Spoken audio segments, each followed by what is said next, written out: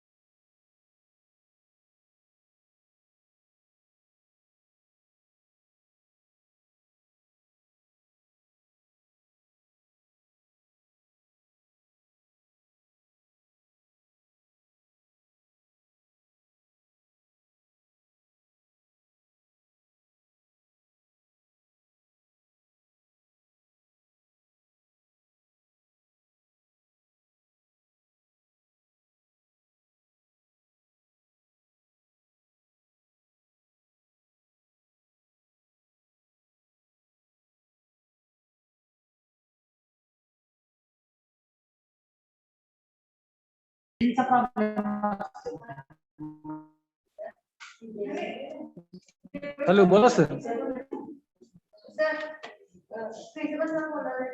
Good morning sir. Principal sir पण बोल. Good morning. Good morning sir. Good morning sir. Good morning sir. माझा आवाज येतोय येतोय? क्लिअर. माझा आवाज येतोय? येतोय. मोठा येतोय सर. आवाज मोठा आहे तुझ्या? लय मोठा आहे. Hello hello hello hello. मोठा करा. आवाज मोठा करायचा. केलाय पूर्णच मोठा केलाय. Hello hello. Hello hello. सर्व सहभागी प्राध्यापक तसेच प्राध्यापक तसेच विद्यार्थ्यांना विद्यार्थ्यांना नमस्कार. नमस्कार. सुप्रभात. सुप्रभात. आवाज येतोय माझा मॅडम मोठा? मॅडम रणजित सर आवाज येतोय? हा येतोय येतोय सर. हॅलो.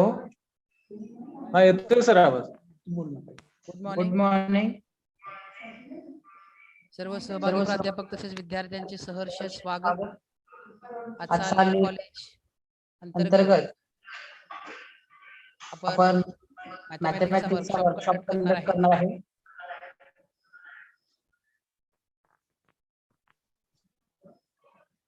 मॅडम ग्रुप वरती मेसेज टाका.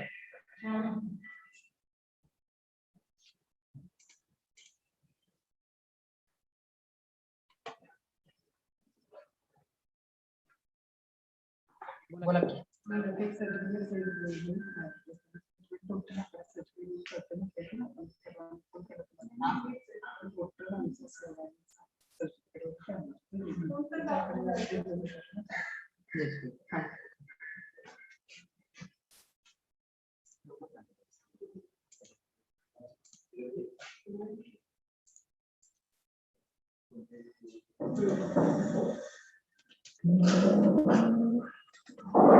आणि आपल्या नॅशनल योजनेला किती विद्यार्थी?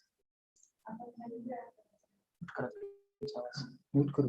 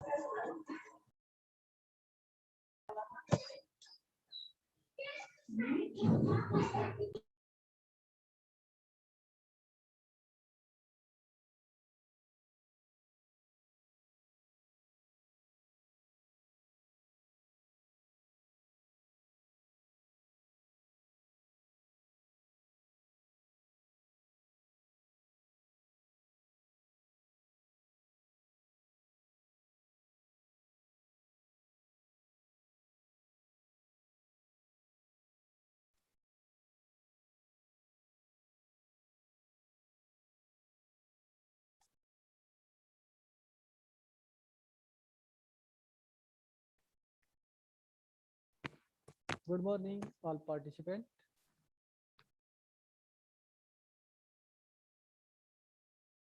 आवाज येतोय madam?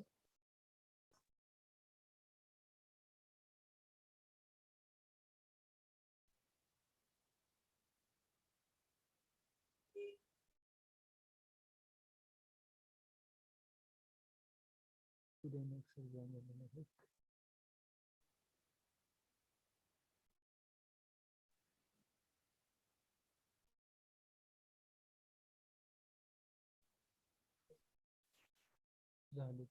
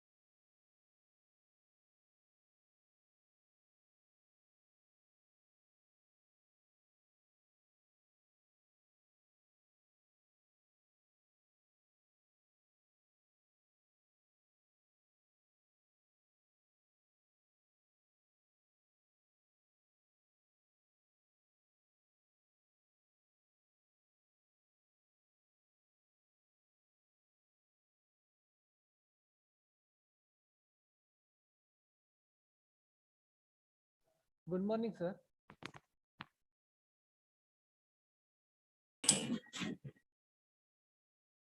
Good morning, sir.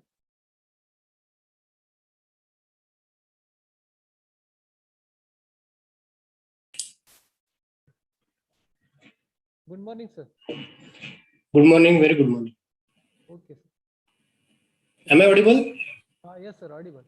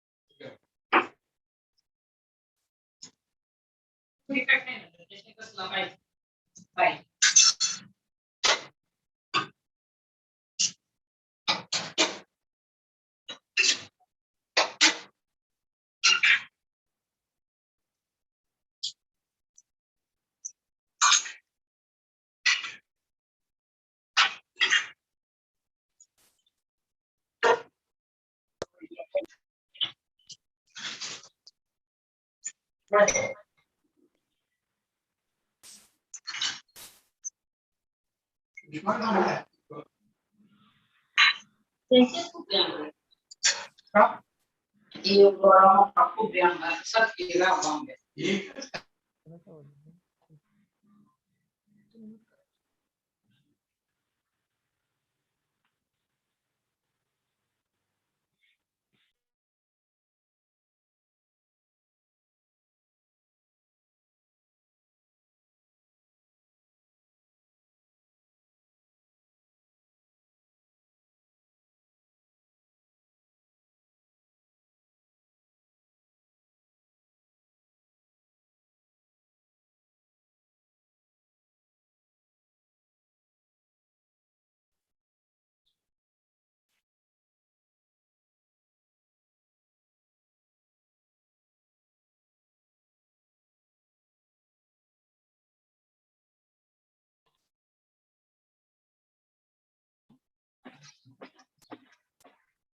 Spotlight.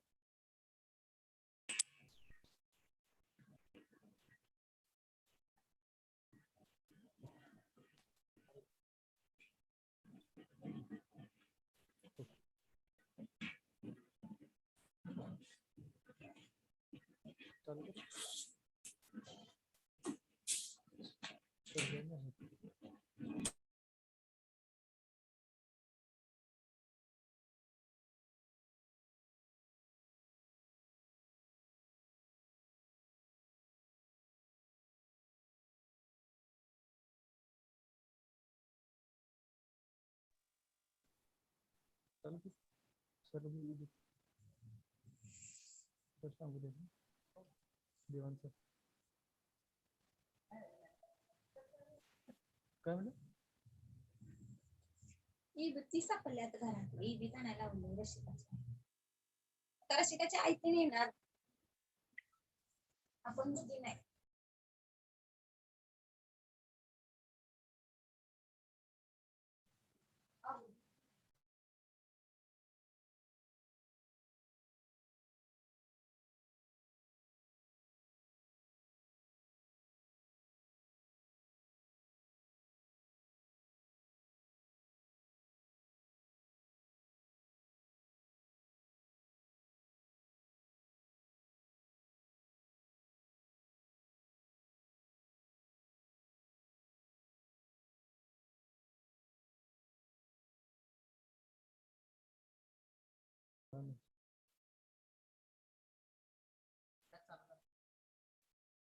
सरांना म्हणू का start? Principal sir, can I start?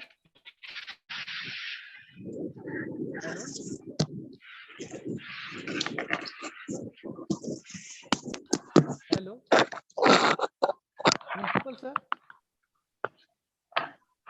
सुरू करू काय सर? हॅलो. हॅलो. हा पाटील सर. ओके. हा चालू करा. Okay sir. ओके, चालू करा काय प्रॉब्लेम नाही. Good morning, everyone. I am Assistant Professor Ranjit Patil, Department of Mathematics. I am very much happy Sure. to host this event. Mathematics is not about number, equation, computation, and algorithm. It is about Patil sir, आवाज थोडा मोठा करा लागतो. आवाज थोडा मोठा करा. आवाज. Okay sir, okay sir.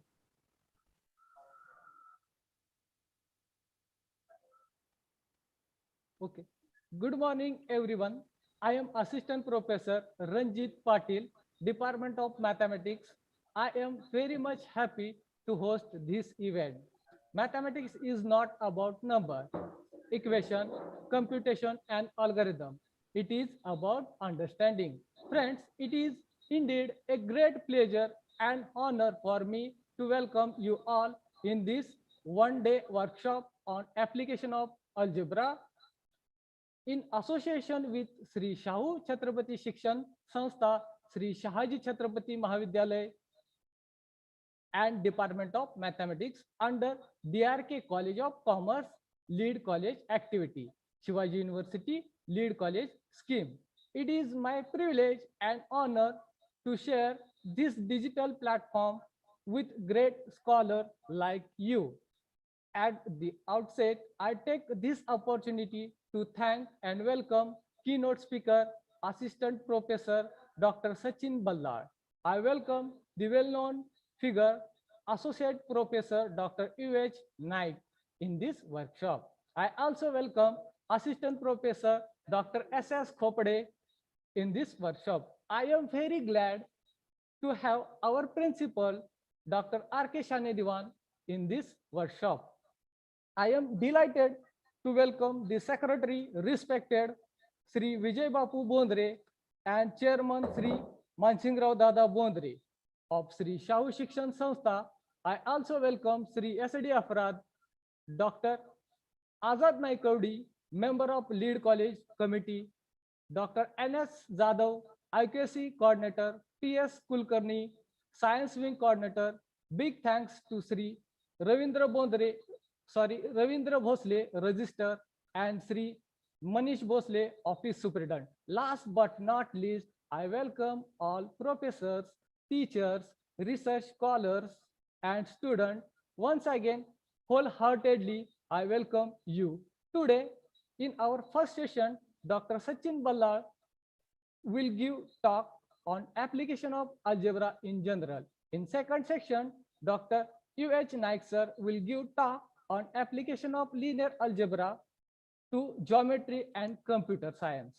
And at the end means in third session, Dr. S.S. Khopade sir will give talk on application of linear algebra to solve system of differential equation. The purpose of to organize this workshop, students understand application of algebra. Now, I request to Syed Madam to introduce our special guest, Dr. Azad Naikowdi sir.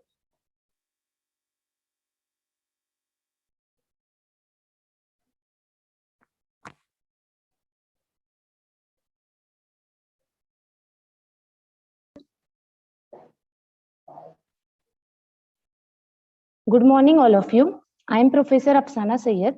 Today, we are privileged to have a distinguished guest, celebrated figure, popular.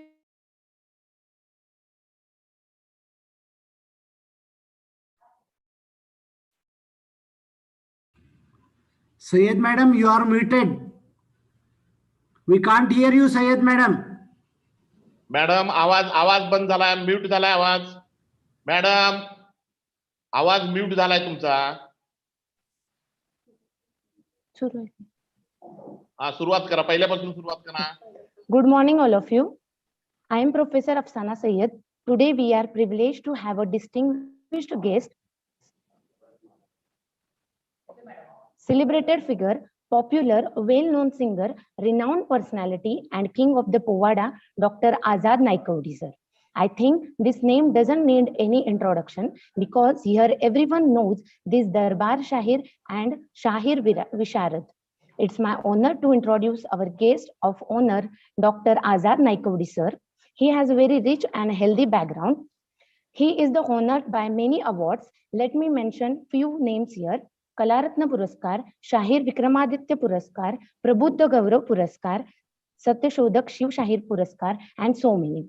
He is the founder member and president of Shiv Shahu Phule Annabhau Sate Vichar Manch Kolhapur, Maharashtra Rajya Sangeet Shikshan Sangatna, and Manavadhikari Nyaya Suraksha Trust. He is the only person who performed Povada before the President of India for the 4th times. That's a big achievement, sir. He is appeared and performed his Povada on many news channels like IBN Lokmat, Z24 Taas, TV9, and ABP Maza. Thank you, sir. Thank you, madam. Now, I would like to request Dr. Azad Naikowdi sir to express his view in this inauguration. Dr. Azad Naikowdi sir.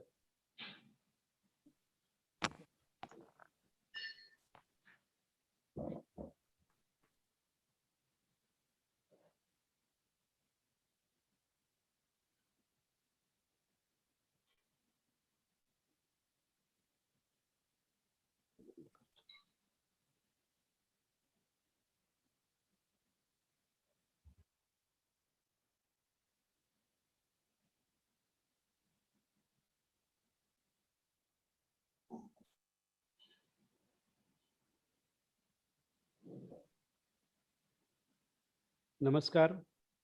मी शिवशाहीर शाहीर विशारद doctor Azad Naikwadi. महाराष्ट्राच्या मरगळलेल्या मनामध्ये पोलादी ताकद ज्या राजानं निर्माण केली आणि सामान्य माणसाला हाताशी धरून असामान्य स्वराज्य या महाराष्ट्रामध्ये निर्माण केलं, असे शककर्ते युगकर्ते छत्रपती शिवाजी महाराज. देवळाला दार नको आणि देवाला दलाल नको असं ज्यांनी सनातनांना सांगितलं आणि छत्रपती शिवरायांची पहिली शिवजयंती रायगडावर ज्यांनी सुरू केली ते महात्मा ज्योतिबा फुले. मी भारतीय म्हणून जगेन आणि भारतीय म्हणूनच मरेन, यातच खरं राष्ट्रीयत्वाचं गमक आहे, हा संदेश ज्यांनी संपूर्ण भारतीयांना दिला. आणि शिक्षण हे वाघिणीचं दूध आहे आणि हे दूध प्राशन केल्याशिवाय तो गुरगुरणार नाही, असा महान संदेश ज्यांनी दिला असे भारतरत्न विश्वरत्न डॉक्टर बाबासाहेब आंबेडकर. बहुजन हिताय बहुजन सुखाय या मंत्राचं ज्या राजानं आपल्या जीवनामध्ये पालन केलं आणि शिक्षणाची ज्ञानगंगा दीनदलिताच्या झोपडीपर्यंत नेऊन पोहोचवली, असे दलित उद्धारक बहुजन उद्धारक राजर्षी छत्रपती शाहू महाराज, राष्ट्रमाता राजमाता जिजाऊ साहेब, माता अहिल्या या सर्व माझ्या आदर्शांना सर्वप्रथम या ठिकाणी विनम्र अभिवादन करतो. आज श्री शहाजी छत्रपती महाविद्यालय कोल्हापूर या एका ऐतिहासिक शैक्षणिक संस्थेमध्ये शिवाजी विद्यापीठ अग्रणी महाविद्यालय समितीच्या वतीनं ॲप्लिकेशन ऑफ अल्जेब्रा या विषयावरची एक दिवसाची कार्यशाळा आयोजित केलेली आहे. आणि शिवाजी विद्यापीठाच्या या कार्यशाळेमध्ये सहभागी झालेल्या सर्व विद्यार्थ्यांचं सर्वप्रथम मी या ठिकाणी मनपूर्वक स्वागत करतो. या महाविद्यालयाचे चेअरमन माननीय श्री मानसिंग बोंद्रे दादा आणि या महाविद्यालयाचे प्राचार्य माझे मार्गदर्शक आदरणीय डॉक्टर शाने दिवान सर यांना देखील या ठिकाणी या कार्यशाळेमध्ये मी नमस्कार करतो. कोल्हापूर ही राजर्षी छत्रपती शाहू महाराजांची भूमी आहे. आज आपण अल्जेब्रा या विषयावरची कार्यशाळा या ठिकाणी पार पाडणार आहोत आणि याचा मूळ विषय आहे गणित. गणित विद्यार्थ्यांना आपण आपल्या जीवनामध्ये खूप महत्त्वाचं असतं, पण ज्यांच्यामुळे हे शिक्षणाचं गणित आपल्या जीवनामध्ये जमलं असे कोल्हापूरचे राजर्षी छत्रपती शाहू महाराज यांची जयंती अगदी 2-3 दिवसापूर्वी 26 जून दिवशी होऊन गेलेली आहे. ज्यांनी हे शिक्षणाचं द्वार हरेक जाती धर्मातल्या मुलांच्यासाठी उघडं केलं. शाहू महाराजांच्या असं लक्षात आलं की या आपल्या संस्थानातली जातीयता नष्ट करायची असेल, अज्ञान आणि अंधकार जर दूर करायचा असेल तर शिक्षणाशिवाय तरुणोपाय नाही. आणि म्हणून शाहू महाराजांनी आपल्या कोल्हापूर संस्थानामध्ये मोफत शिक्षण देण्याचं ठरवलं. वास्तविक शाहू महाराजांना सगळ्या जाती धर्मासाठी मिळून एकच बोर्डिंग किंवा एकच वसतिगृह उभा करता आलं असतं, पण शाहू महाराजांच्या असं लक्षात आलं की एकाच ठिकाणी जर एकच बोर्डिंग उभं केलं आणि सगळ्या जातीची मुलं मुली त्या ठिकाणी जर आणली तर आपापसांमधला असलेला जातीभेद लक्षात घेऊन ही मुलं एकत्र शिकणार नाहीत. तेव्हा शाहू महाराजांनी प्रत्येक जातीसाठी एक मोफत बोर्डिंग सुरू केलं. मग व्हिक्टोरिया मराठा बोर्डिंग, मुस्लिम बोर्डिंग, सुतार बोर्डिंग, धनगर बोर्डिंग, लोहार बोर्डिंग, चांबार बोर्डिंग, किती किती म्हणून नावे सांगावीत. शिक्षणाची ज्ञानगंगा शाहू महाराजांनी या कोल्हापूरमध्ये आणली आणि प्रत्येक जातीच्या मुलाला मोफत शिकवण्याचं महाराजांनी ठरवलं. आणि याच शिक्षणामुळं या विद्यार्थ्यांच्या जीवनातला जातीयतेचा अंधकार कायमचा दूर झाला आणि खऱ्या अर्थानं ही मुलं या कोल्हापूर संस्थानामध्ये मोठ्या सन्मानानं उभी राहिली. त्याच शाहू महाराजांच्या वंशामध्ये श्री शहाजी छत्रपती महाराज हे कोल्हापूरच्या गादीला दत्तक आले आणि शहाजी छत्रपती महाराज हे ही हायनेस होते. प्रचंड कडक अशी त्यांची शिस्त होती, मिलिटरीची त्यांची शिस्त होती आणि अत्यंत विद्यासंपन्न असणारे, शिकारीची आवड असणारे, घोड्यावर बसण्याची आवड असणारे शहाजी छत्रपती महाराज, ज्यांचं नाव आज आपल्या महाविद्यालयात दिलेलं आहे. अशा शहाजी छत्रपती महाराजांना कोल्हापूरसह देवास आणि इंदोर या दोन्ही संस्थानांचा राज्यकारभार करण्याची संधी मिळाली. आणि कालांतरानं शहाजी छत्रपती महाराजांनी आपल्या या कोल्हापूर संस्थानामध्ये ट्रस्ट केला, जेणेकरून ही सगळी छत्रपती शाहू महाराजांची, छत्रपती शिवाजी महाराजांची ही परंपरा आहे ही जनमानसामध्ये टिकून राहावी. अशा श्री शहाजी छत्रपती महाविद्यालयामध्ये आज ही शिवाजी विद्यापीठाच्या अग्रणी महाविद्यालयाच्या समितीच्या वतीनं ही कार्यशाळा होते. विद्यार्थी मित्रांनो, कोल्हापूर जिल्ह्याच्या अनेक महाविद्यालयांमध्ये ही कार्यशाळा अशा पद्धतीनं वेगवेगळ्या विषयांवर शिवाजी विद्यापीठाच्या माध्यमातून आयोजित करण्यात येते. आणि निश्चितच शिवाजी विद्यापीठाची ही जी भूमिका आहे की विद्यार्थ्यांना नवीन ज्ञान मिळालं पाहिजे, नवीन संकल्पनांना त्यांच्या उत्तेजन मिळालं पाहिजे आणि यासाठी अगदी मनोभावेपणे प्रामाणिकपणे काम करणारी आमचे शहाजी महाविद्यालयानं आज ही कार्यशाळा या ठिकाणी आयोजित केलेली आहे. आणि या कार्यशाळेमध्ये सहभागी झालेल्या सर्व विद्यार्थ्यांना पुन्हा एकदा मी मनपूर्वक हार्दिक शुभेच्छा देतो.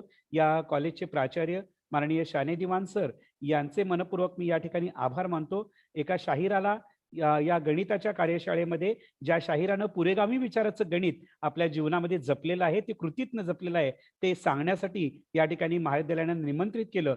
त्याबद्दल सरांचे मी मनपूर्वक आभार मानतो. पुन्हा एकदा सर्व मान्यवरांना मनपूर्वक शुभेच्छा देतो आणि माझ्या वाणीला मी विराम देतो. जय जिजाऊ, जय शिवराय, जय हिंद.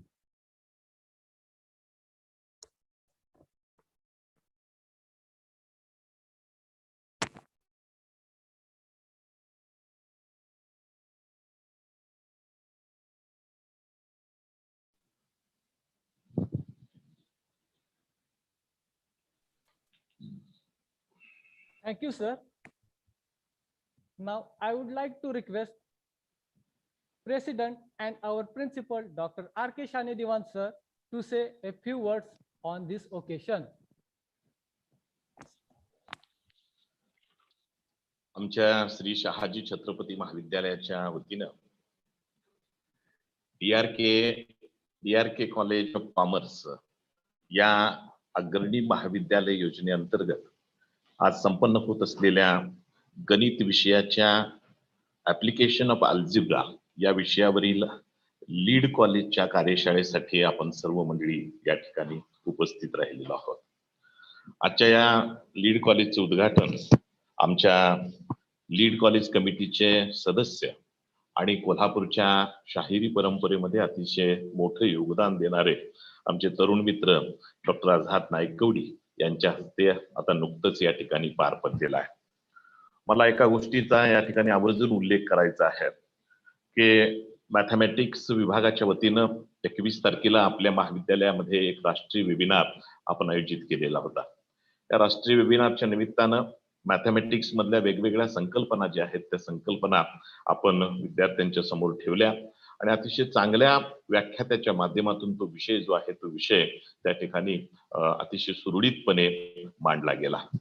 आजही आपण ऍप्लिकेशन ऑफ अल्जिब्रा या विषयाच्या अंतर्गत 3 मान्यवरांना या कार्यशाळेसाठी आमंत्रित केलेलं आहे. विशेषतः ज्यांच्या माध्यमातून खरं तर शहाजी महाविद्यालयाचा किंवा शाहू शिक्षण संस्थेचा कोणताही कार्यक्रम असो, या कार्यक्रमाची सुरुवातच मुळात शाहू छत्रपतींनी केलेल्या कार्यांचा गौरव आणि त्याच्या संदर्भामधली आदर व्यक्त करूनच व्हायला हवा आणि त्या पद्धतीनं तो आताच या ठिकाणी डॉक्टर आझाद नाईकवडी यांच्या माध्यमातून झाला.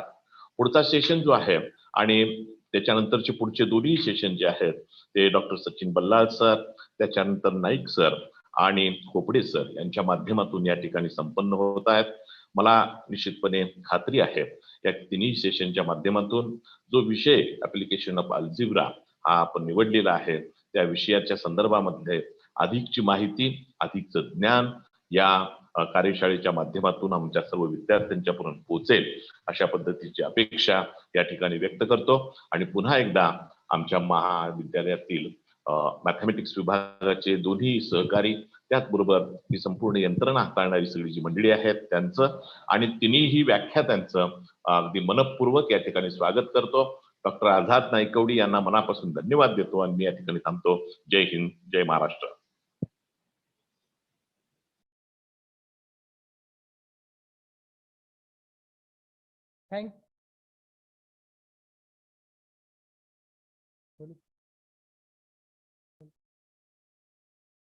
Thank you so much, sir, for your constant support and motivated words.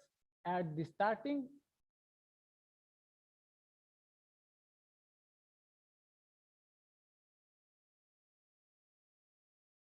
thank you so much, sir, for your constant support and motivated words. At the starting of first session, I would like to introduce today's keynote speaker. It is a great pleasure for me to introduce our keynote speaker today, who is going to talk us about application of algebra. Honorable guest Dr. Sachin Balla sir is working as assistant professor, Department of Mathematics, Savitribai Phule, Pune University, Pune.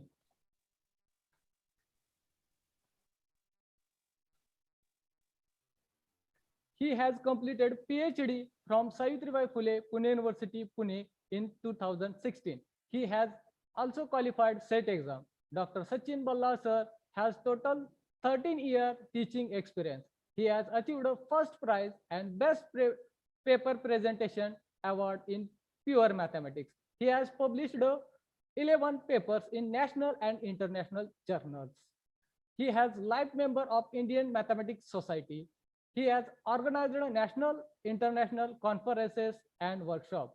He has completed 2 projects sponsored by Savitribai Phule, Pune University, Pune, amount 1.5 lakh and UGC amount 12.65 lakh. I am happy to call the expert talk, man of knowledge and experience, Dr. Sachin Ballard, to address the participant. Please welcome Dr. Sachin Ballard.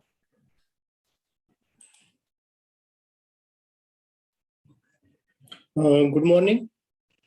Good morning, sir. Am I audible? Yes, sir. Please allow me to speak in Marathi Yes, sir. No problem. to the start, but the technical sessions will be in bilingual, that is in English and Marathi. Okay. Okay. So please allow me to share my screen.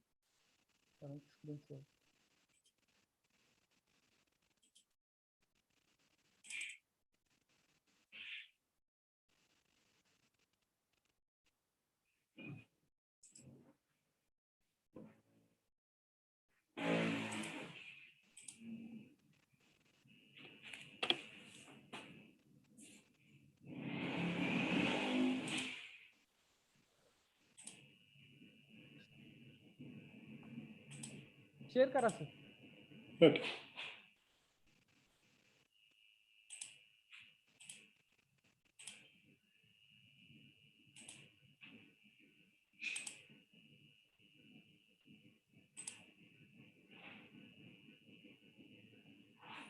Current screen.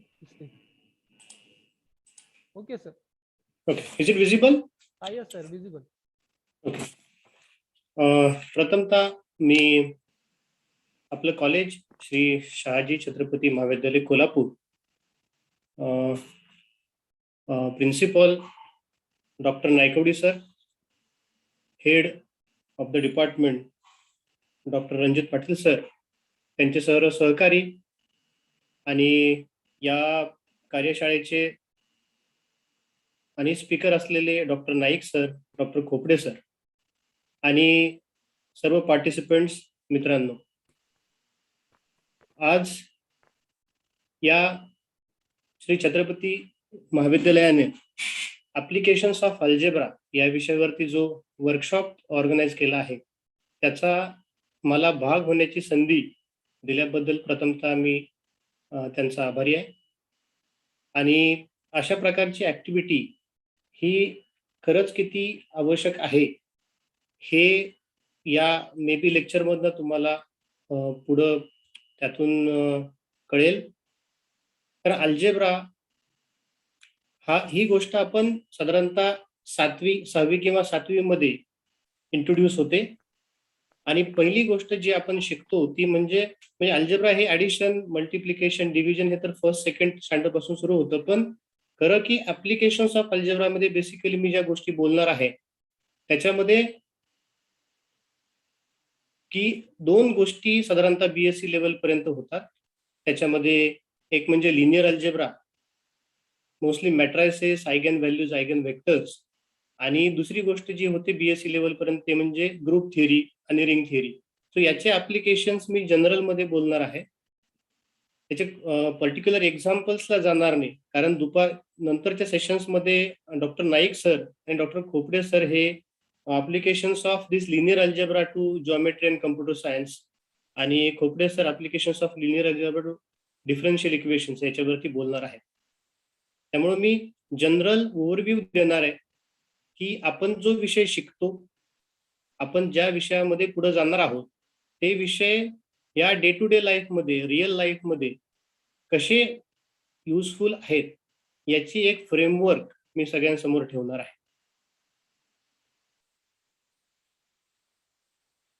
So let me start. What is algebra? Algebra, we know that it's a branch of mathematics dealing with symbols and the rules of manipulating those symbols. म्हणजे for example आपण अशा प्रकारचे गणित आपण शिकलोच होतो की 3 mangoes and 5 say apples cost say 100 rupees, and 5 mangoes and 6 bananas cost say 150 rupees, then how much 1 mango and 1 apple will cost? So this is the starting of matrices or linear algebra in general. Patil sir, मला eco येतोय. Hello, am I audible?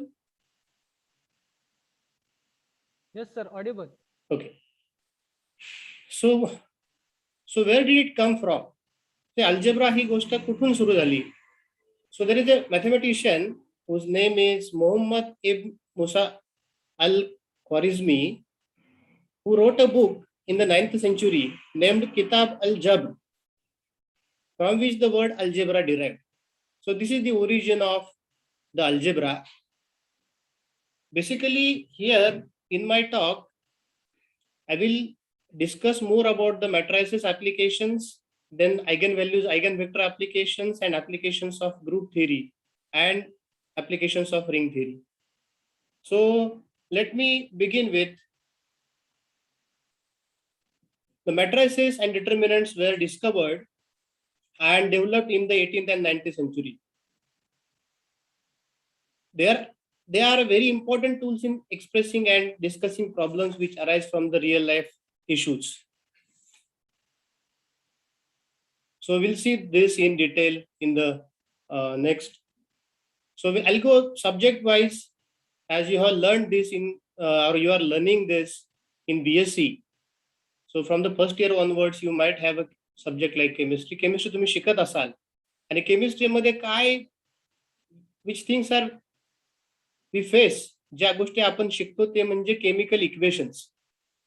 आणि याच्यामध्ये कोणती गोष्ट महत्त्वाची असते की हे जे इक्वेशन आहे ते बॅलन्स्ड असायला पाहिजे, म्हणजे इनपुट जेवढं असेल तेवढंच आउटपुट असेल. So this is balanced. For that we assign the values x, y, z and t to these molecules, atoms. So number of atoms here on the left hand side must be number of atoms on the right hand side. So if you calculate these values, then you can check that the number of atoms on LHS must be equal to number of atoms on the RHS. And we use the matrices to balance these chemical equations.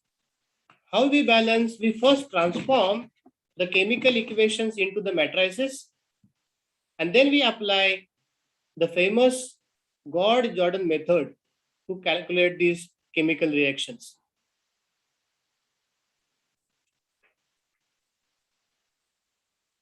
In coding and cryptography, so I think Naik sir will be highlight more things. Sir याच्यावरती जास्त प्रकाश टाकतील नंतरच्या session मध्ये, की they will take some particular examples and they'll explore, and you will come to know that how actually that linear algebra, how it actually useful in computers.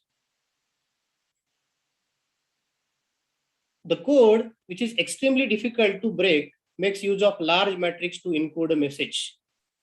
The receiver of the message decodes it using the inverse of a matrix. The first matrix is called the encoding matrix. Encode means we are writing a code, and एखादी information दुसऱ्यापर्यंत पोहोचवायची असेल तर आपल्याकडे जुन्या काळामध्ये कबुतराने message पाठवायचे, की जेणेकरून ते कबूतर आपल्याला जिथे मेसेज पाठवायचा आहे त्या माणसाकडे जाऊन ते मेसेज देईल. ही याच्यामध्ये हा सिक्रेसीचा विषय होता. आता आपण ही सगळी सिक्रेसी ही या माध्यमातून, कम्प्युटरच्या माध्यमातून करतो, आणि त्याच्यामध्ये इनकोडिंग करण्यासाठी आणि डिकोडिंग करण्यासाठी आपल्याला मॅट्रिक्स आणि इन्व्हर्स मॅट्रिक्सचा इफेक्टिव्हली यूज होतो. In cryptography is nothing but the study of encoding and decoding secret messages. With ते messages encode कशाने करतात तर ते क्रिप्टोग्राफीने करतात. With electronic communications and transactions, जे पण आपण पेमेंट्स करतो, जे पण आपण बोलतोय, this is a electronic media. become the norm, solid encryption methods are essential. With फार strong encryptions असायला पाहिजेत, security purpose फार strong असायला पाहिजे. Most such methods involve advanced mathematics. One of the simple including method uses matrix transformations. Also we call it as a linear transformations and modular arithmetic to encode or decode message. These codes are called linear codes. So participants can note the काही गोष्टी तुम्ही काही words may be unknown to you, so you please note that words. I will share this file along with the details to you on our WhatsApp group. And this coding decoding rely on generator matrix and parity check matrix. So these two concepts are very useful while coding or decoding the messages. In robotics and automation, in robotics, matrices are the basic components for robot movements. How robot move? डावीकडे जायचंय का उजवीकडे जायचंय? So that is controlled by matrix operations. The inputs for controlling robots are obtained based on the calculations from matrices, and these are very accurate movements. पण त्याच्यामध्ये mistake नाही चालणार. The movements of the robots are programmed with the calculation of matrices, especially rows and columns. Also, in IT companies, graphic software such as Adobe Photoshop that also we use nowadays on your PC uses matrices to process linear transformation and collect images. Many IT companies also use matrices as data structures to track user information, perform search queries, and manage databases. Matrices are used in the compression of electronic information, for example, in storage of biometric data in new identity card. So now at our place, we are using this technology of storage of biometric attendance on a new identity card. So in digital image processing, the pixels arranged in 2D space and in computers, they are represented as matrices. Now you can see the image here. All the images are same, but they represent the different eigenvalues. If eigenvalues are increased, if it is large, then the clarity of the image you can see from the left to right.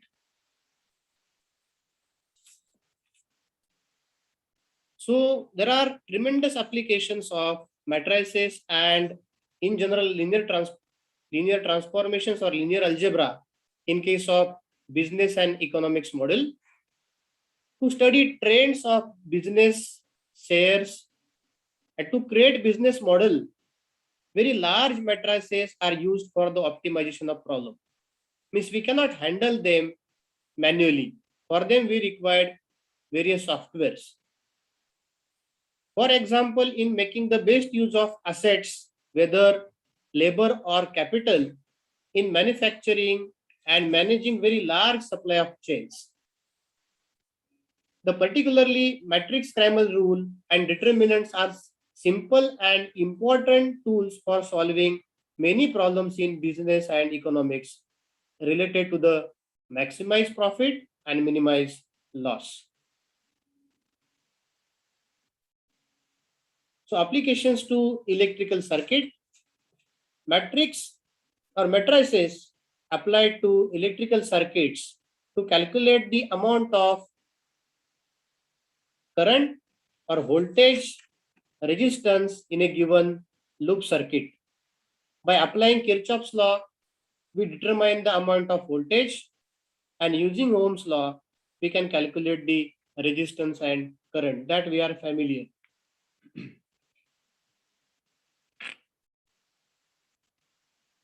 In electrical engineering, eigenvalues are useful for decoupling of three-phase system. So we have, if in order to decouple the three-phase system, effectively we use the eigenvalues. Now, for a computer science as a subject, we use matrix transformers are useful within the world of computer graphics. Software and hardware graphics, processors uses matrices for performing operations such as scaling, translation, reflection, and rotation. I think in the next session, Naik sir will focus more on these topics. Among the most common tools in engineering and computer science are rectangular grids of numbers known as matrices. The numbers in a matrix can represent data. They can also represent mathematical equations. So for example, the screen in front of you, whatever you are using, a mobile or laptop or this device, say desktop, laptop, mobile, whatever instrument that you are using for this session is nothing but a matrix. It's a huge matrix. And the colors which you can see on the screen are represented by three colors only: red, blue, and green. So these are different shades. The combination of these three different shades will give you the different colors. In case of machine learning and artificial intelligence, the recommended engines of websites are using machine learning to recommend videos, posts, and articles that they think you would like based on your web or browser history. मग तुम्ही website वरती जे काही search करता, accordingly तुमचे जे काही likings आहेत त्याच्या अनुषंगाने तुम्हाला तुमच्या समोर तशा लाइकिंगचे पेजेस येतात, व्हिडिओज येतात. तुम्ही जर काही शॉपिंग करायला गेला तर तशाच प्रकारच्या ऍड्स तुम्हाला तुमच्या त्या डिव्हाइस वरती दिसतील. The advertisements you see on the multiple websites also use machine learning. Not everybody sees the same ads on the same website. The ads you see are based on your browsing history. What the website or advertisement provides calculates that you are likely to click on. तर तुम्ही जे click कराल, तुमचे जे liking असेल तशाच प्रकारचे web pages किंवा व्हिडिओज तुमच्या समोर येतील. This calculation is done by using matrices. The concept of machine learning is built almost entirely on matrices. Because these subjects, machine learning, artificial intelligence, even cloud computing, effectively uses the matrices.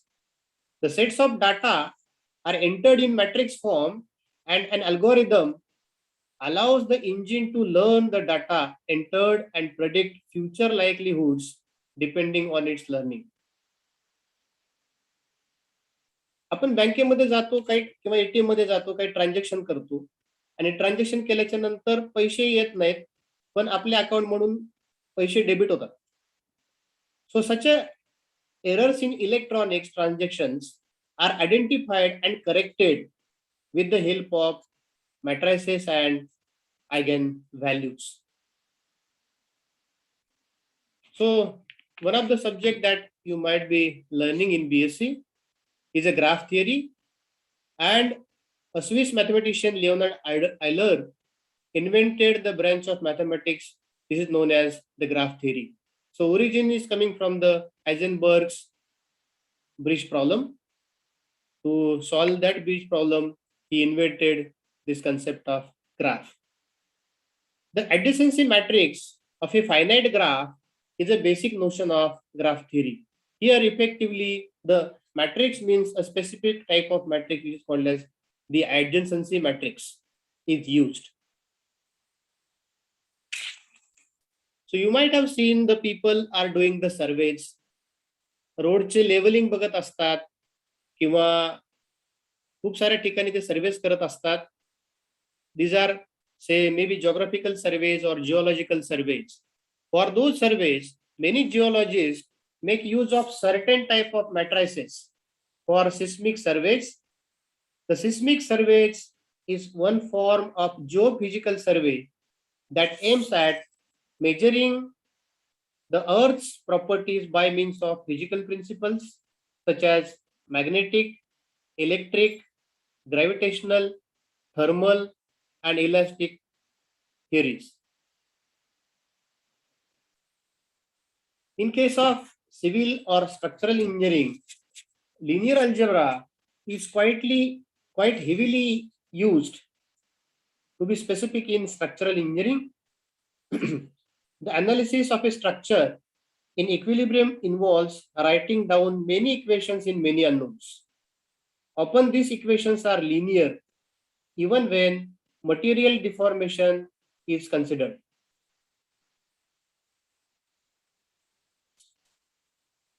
The strength and rigidity of any structure can be simulated on the computer by using matrices. हे कुठलेही structure उभं करायच्या अगोदर त्याची strength किती आहे, त्याची rigidity किती आहे, त्याची ड्युरेबिलिटी किती आहे, ते किती दिवस टिकणार आहे, या सगळ्या गोष्टीचं अगोदर सिम्युलेशन केलं जातं. सिम्युलेशन म्हणजे त्याची कम्प्युटरवरती ॲज इट इज कॉपी तयार केली जाते आणि by using matrices we can check what is the strength of that material or that structure, what is the rigidity, what is the durability. या सगळ्या गोष्टी आपण by using matrices we can construct, we can check. So nowadays we face the traffic problem everywhere. Traffic of say vehicles, traffic of signal means congestion in the connection, म्हणजे आपले phone calls drop होतात. It's a traffic congestion. Traffic flow is the study of interaction between vehicles, drivers, and infrastructure, including highway, traffic control devices, with the aim of understanding and developing an optimal road network with efficient movement of traffic and minimal traffic congestion problem. System of linear equations is used to analyze flow of traffic for a network of streets, and effectively the Gauss-Jordan elimination method is used. Now we are familiar with the GPS. GPS means a global positioning system. आता कुठेही आपण कोल्हापूरमध्ये फिरतोय आणि आपल्याला road माहिती नाहीये, आपण position starting point end point टाकला की आपल्याला ते ऑप्शन्स दाखवतात की तुम्हाला कोणत्या रोडने जायचे, तुम्ही चालत चाललायत का, तुम्ही टू व्हीलरवर चाललायत का, फोर व्हीलर घेऊन चाललायत. So there are as many options are available through which तुम्हाला तो वेगवेगळे रोड दाखवतो. आणि मिनिमम डिस्टन्स याच्यामध्ये इफेक्टिव्हली ग्राफ थिअरी आणि मॅट्रायसेस चा इफेक्टिव्हली वापर केला जातो. In physics, matrices are applied in the study of electric circuits, quantum mechanics, and optics. So all these names you might have heard. तुम्ही सगळी नावं ऐकलेली असतील. It helps in the calculation of battery power outputs, register conversion of electrical energy into another useful energy, especially in solving the problems using Kirchhoff's law of voltage and current that we have discussed in case of electrical circuits. In statistics, we represent or we use matrices to represent real world data like population of people, infant mortality rate, etc.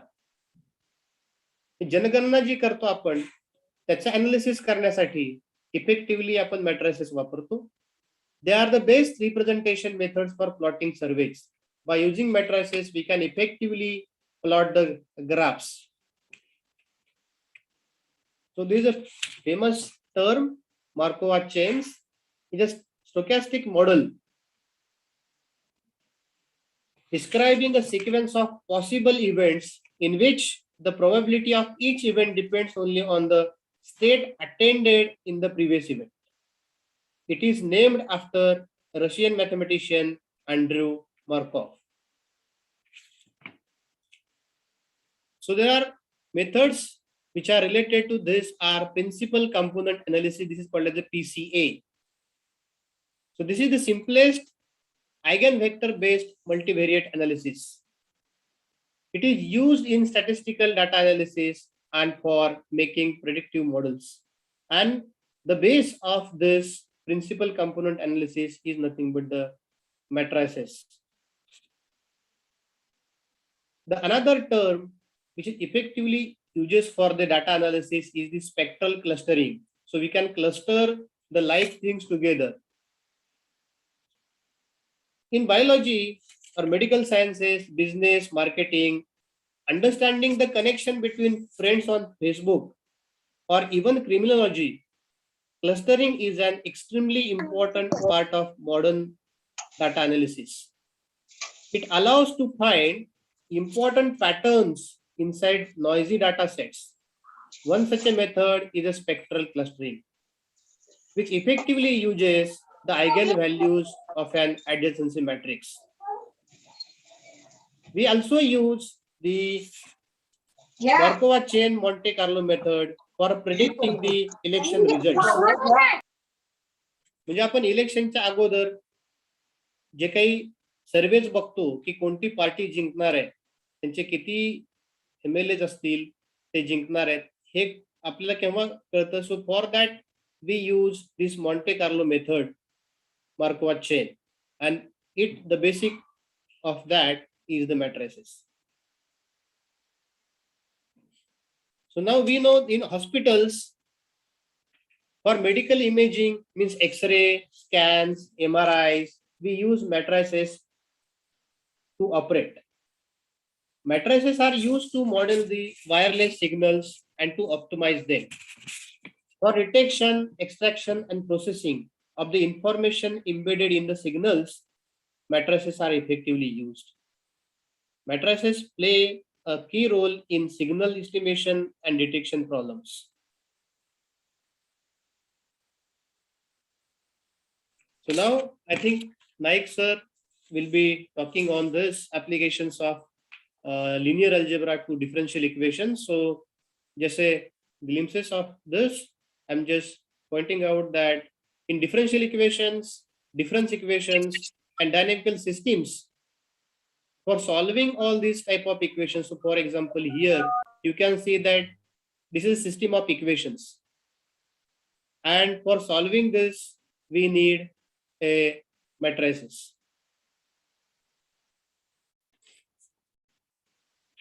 To find, so this is a simple applications, mathematical application of matrices to find the area of any triangle if whose vertices are given. If vertices are, say, the pair, say A, B, C, D, and D or E, F, then these 3 points, by using these 3 points, we can find the area. Okay, so formula, please find out the formula. You will like the concept. So this is a very good use of matrices in case of finding the area of a triangle.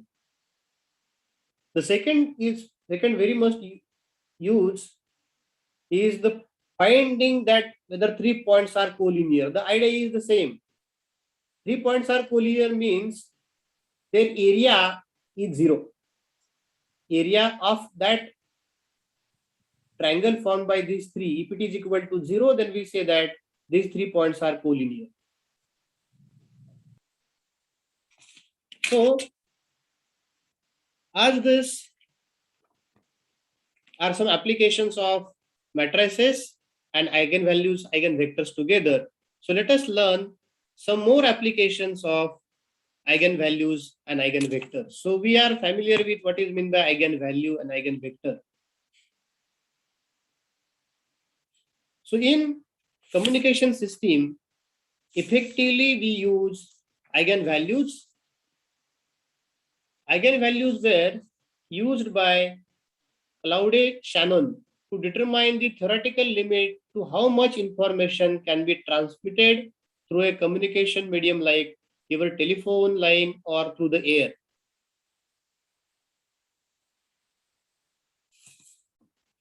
The second must use is to explore land for oil, dirt, and other substances. But तेल कंपन्या तेलासाठी तेल त्या जमिनीमध्ये तेल आहे का नाही हे कसे शोधतात. तर त्याच्यासाठी इफेक्टिव्हली आयगन व्हॅल्यूजचा वापर करतात. तेल आणि जे पण पदार्थ त्यांना शोधायचे त्याच्यामध्ये तिथं ते वेगवेगळ्या मशीन्स लावतात आणि से जनरेटर टाईप ज्याने व्हायब्रेशन्स तयार होतील आणि vibrations nothing but the eigen values आणि ते त्या मीडियम मधून पास करतात आणि त्या प्रत्येकाच्या म्हणजे पाणी असेल त्याची वेगळी वेव्हलेंथ आहे म्हणजे त्याची वेगळी आयगन व्हॅल्यू आहे. ऑइल असेल स्पेसिफिक त्याची वेगळी आयगन व्हॅल्यू आहे. खडक असेल स्पेसिफिक प्रकारचा त्याची वेगळी आयगन व्हॅल्यू आहे. या प्रत्येकाच्या ज्या तरंग लहरी ज्या वेव्हलेंथ ज्या आयगन व्हॅल्यूज येतात त्याच्यानुसार कन्क्लुजन काढतात की तिथं कोणत्या प्रकारचा पदार्थ आहे. म्हणजे सोन्याची खाण आहे इथं किती प्रमाणामध्ये सोनं आहे हे फाइंड आउट करण्यासाठी ही मेथड इफेक्टिव्हली वापरली जाते. इथं कोळशाच्या खाणी आहेत का नाही हे कसं आयडेंटिफाय केलं जातं की प्रत्येक वेळेस काही ते डिग करत नाहीत तिथं खड्डा घेत नाहीत. तर ह्या वेव्स पास केल्या की त्यांना समजतं की इथं कोणत्या प्रकारचा सबस्टन्स कोणत्या प्रकारचं मटेरियल कोणत्या प्रकारचं ऑइल हे किती प्रमाणामध्ये आहे. But for that effectively the matrices and particularly the eigenvalues eigenvector concept is using. So this is a famous concept, Google page rank. So please search and please find out the details of this Google page rank. की तुम्ही जे काही word टाकाल Google वरती त्या वर्डचेच सगळे pages तुम्हाला येतील आणि कोणत्या प्रकारचे तुम्ही वर्ड टाकता मी लिनियर अल्जेब्रा टाकल्याच्या नंतर काय कोणते पेजेस येणार आणि अल्जेब्रा अँड लिनियर अल्जेब्रा टाकल्यानंतर कोणते पेजेस येणार याचं so it is decided by the page rank of Google and this is for defining this page rank the matrices and particularly eigenvalues are effectively used. So concept of low rank factorization. Netflix वरती जर तुम्ही काय picture बघत असाल किंवा एखादा काही episode बघत असाल मूवी बघत असाल so how it predict what rating you will have for a movie you have not yet watched. तुम्ही ही मूवी बघावी म्हणून ते कशा प्रकारचे प्रेडिक्शन्स करतात. It uses the singular value decomposition and further the eigen values and eigen vectors to predict the what rating you will have for a movie you have not yet watched. So effectively for this low rank factorization, so one of the example is Netflix. The eigenvalues and eigenvectors are effectively used.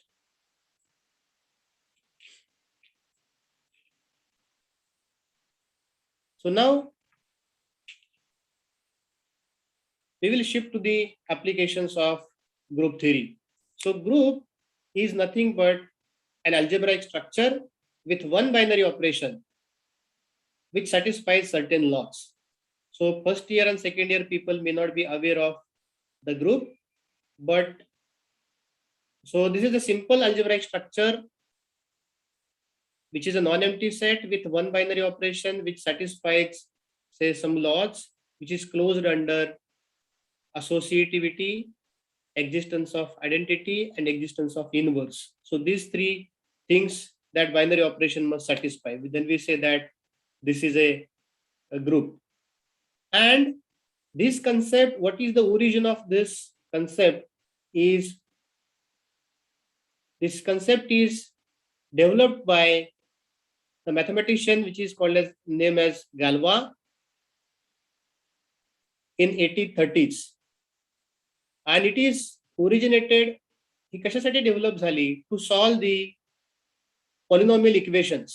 म्हणजे आपल्याला आज quadratic equation cubic equation quartic equation या गोष्टी we know the formula for finding the quadratic equation, we know the formula for finding the solutions of say cubic equation we can find out. So what is the technique that we use for solving the cubic equation is find out or guess one solution and convert that to the two degree equation and use the formula.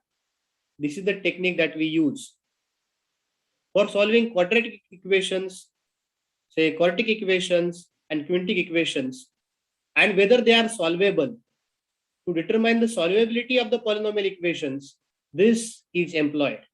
Effectively, the name, say, symmetry groups are effectively involved in this. This study is further taken by the two mathematicians Cayley and Cauchy. So you might seen the Cayley's theorem and Cauchy's theorem in case of if you study the groups. So these are three Friese patterns in Euclidean space. In one-dimensional space, you can see that these are the group of symmetries. These are called as the 7 Friese patterns. And there is a one more symmetry, the 17 wallpapers. This is the two-dimensional geometry. So you see this symmetry patterns wherever हे patterns तुम्ही कोणतेही खिडक्या असतील, दरवाजे असतील, याच्यावरती तुम्हाला अशा प्रकारच्या पॅटर्न्स दिसतील. And these are 17 wallpapers. All these are distinct and non-isomorphic. आणि याचाच वापर करून तुम्हाला सिमेट्री येते. याच्यापेक्षा वेगळं two dimensional object. These are group of symmetries. जर तुम्हाला ग्रुप फॉर्मेशन आणि सिमेट्रीचा विचार करायचा असेल, so these are the only 7 wallpapers that we use as a symmetry.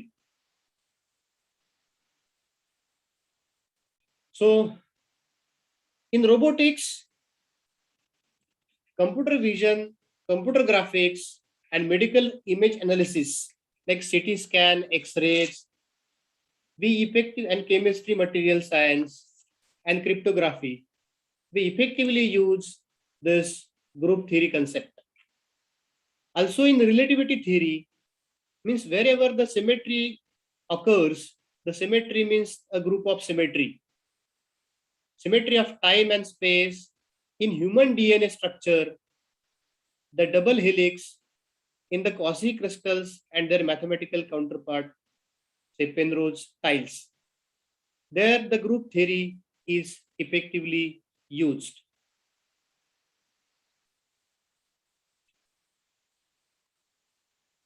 So as we discussed, the matrices and linear transformation concepts, means eigenvalues, eigenvectors, are very much important to study the physics concept or physical type of concepts in electrical circuits, to verify the property of various objects in physics. We effectively use the matrices and linear transformations.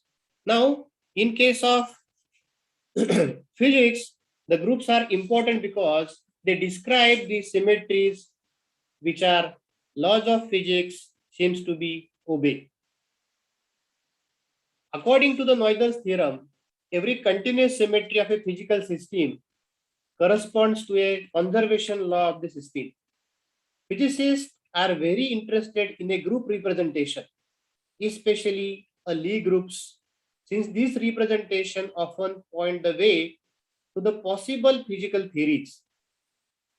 Example of the use of groups in physics include the Standard Model, gauge theory, the Lorentz group, and the Poincare's group. In chemistry and material science, groups are used to clarify crystal structures, regular polyhedra, and the symmetries of a molecules. In the assigned point groups can be used to determine physical properties such as polarity and celerity, spectroscopic properties particularly useful for Raman spectroscopy and infrared spectroscopy, and to construct molecular objects. For solving, as we discussed, the quantic degree or degree 5 polynomials, in case of Rubik's cube is nothing but, so effectively we use the rotations. Rubik's cube of order 3, order 4, order 6, and so on. Also for strategy for the prisoners, that gives them a probability of success. Also in music and many more. So effectively in case of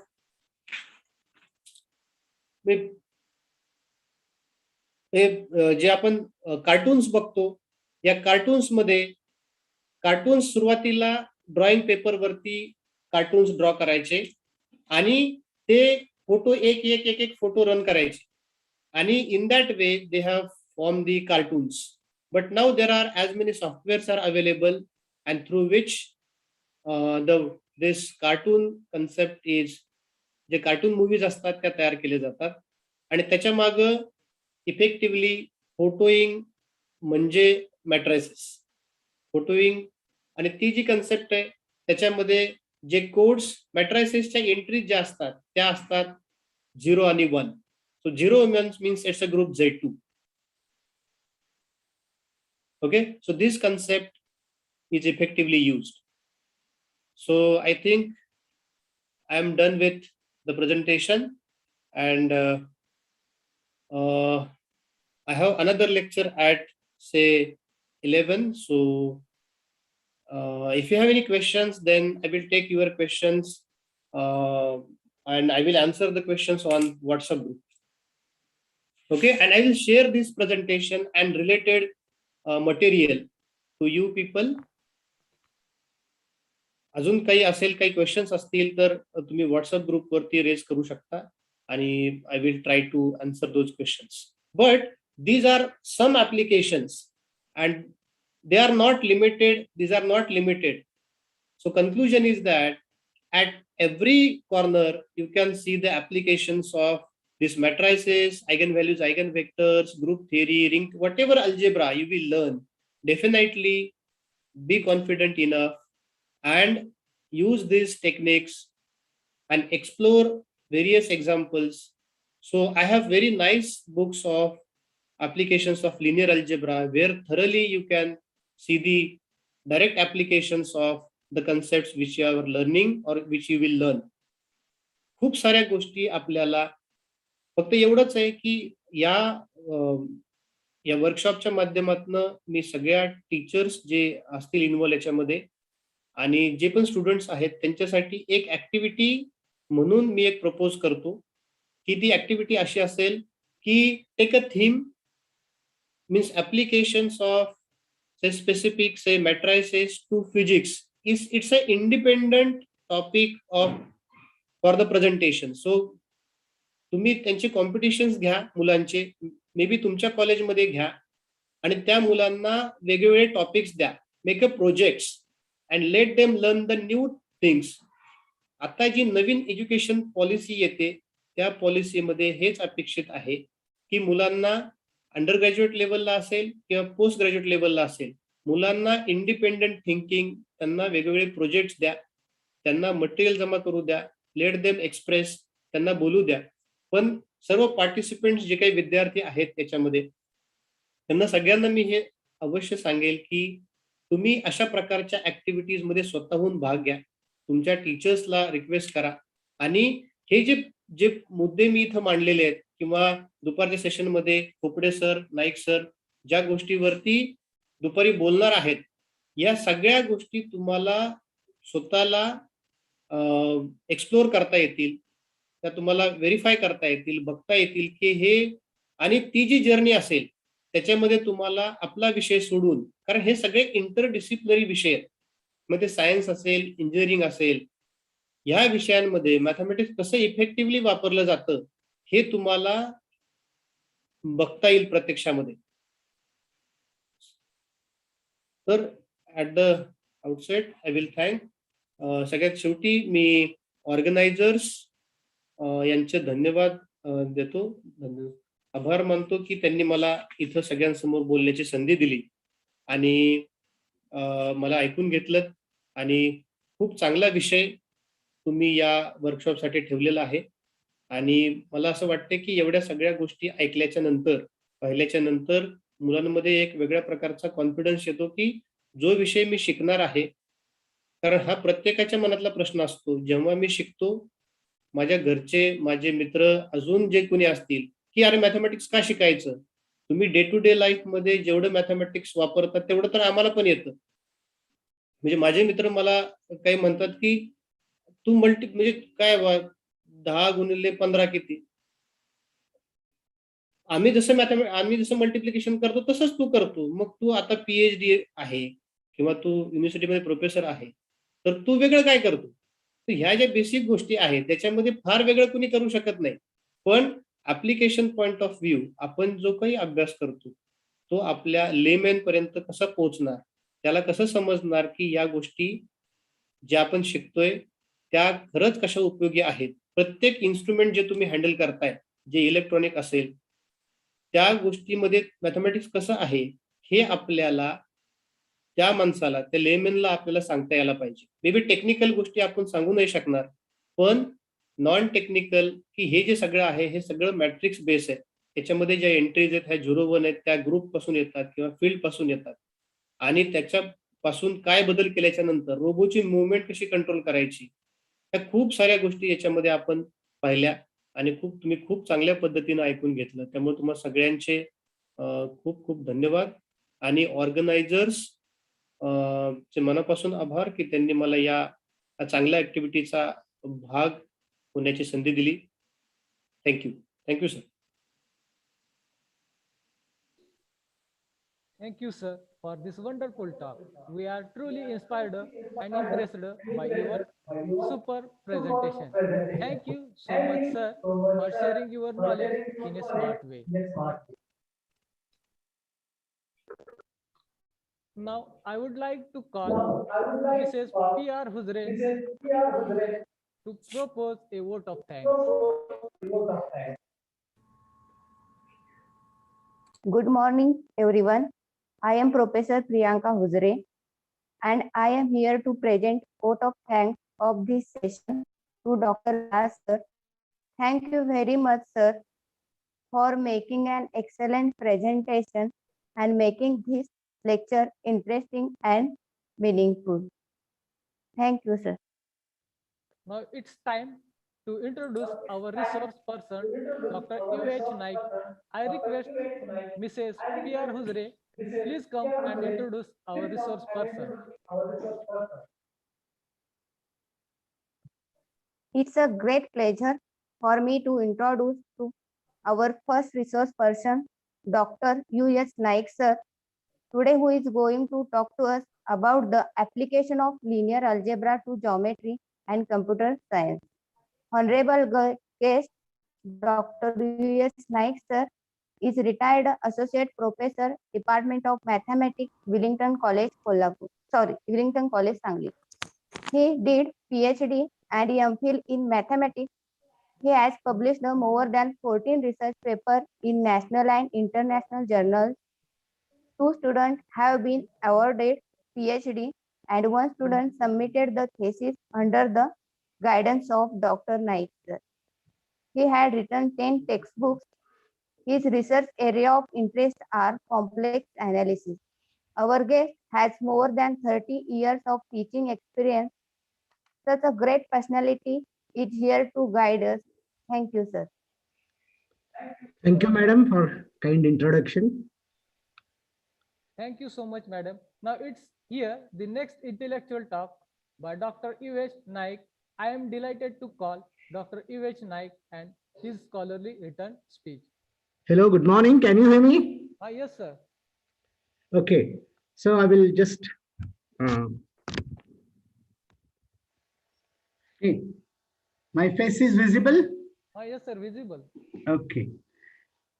Well, at the very outset, I would like to thank the organizers, Principal Dr. Shane Diwan sir, and all the organizing committee and the members of the society and the office bearers of the society also for giving me an opportunity to talk to you and reach out to people. And I hope most of the people are from Maharashtra. Is there anybody from other states? No, sir. Okay. So now very soon I will just mute my video and I will share my screen now. And allow me to share my screen. Okay. Okay, sir. You can share your screen.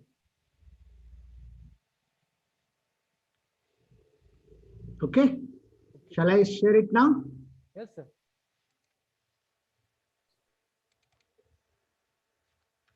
Okay. You have just listened to Dr. Ballal sir, who gave a very brief but widespread idea about the applications of linear algebra. And linear algebra is one of the most applicable branches of mathematics. And in day-to-day life, we find linear algebra being applied in many aspects of life, and it is directly connected to we people in our day-to-day life. Maybe we know it or we may not know it. And it's not possible to know everything, okay, every application that we are using in day-to-day life. As rightly pointed out by Dr. Bella, it has applications even in day-to-day life, such as use of ATM cards, so many things. When you go to ATM card, or when you browse your internet for your account details, statement and all that, okay, all these have some connection with linear algebra. Well, I would like, my point is to give some geometric and visual or animated applications of linear algebra. Now I will just open my presentation, and I will combine this with geometric tool GeoGebra, which I like very much and I find it very useful. Okay, and I will come to that a little later. Well, selected applications of linear algebra to geometry and computer science. Okay, now you have studied linear algebra in different forms. That means you have linear algebra in BSc Part 1 in the form of matrix and its applications. You have it in second year. You have it in third year also as a specific branch of algebra. Earlier, we call linear algebra for dealing with matrices.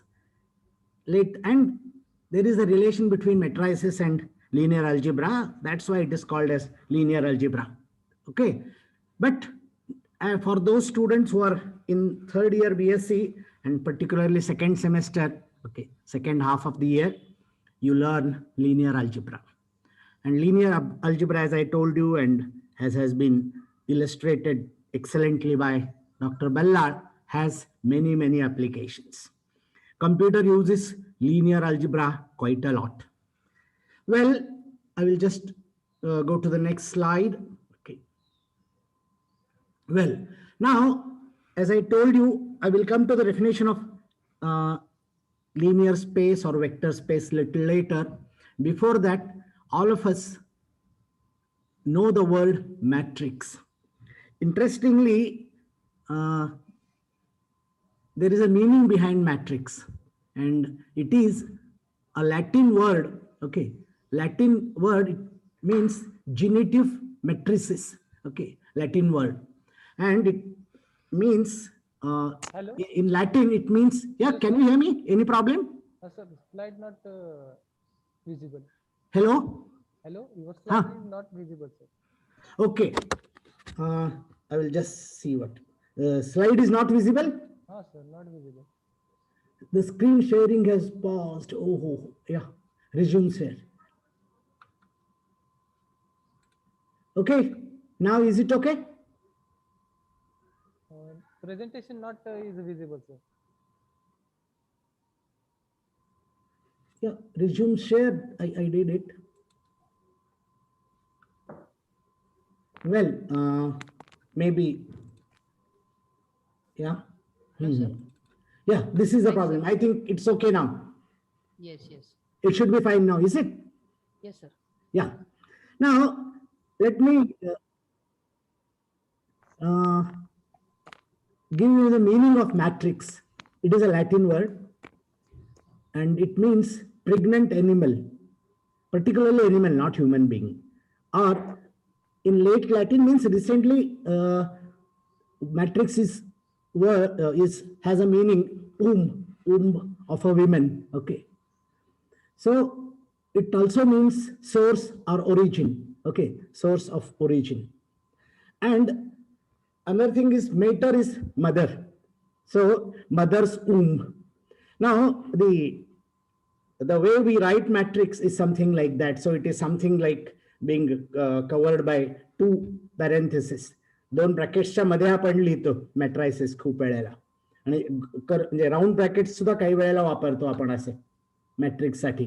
म्हणजे एका अर्थानं थोडंसं कुठेतरी तो म्हणजे तिथनं बऱ्याच गोष्टी उत्पन्न होतात अशा अर्थानं तो लॅटिन वर्ड आहे आणि तो मॅट्रिक्सला दिला गेलाय. आणि तो मला वाटतं की योग्यच आहे, कारण आता कम्प्युटरचं तसं म्हटलं तर मॅट्रिक्स आहे, कारण कम्प्युटरला जे जे काही फीड केलं जातं, कम्प्युटर जे जे काय प्रोसेस करतं त्यासाठी म्हणून अल्टिमेटली मॅट्रिक्स फॉर्म मध्येच सगळं डेटा द्यावा लागतो, त्याच्याशिवाय त्याला नाही करता येत.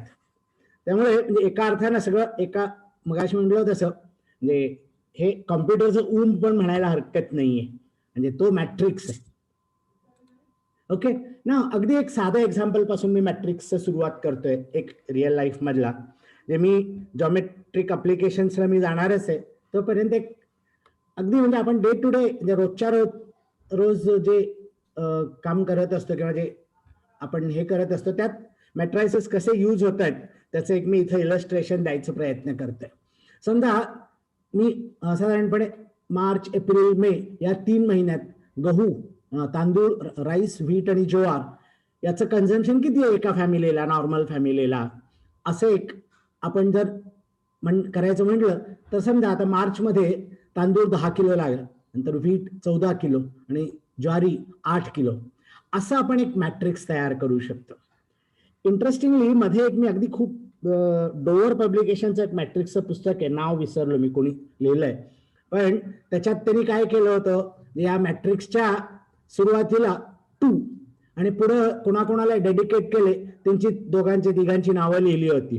म्हणजे that is how one can begin a book on matrix. That's very interesting.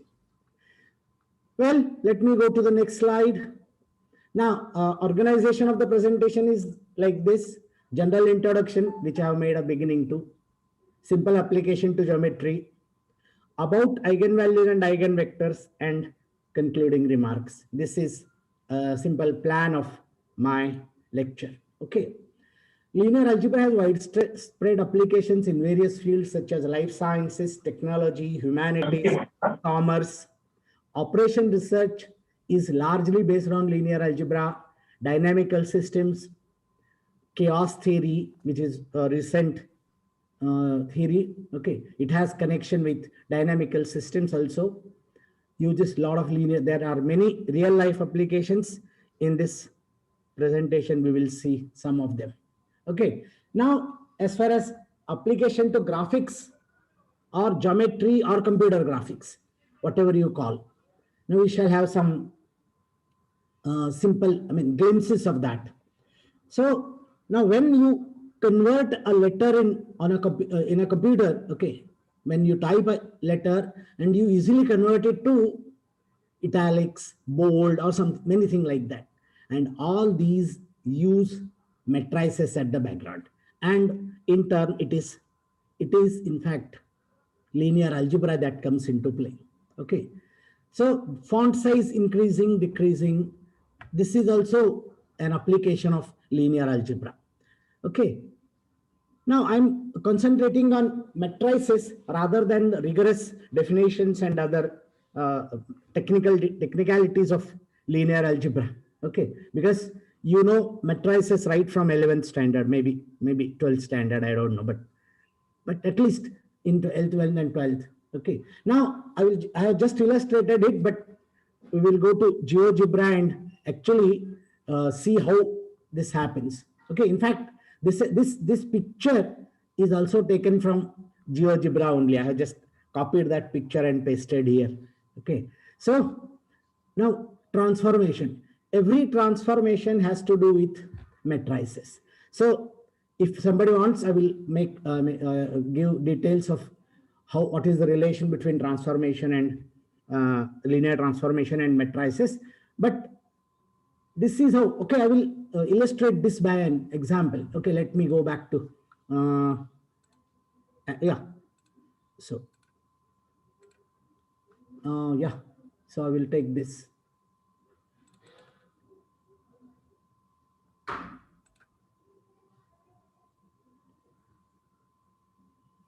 Just a minute.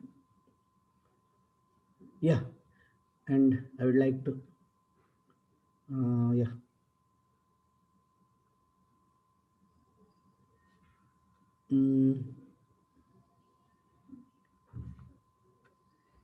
Just a minute, I'm just is this just a minute, you see, is this screen visible to you? Graphics? Yes, sir. Graphics, can you see it?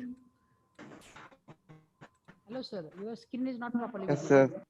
Okay. Right, sir. The screen Okay. is blank. Okay, now? Yes, sir. Yes, sir. It is visible. Okay. now. Before that, I would like to share one more. Okay, let me take another, I mean,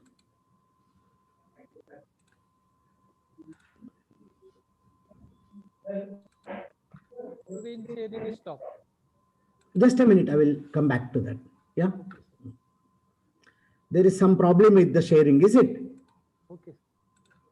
Yeah. I will come to that. Yeah.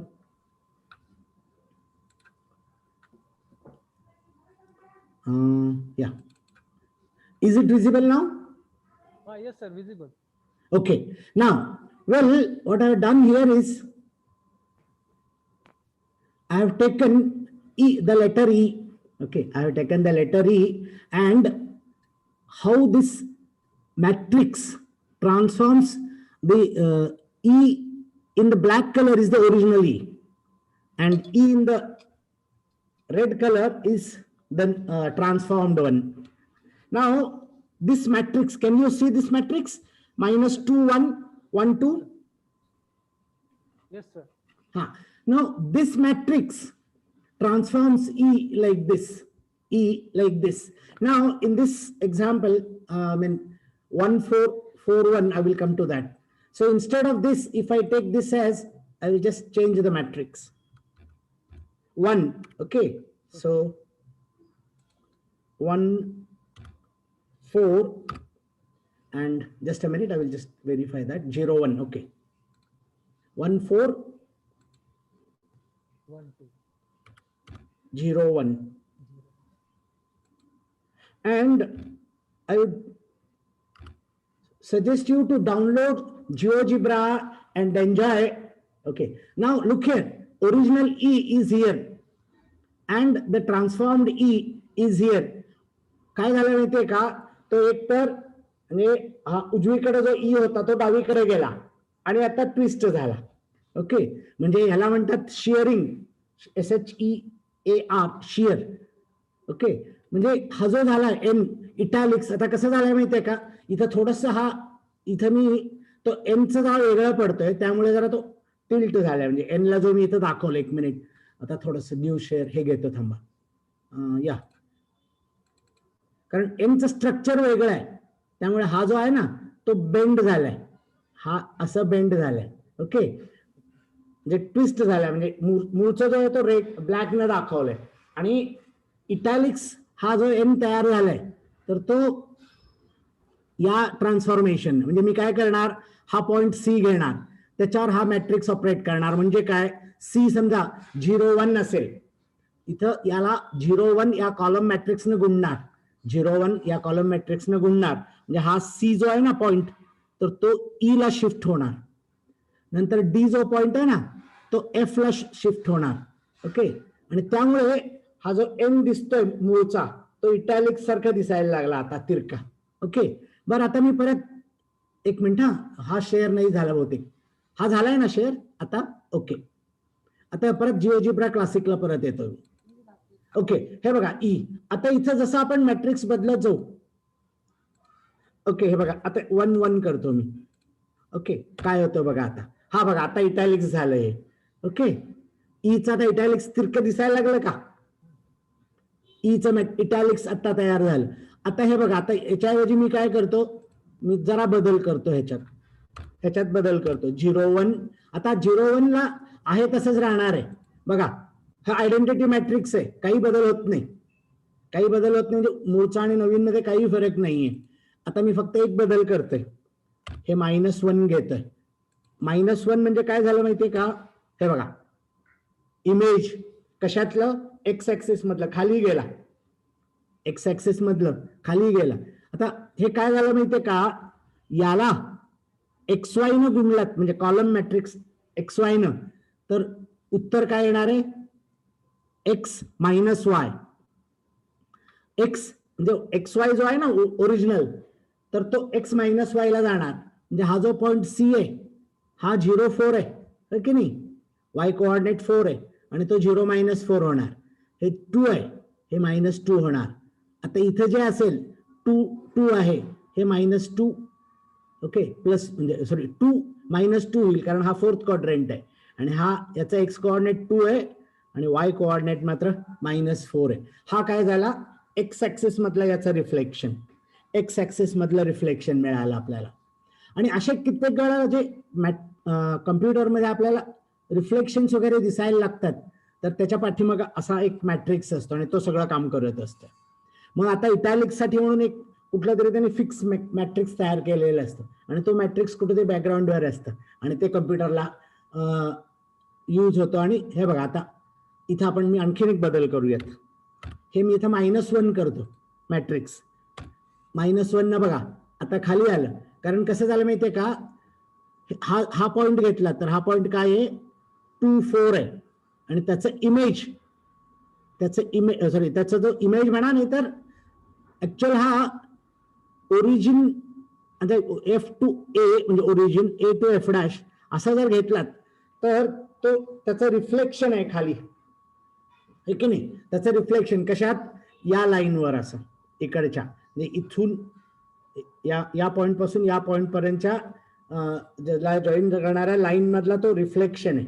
Okay, तर त्यातलं reflection आहे. Okay, तर मग तसेच हे याचे आहेत, म्हणजे ओरिजिन मधलं म्हणजे रिफ्लेक्शन अबाउट ओरिजिन, म्हणजे हा इकडं आहे तर तो खाली गेला.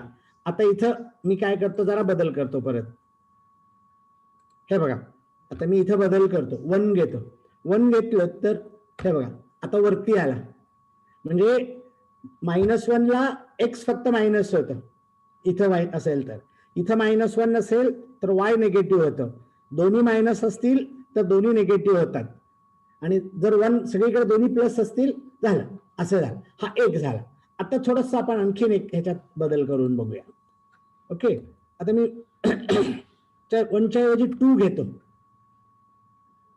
फक्त 2 घेतलं तर काय होतं बघा, हे उजवीकडे स्ट्रेच झाला, हा डायलेट झाला म्हणजे मोठा झाला, उजवीकडे फक्त स्ट्रेच झाला हा. ओके, म्हणजे अलॉंग एक्स ऍक्सिस दुपटीनं वाढला त्याचा साईज अलॉंग एक्स ऍक्सिस. आणि तेच मी जर इथं वाय कोऑर्डिनेटला पण बदल केलो 2 न, हो की नाही, मग आता काय होणार बघा, डबल झालं बघा, हो की नाही, एक्स ऍक्सिसच्या डायरेक्शन मध्ये पण डबल झालं, वाय ऍक्सिसच्या डायरेक्शन मध्ये पण बदल झाला. मग फॉन्ट साईज बदलायचं असेल तर तुम्हाला कितीनं वाढवायचं आहे त्याप्रमाणे जर हे इथं तुम्ही बदलत गेलात त्याप्रमाणे फॉन्ट साईज वाढत जातं. फॉन्ट साईजला काहीतरी एक स्पेसिफिक फॉन्ट साईजला जे काही करायचं, ज्या साईजनं वाढवायचंय त्या साईजनं वाढवायचं. एकच मिनिट.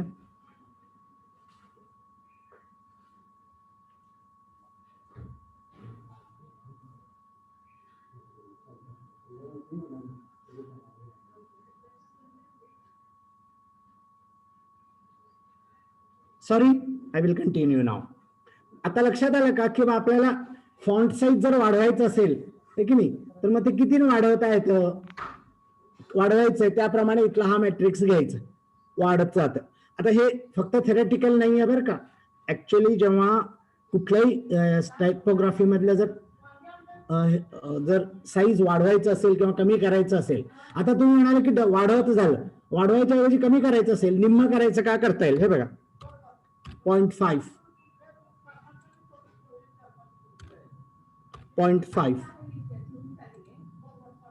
ओके, हे बघा निम्म झालं, आलं का लक्षात. निम्म झालं. इटॅलिक्स पाहिजे, इटॅलिक्स करता येतं. ओके, इटॅलिक्स आता हे सुद्धा ह्याच्यातच निम्म करून त्याचं इटॅलिक्स करता येतं बघा. मी इथं 1 घेतो. ओके, हे 1 घेतो. हे बघा इटॅलिक्स 1 फार झालं, फार तर आपण थोडंसं बदलूया म्हणजे 0.5. हे बघा इटॅलिक्स झालं आणि साईज निम्म झालं.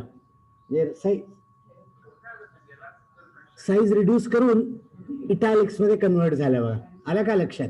म्हणजे ह्या सगळ्या गोष्टी ज्या आहेत हे फक्त इमॅजिनेशन नाही आहेत, हे सगळं प्रत्यक्षात कम्प्युटरमध्ये बॅकग्राऊंडवर ह्या मेट्रायसेस दिलेले असतात आणि त्या मेट्रायसेस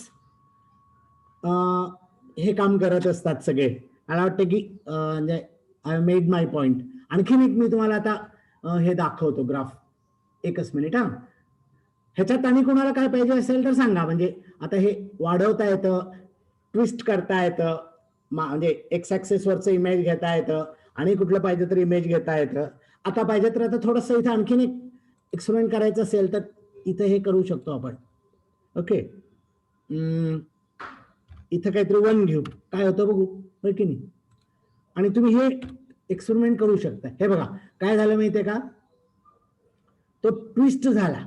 मग आता तुम्ही म्हणाल की हे कसं काय होतं, याचं काय गणित आहे, तर ते आणखीन एक मी आयगन व्हॅल्यूज आणि आयगन वेक्टरचं ज्या वेळेला अप्लिकेशन बद्दल बोलेन तेव्हा मी त्या गोष्टी अजून बोलणार आहे.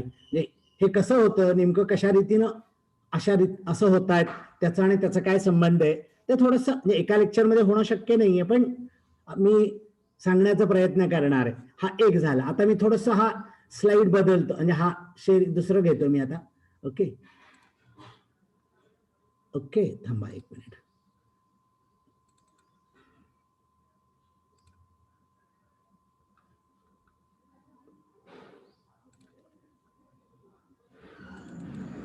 ओके, आता हे बघा, आता थोडंसं याच्यात आपण हे करूया. मुळात काय केलं मी आता, हे बघा कसं असतं माहितीये का, की हे जे मॅट्रिक्स आहे cos alpha sine alpha minus sine alpha cos alpha, हा रोटेशनचं मॅट्रिक्स आहे. रोटेशन ऑफ ऍक्सिस आता मला वाटतं कुठं नाहीये ना, FISY ला कुठं झालेलं नाहीये. तर मग असे नका, पण हा जो आहे ना तो रोटेट करतो. आता मी इथे एक एनिमेट केलंय बघा, तुम्हाला दाखवतो. हे बघा, पहिलं जो आहे ना तो ओरिजिनल ट्रायंगल आहे आणि हा ट्रान्सफॉर्म्ड ट्रायंगल आहे. आता याचा जो ट्रान्सफॉर्म्ड आहे ना, तर तो या मॅट्रिक्सने जे ट्रान्सफॉर्मेशन झालंय दिसतंय का? शेअर नाही झालेलं ना, काय झालंय? Yes sir. Your screen is shared. Share झालंय ना, ठीक Yes, आहे. sir. बरं हे बघा, हा जो मॅट्रिक्स आहे तर तसं म्हटलं तर मी सांगितलं पसतंय का बघा मी काय म्हणतो. हा जो आहे ना हा e⁻⁻I अल्फाचा मॅट्रिक्स आहे. म्हणजे cos alpha plus i sine अल्फाचा तो मॅट्रिक्स आहे. कॉस अल्फा प्लस साइन अल्फाचा हा मॅट्रिक्स आहे. ओके, तर मग मी अल्फा इथं 30 डिग्रीज घेतलंय. तर मग हा जो आहे ना, हे की नाही, हे बघा ओरिजिन टू, एकच मिनिट,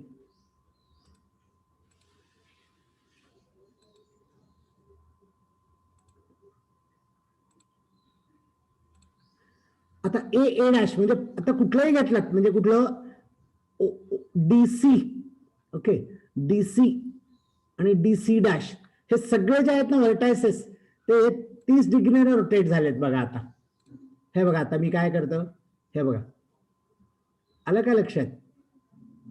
हे 180 ने म्हणजे 360 ने रोटेट झालं बघा.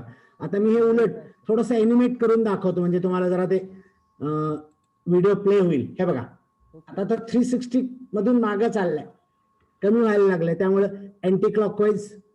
ओके, हा इथं असा आला. ओके, आता हे बघा क्लॉकवाईज रोटेशन आहे, हे क्लॉकवाईज रोटेशन आहे. लक्षात आलं का? हे क्लॉकवाईज आहे. हे आता फक्त इथं कसं असतं की हे इथं मायनस जो आहे ना तो इथं घेतलं तर इथं आता जो आहे ना प्लस चाललाय तो क्लॉकवाईज होईल आणि नाहीतर तिकडे जाईल. हे बघा 1 मिनिट, आता मी काय करतो, थांबवतो हे. ओके, मी आता काय करतो, इथं साईन चेंज करतो, इथं मायनस साईन करतो आणि इथं प्लस करतो. Okay, okay. आता बघा, आता क्लॉकवाईज आणि म्हणजे वाढत गेला है की नाही, तर अँटी क्लॉकवाईज. अँटी क्लॉकवाईजला आपण पॉझिटिव्ह म्हणतो की नाही. Yes sir. हे बघा, आता परत क्लॉकवाईज सुरू झालं, कारण 362 मागे यायला लागलं. हा रोटेशनचं मी मॅट्रिक्स वापरलंय. मग ऍक्च्युअली जे कम्प्युटरमध्ये रोटेशन वगैरे येत आहेत त्याच्या पाठीमागे असलं कुठलं तरी एक मॅट्रिक्स असतं की ज्यांना आपल्याला रोटेशन्स वगैरे दिसायला लागतात. ओके. ओके. तर मग अशा अनेक गोष्टी करता येतात. हवं तर आता इथं तुम्ही जर ह्याला बाहेरनं कशांतरी गुणलात तर आणखीन वेगळं होतंय त्याचं, म्हणजे हे वाढेल. 1 मिनिट, हे बघा मी थांबवतो जरा. Okay sir. हे बघा, आता मी काय करतो इथं, ठीक आहे, इथं 2 घेतो आणि इथं 2 घेतो. काय होतं बघा ट्रान्सफॉर्मेशन. काय झालं लक्षात आलं का. आता हा साईज वाढला बघा, साईज इन्क्रीज. दुपटीनं वाढलाय. पटतं का. Okay sir. डायलेट. आता दुपटीनं कुठनं आलं ते, तर इथं जे मी 2 घेतलंय है की नाही, म्हणजे ऍक्च्युअली तो दुप्पट सुद्धा नाहीये, कारण हे बघा इथं 2 घेतलंय त्यामुळे हा साईज जो आहे ना तो मोठा झालाय है की नाही. आणि दुपटीपेक्षाही जास्त आहे, कारण तो square root of 2 square plus 1 square म्हणजे √5, म्हणजे याचं √5 न तो मल्टिप्लाय झालाय, √5 न मल्टिप्लाय झालाय. ओके. तर मग अशा रीतीने तो म्हणजे याचं स्केलिंग अप स्केलिंग डाऊन ह्या सगळ्या गोष्टी करता येतात. ह्याला फुलवत जाता येतं, म्हणजे एनिमेट करून हळूहळू हळूहळू वाढवता येतं आणि नंतर पाहिजे तर कमी करता येतं. आणि आता इथं सुद्धा तुम्हाला हे बघा दिसेल, हे बघा. आता इथं कसं झालंय माहितीये का, इथं 2 आणि 1 घेतल्यामुळे तो बदल होतोय सगळं. ओके. आलं लक्षात. ओके. हे बघा, अँगल जसं बदलतंय तसं तो बदलत जात. That's another interesting thing. Okay. बर, आता ह्या 2 गोष्टी झाल्या. आता मी थोडस इथं जॉमेट्रीचं अप्लिकेशन, जॉमेट्रीचं पण झालं तसं म्हटलं तर ह्याचा कम्प्युटरला प्रत्यक्षात कसं वापर होतोय त्याचं मी सांगण्याचा इथं प्रयत्न केलाय. ओके. तर मग थोडस आता इथून पुढे जरा वेगळ्या ह्याला जाणार आहे मी. बरं ठीक आहे. आता हे बघा, हे इटॅलिक्सचं झालं. मी परत 1 मिनिट आता हे शेअर करतो. या. ओके, झालं share. Hello, can you hear me. हा, हे बघा याचं इटॅलिक्सचं इथं मी हे करून दाखवलं. आता मी इथं लेटर एन घेतलंय आणि तिकडे मी ई घेतलं होतं जिओजिब्रामध्ये. आता तो ईचं एन करायला काय वेळ लागत नाही, कारण ते पॉइंट जोडायचे वेगवेगळ्या पद्धतीने, बस बाकी काय. आता हे बघा, इथं मी काय केलंय सांगतो की इथं एक्स मॅट्रिक्स घेताना 1 0 0 1.5. तर मग काय होतं, एक्स ऍक्सिसच्या डिरेक्शन मध्ये आहे तसं म्हणजे 1 to 1 राहिला, फक्त वाय ऍक्सिसच्या डायरेक्शन मध्ये मात्र 1.5 पटीनं वाढला. इथं 1.5 पटीनं, आणि इथे 1.5 घेतलं मी तर इथे 1.5 पटीनं वाढतं horizontal point. So this is how, म्हणजे आता फॉन्ट साईज वाढवता येतं, उभं वाढवता येतं, आडवं वाढवता येतं, दोन्हीकडे वाढवता येतं. ओके. आता हे बघा, मी मगाशी म्हटलं होतं तसं मी अगदी ह्याला चिकटून, म्हणजे वाय ऍक्सिसला आणि एक्स ऍक्सिसला चिकटून घेतलं होतं. त्याच्याऐवजी मी इथं मध्ये घेतलंय. मध्ये घेतल्यामुळे 1 0 0 -1 हा जर घेतला तर हे बघा, reflection of letter E in the x axis. X axis मधलं त्याचं रिफ्लेक्शन आपल्याला दिसतंय इथं. आता हे बघा, -1 घेतलं की वाय ऍक्सिस मधलं मी आता इथं मध्ये घेतलंय परत. आणि हे इथं एनिमेटेड नाही आहेत, कारण मी त्याचं काय म्हणायचं, डायरेक्ट पीडीएफ करून इकडं करून घेतलंय, पीएनजी किंवा पीडीएफ. 10ला चालू झालेलं, 10 ते 11 होतं. ते हॅलो 12 वाजलं तरी अजून सक्तीच. Hello.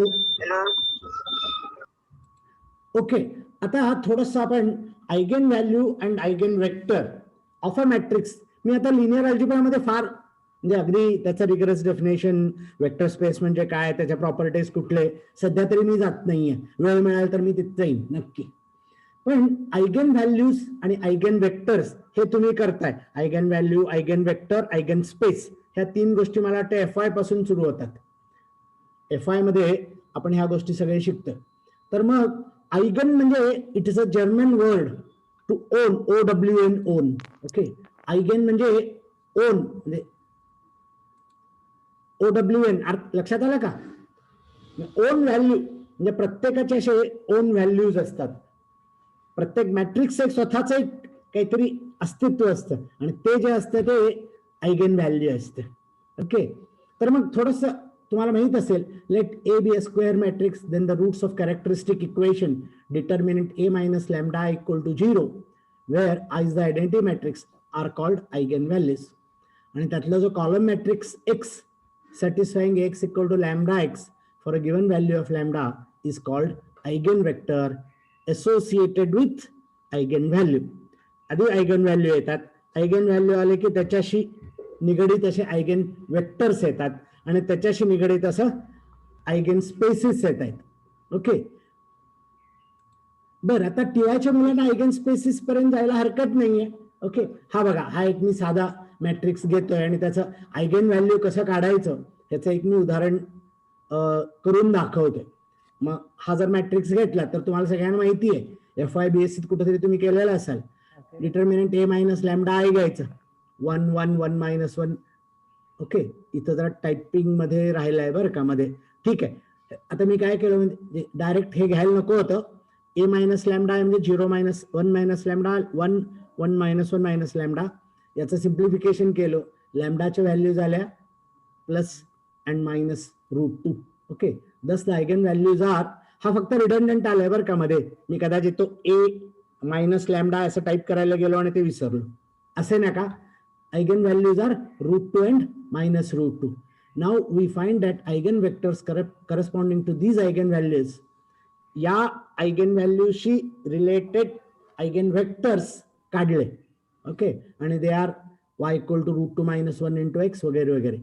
In fact, eigenvectors are, okay, 1 √2 minus 1 तोच ट्रान्सपोज, म्हणजे कॉलम लिहायचं मला इथं सोयीचं नाही वाटलं, त्यामुळे रो लिहिलो आणि त्याचं ट्रान्सपोज लिहिलो वरती, म्हणजे ते उभं वाचायचं.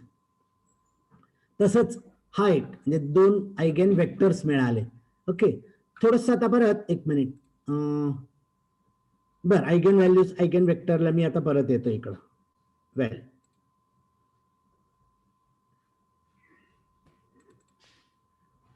एक मिनिट, मी आता हे शेअर करतो परत. Okay sir.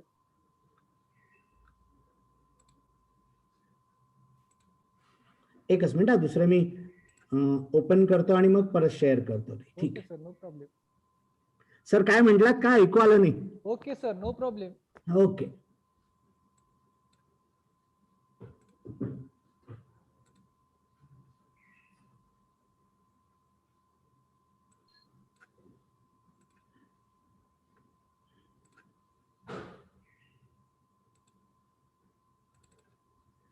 Okay, can you see this? Yes sir. हा, बरं, हे बघा, मी थोडस आता आयगन व्हॅल्यू आयगन वेक्टरचं सिग्निफिकन्स बद्दल बोलतोय.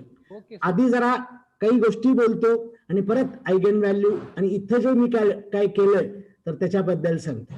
आयगन मगाशी म्हटलं तसं ओन व्हॅल्यूज, आयगन म्हणजे ओन व्हॅल्यूज, आयगन वेक्टर आणि आयगन स्पेसिस. ओके, बर, आता आयगन व्हॅल्यूजचं अप्लिकेशन खूप आहेत.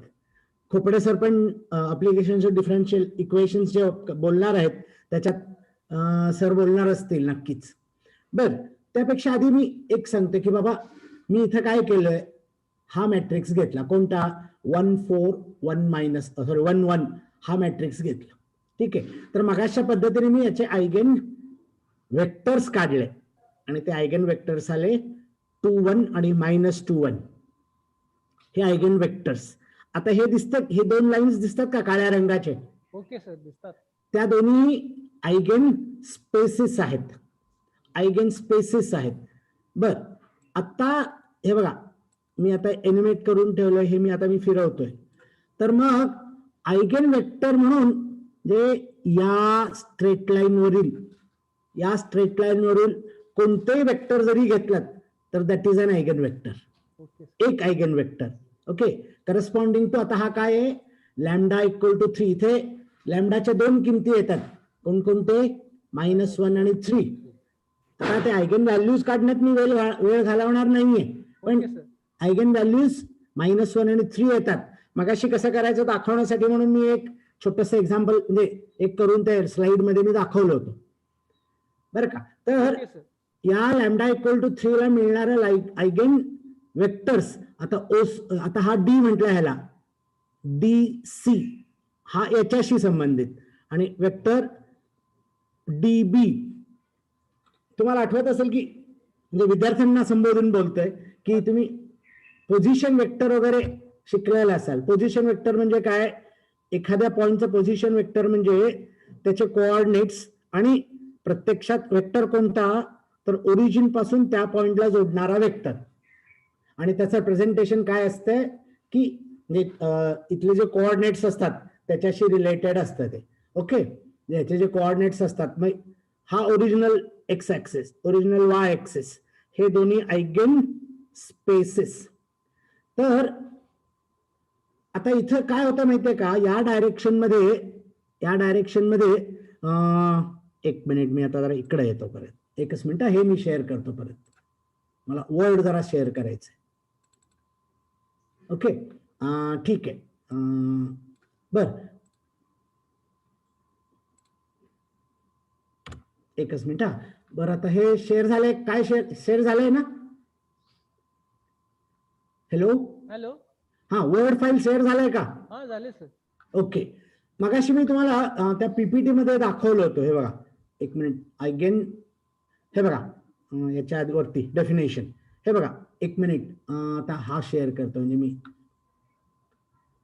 माझं स्क्रीन शेअर केलं असतं तर सोपं झालं असतं, मला काहीतरी झालं. बरं असू दे. ओके ओके आता दिसतंय पीपीटी मधला पार्ट. Yes sir. हा x equal to lambda x म्हणजे column matrix x satisfying x equal to lambda x याला म्हणायचं आयगेन वेक्टर.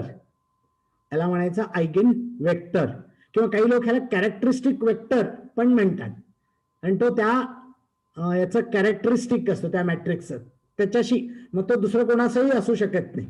ओके हा असं असतं. बर आता मग आयगेन वेक्टर सांगितलं, आयगेन स्पेसेस सांगितलं, आयगेन व्हॅल्यूज सांगितलं. बर आता काय होतं माहितीये का, ओरिजिनल जे हे असतं, आता मी काय केलंय सांगतो. हा जो पॉइंट आहे ए, तो पॉइंटचं इमेज हे बघा. आता एक मिनिट जरा माझं तिकडं फारच पुढे गेलंय. एक मिनिट हा हे बघा जरा एक मिनिट. हा शेअर झालाय की नाही, जिओजिब्रा शेअर झालाय ना. No sir. हा बर आता हे बघा, हा जर पॉइंट असेल याचं इमेज अंडर दिस ट्रान्सफॉर्मेशन म्हणजे हा घ्यायचा 1 4 1 1 मॅट्रिक्स. हा जो आहे ना हा कॉलम मॅट्रिक्स म्हणून घ्यायचं. 2.26 पहिला एलिमेंट आणि खालचा एलिमेंट 2.32. ओके हॅलो हा sir, GeoGebra screen not okay visible. चालेल करतो मी आता. हा आता बघा. हा यस सर विजिबल. ओके तर मग आता हा मॅट्रिक्स घ्यायचा आणि ह्या कॉलमला गुणायचं म्हणजे 2.26 आणि 2.32. तर मग तो जो त्याची व्हॅल्यू जी येते ना ही येते बघा 11.54 आणि 4.58 दिसतंय का. हा यस सर. तर मग आता मी जसं ह्याला हलवीन हे बघा बदलायला लागला बघा. Position will be change. Positions बदलत जायला लागतात. आणि आता मी ह्याच्या पॉईंटच्या ऐवजी जर इथे एक फिगर घेतलं काहीतरी, मग तो त्याचे प्रत्येक पॉईंट तिकडे हे होत जातात, त्याच्याप्रमाणे बदलतात आणि तो पिक्चर आता जे आपण कम्प्युटर स्क्रीनवर बघतो की नाही, पिक्चर चित्र काही इकडे तिकडे होत असतात, उलट सुलट होतात, त्याचे मिरेड इमेज दिसत आहेत. हे सगळ्या गोष्टी या ट्रान्सफॉर्मेशनच्या मुळे दिसत आहेत. ओके हा पॉईंट इथं जसं मूव्ह होईल. ओके आता गंमत काय माहितीये का, हे बघा एक मिनिट. या पॉइंट पासून सुरुवात करा. ही डॉटेड लाईन्स ओके नाही, ही डॉटेड लाईन्स जे आहेत ना, तर मी काय केलं माहितीये का, एसी जो आहे ना तो या लाईनला पॅरलल आहे.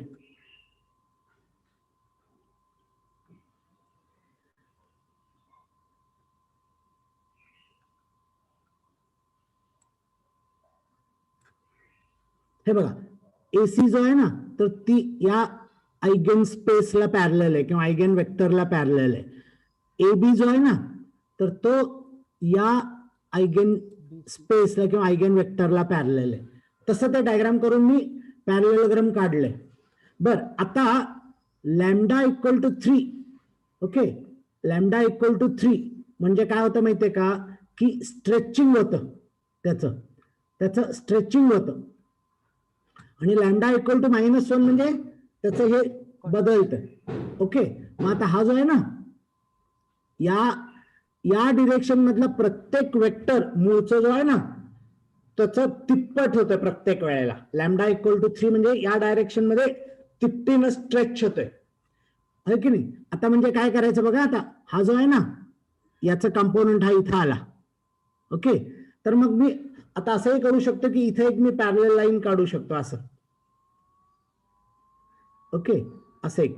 बरं एकच मिनिट हा. म्हणजे मला काय म्हणायचंय, हे बघा, या डायरेक्शन मधला जो हा जो पॉइंट बी आहे ना तो नेमकं इथं उलट झालाय. ओके, हा जो बी आहे तर नेमकं उलट झालंय. उलट झालंय म्हणजे डीबी इकडं उलट घ्यायचं, या बाजूला उलट घ्यायचं म्हणजे काय, एक्झॅक्टली त्याचं इमेज अबाउट ओरिजिन घ्यायचं. आता मी हे दाखवलं, बोटाने दाखवलंय की नाही, फिंगर आहे की नाही, तिथं तो येईल त्याचं इमेज. आणि याचा जो आहे ना हा तिप्पट होईल, म्हणजे इथं कुठेतरी येईल, सीचं तिप्पट होईल, म्हणजे इथं कुठेतरी येईल तो. ओके, आणि हे जर दोन्ही झाले है की नाही, इथं झाले की या पॉइंटला आले दोन्ही, हा जो पॅरलेलोग्राम आहे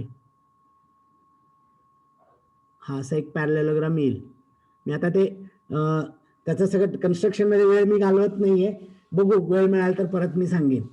त्यामुळे काय होतं माहितीये का, आयगेन व्हॅल्यूज 3 आणि -1 याचं सिग्निफिकन्स काय, ओरिजिनल स्पेसमध्ये जे जे काही असतं त्याचं या डायरेक्शन मध्ये तिप्पट वाढ होते. या डायरेक्शन मध्ये आहे तसं मायनस असल्यामुळे आहे तसं पण उलट्या दिशेनं म्हणजे मागं येतं, याचं इमेज असं येतं. ओके, हे बघा, आता प्रत्येकाला तुम्हाला हे लक्षात येईल, हा बीचं इमेज इथं घ्यायचं, आलं का लक्षात, बीचं इमेज इथं घ्यायचं.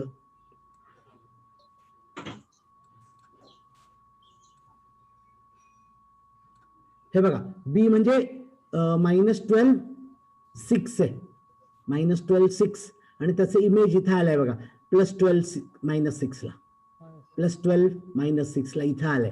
ओके, तसंच हा जो पॉइंट आहे याचं तिप्पट या डिरेक्शन मध्ये होणार.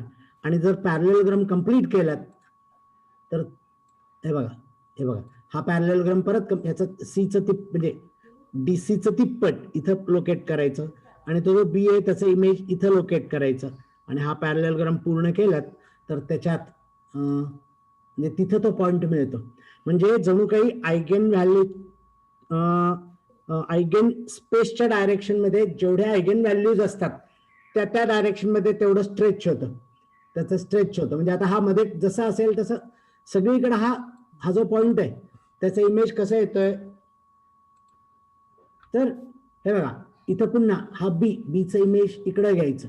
ओके, सीचं तिप्पट करायचं, आणि हा जो पॅरलेलोग्राम येतोय तो पॅरलेलोग्रामचा हा जो पॉइंट आहे त्याच्यावर हा पॉइंट लोकेट होतोय. ओके, तर म्हणजे खरं म्हणजे तसं पॅरलल लाईन्स वगैरे काढून करता येतं, वेळ 1-2च मिनिट बघूया, पटकन झालं तर मी करतो. हे बघा, this is line parallel to this line. आता मी काय करतोय, ठीक आहे, राईट, आणखी नाही. हे बघा, आलं का लक्षात, हा एक पॉइंट बीचं इमेज इथं B', सीचं तिप्पट करून इथं आला. आता हा जो पॅरलेलोग्राम आहे तर तिथं जाणार बघा. हे बघा, आता मी जसं बदलेन,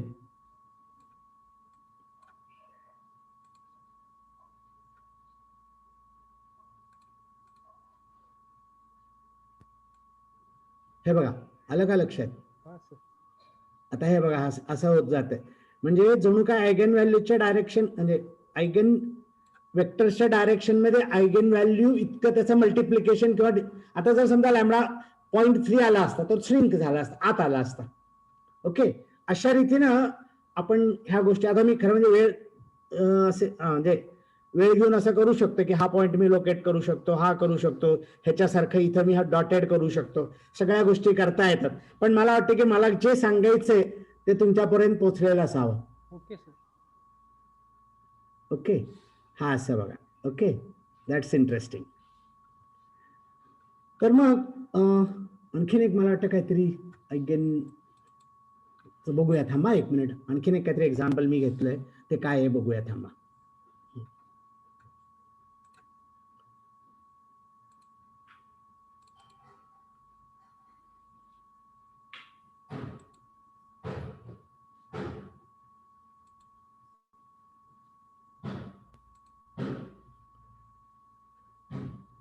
हा, हे बघा, हे एक फार इंटरेस्टिंग आहे.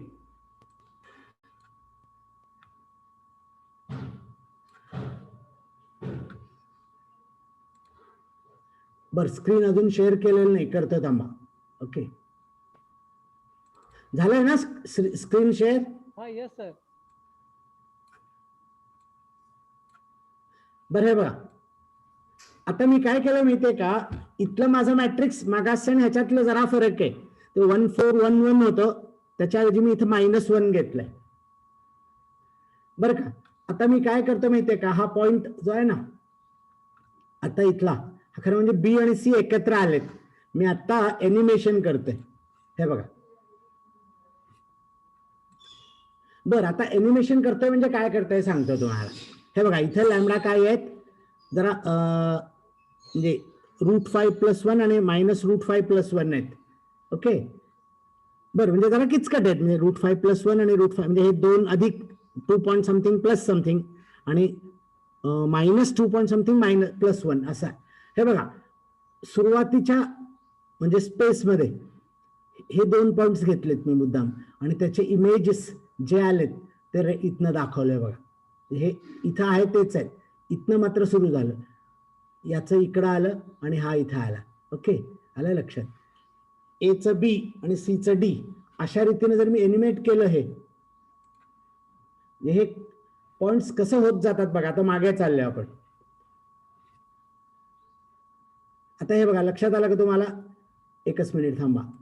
हे बघा, आता कसं झालं माहितीये का, याचं ए जो आहे ना त्याचं बी, है की नाही, आणि सीचं जो आहे ना तो डी, या बाजूला जो आहे, है की नाही, तर तो √5+1 न इकडं स्ट्रेच होणार या डायरेक्शन मध्ये, तो पॉइंट या डायरेक्शन मध्ये, आणि 1 - √5 न म्हणजे उलट निगेटिव्ह आहे म्हणून इकडे येणार. मग त्याचे इमेजेस असे आले बघा, एचं बी आणि सीचं डी अशा रीतीने. आता एनिमेट करून दाखवतो म्हणजे आणि क्लिअर आणखीन जरा काही पॉइंट्स येत राहतात ह्याच्यात. हे बघा, आता एनिमेशन मी परत बदलू शकतो जरा.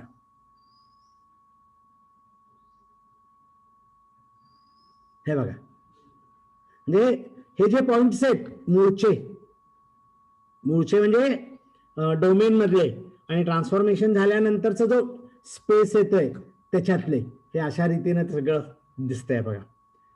ठीक आहे, ओके. बरं, आता थोडस मी आवर्त घेतोय. ओके, एक मिनिट. हा, आता मला जरा दुसरं हे करायचंय, थांबा. शेअरिंग थांबलेलं आहे बरं का, मला माहित कल्पना आहे. I will come back. बर, आता आणखीन एक महत्वाचं सांग. खरं म्हणजे बल्लाळ सरांनी पण त्या गोष्टींचा उल्लेख केलेले आहेत, तरी पण एक इंटरेस्टिंग एक्झाम्पल सांगतो तुम्हाला मी. कसं असतं माहितीये का, की जंगल जे असतात कुठे, किंवा एकूणच इकोसिस्टीम जो असतो, ओके, तर त्याचं आणि आयगेन व्हॅल्यू आणि आयगेन वेक्टर यांच्यात एक नातं असतं. तर मग आयगेन व्हॅल्यूवर ते कसं असतं माहिती आहे का, एक जंगल आहे, खूप जुनं जंगल आहे. मग त्यात ठराविक प्रकारचे झाडी असतात, वेली असतात. प्राण्यांचा पण वेगळाच विषय घेऊया. सध्या जरी काय म्हणायचं त्याला, झाड वेली वगैरे यांचा विचार केला तरी एक गोष्ट सांगता येतं की आता कसं असतं माहितीये का, तुम्हाला माहिती आहे, एखाद्या झाडाच्या बीचं जर्मिनेशन हे ह्याच्याशी संबंधित असतं. म्हणजे सगळ्यांचं जर्मिनेशन सेम असत नाही, आणि त्यातल्या त्यात बियांचं जर्मिनेशन, त्यातल्या बेस्ट बियांना घेऊन सुद्धा. हॅलो, शेअर झालंय की नाही माझं? शेअर झालंय ना? Hello, Patil sir. हा येस सर. हा. Screen is shared. हे बघा झाड म्हणजे आता जंगलातले मग काही झाडं म्हणजे रिप्रोडक्शन फास्ट असतं, काहींचं कमी असतं, पण ते सगळे को एक्झिस्ट होतात. ते सगळे को एक्झिस्ट होतात आणि एका ठराविक स्टेज नंतर सगळे तिथे असतात. आणि त्या जंगलात आता एखाद्या जंगलातली जे म्हणजे काय म्हणायचं वृक्ष झाडं असतात, सगळं जे असतं ते दुसऱ्या जंगलात असं असतं असं नाही. तिथे एखादं झाड मोठं असतं किंवा तिथं असलेलं इकडं असत नाही, इकडं असलेलं तिकडं असत नाही, त्याच्यावर बऱ्याच गोष्टी असतात. पण एक इक्विलिब्रियम स्टेज त्याच्यात तयार होतो. तर त्या इक्विलिब्रियम स्टेज जो आहे त्याचा आणि आयगेन व्हॅल्यूज आणि आयगेन वेक्टरचा संबंध आहे. आयगेन व्हॅल्यूजचा मुळात संबंध आहे. ओके.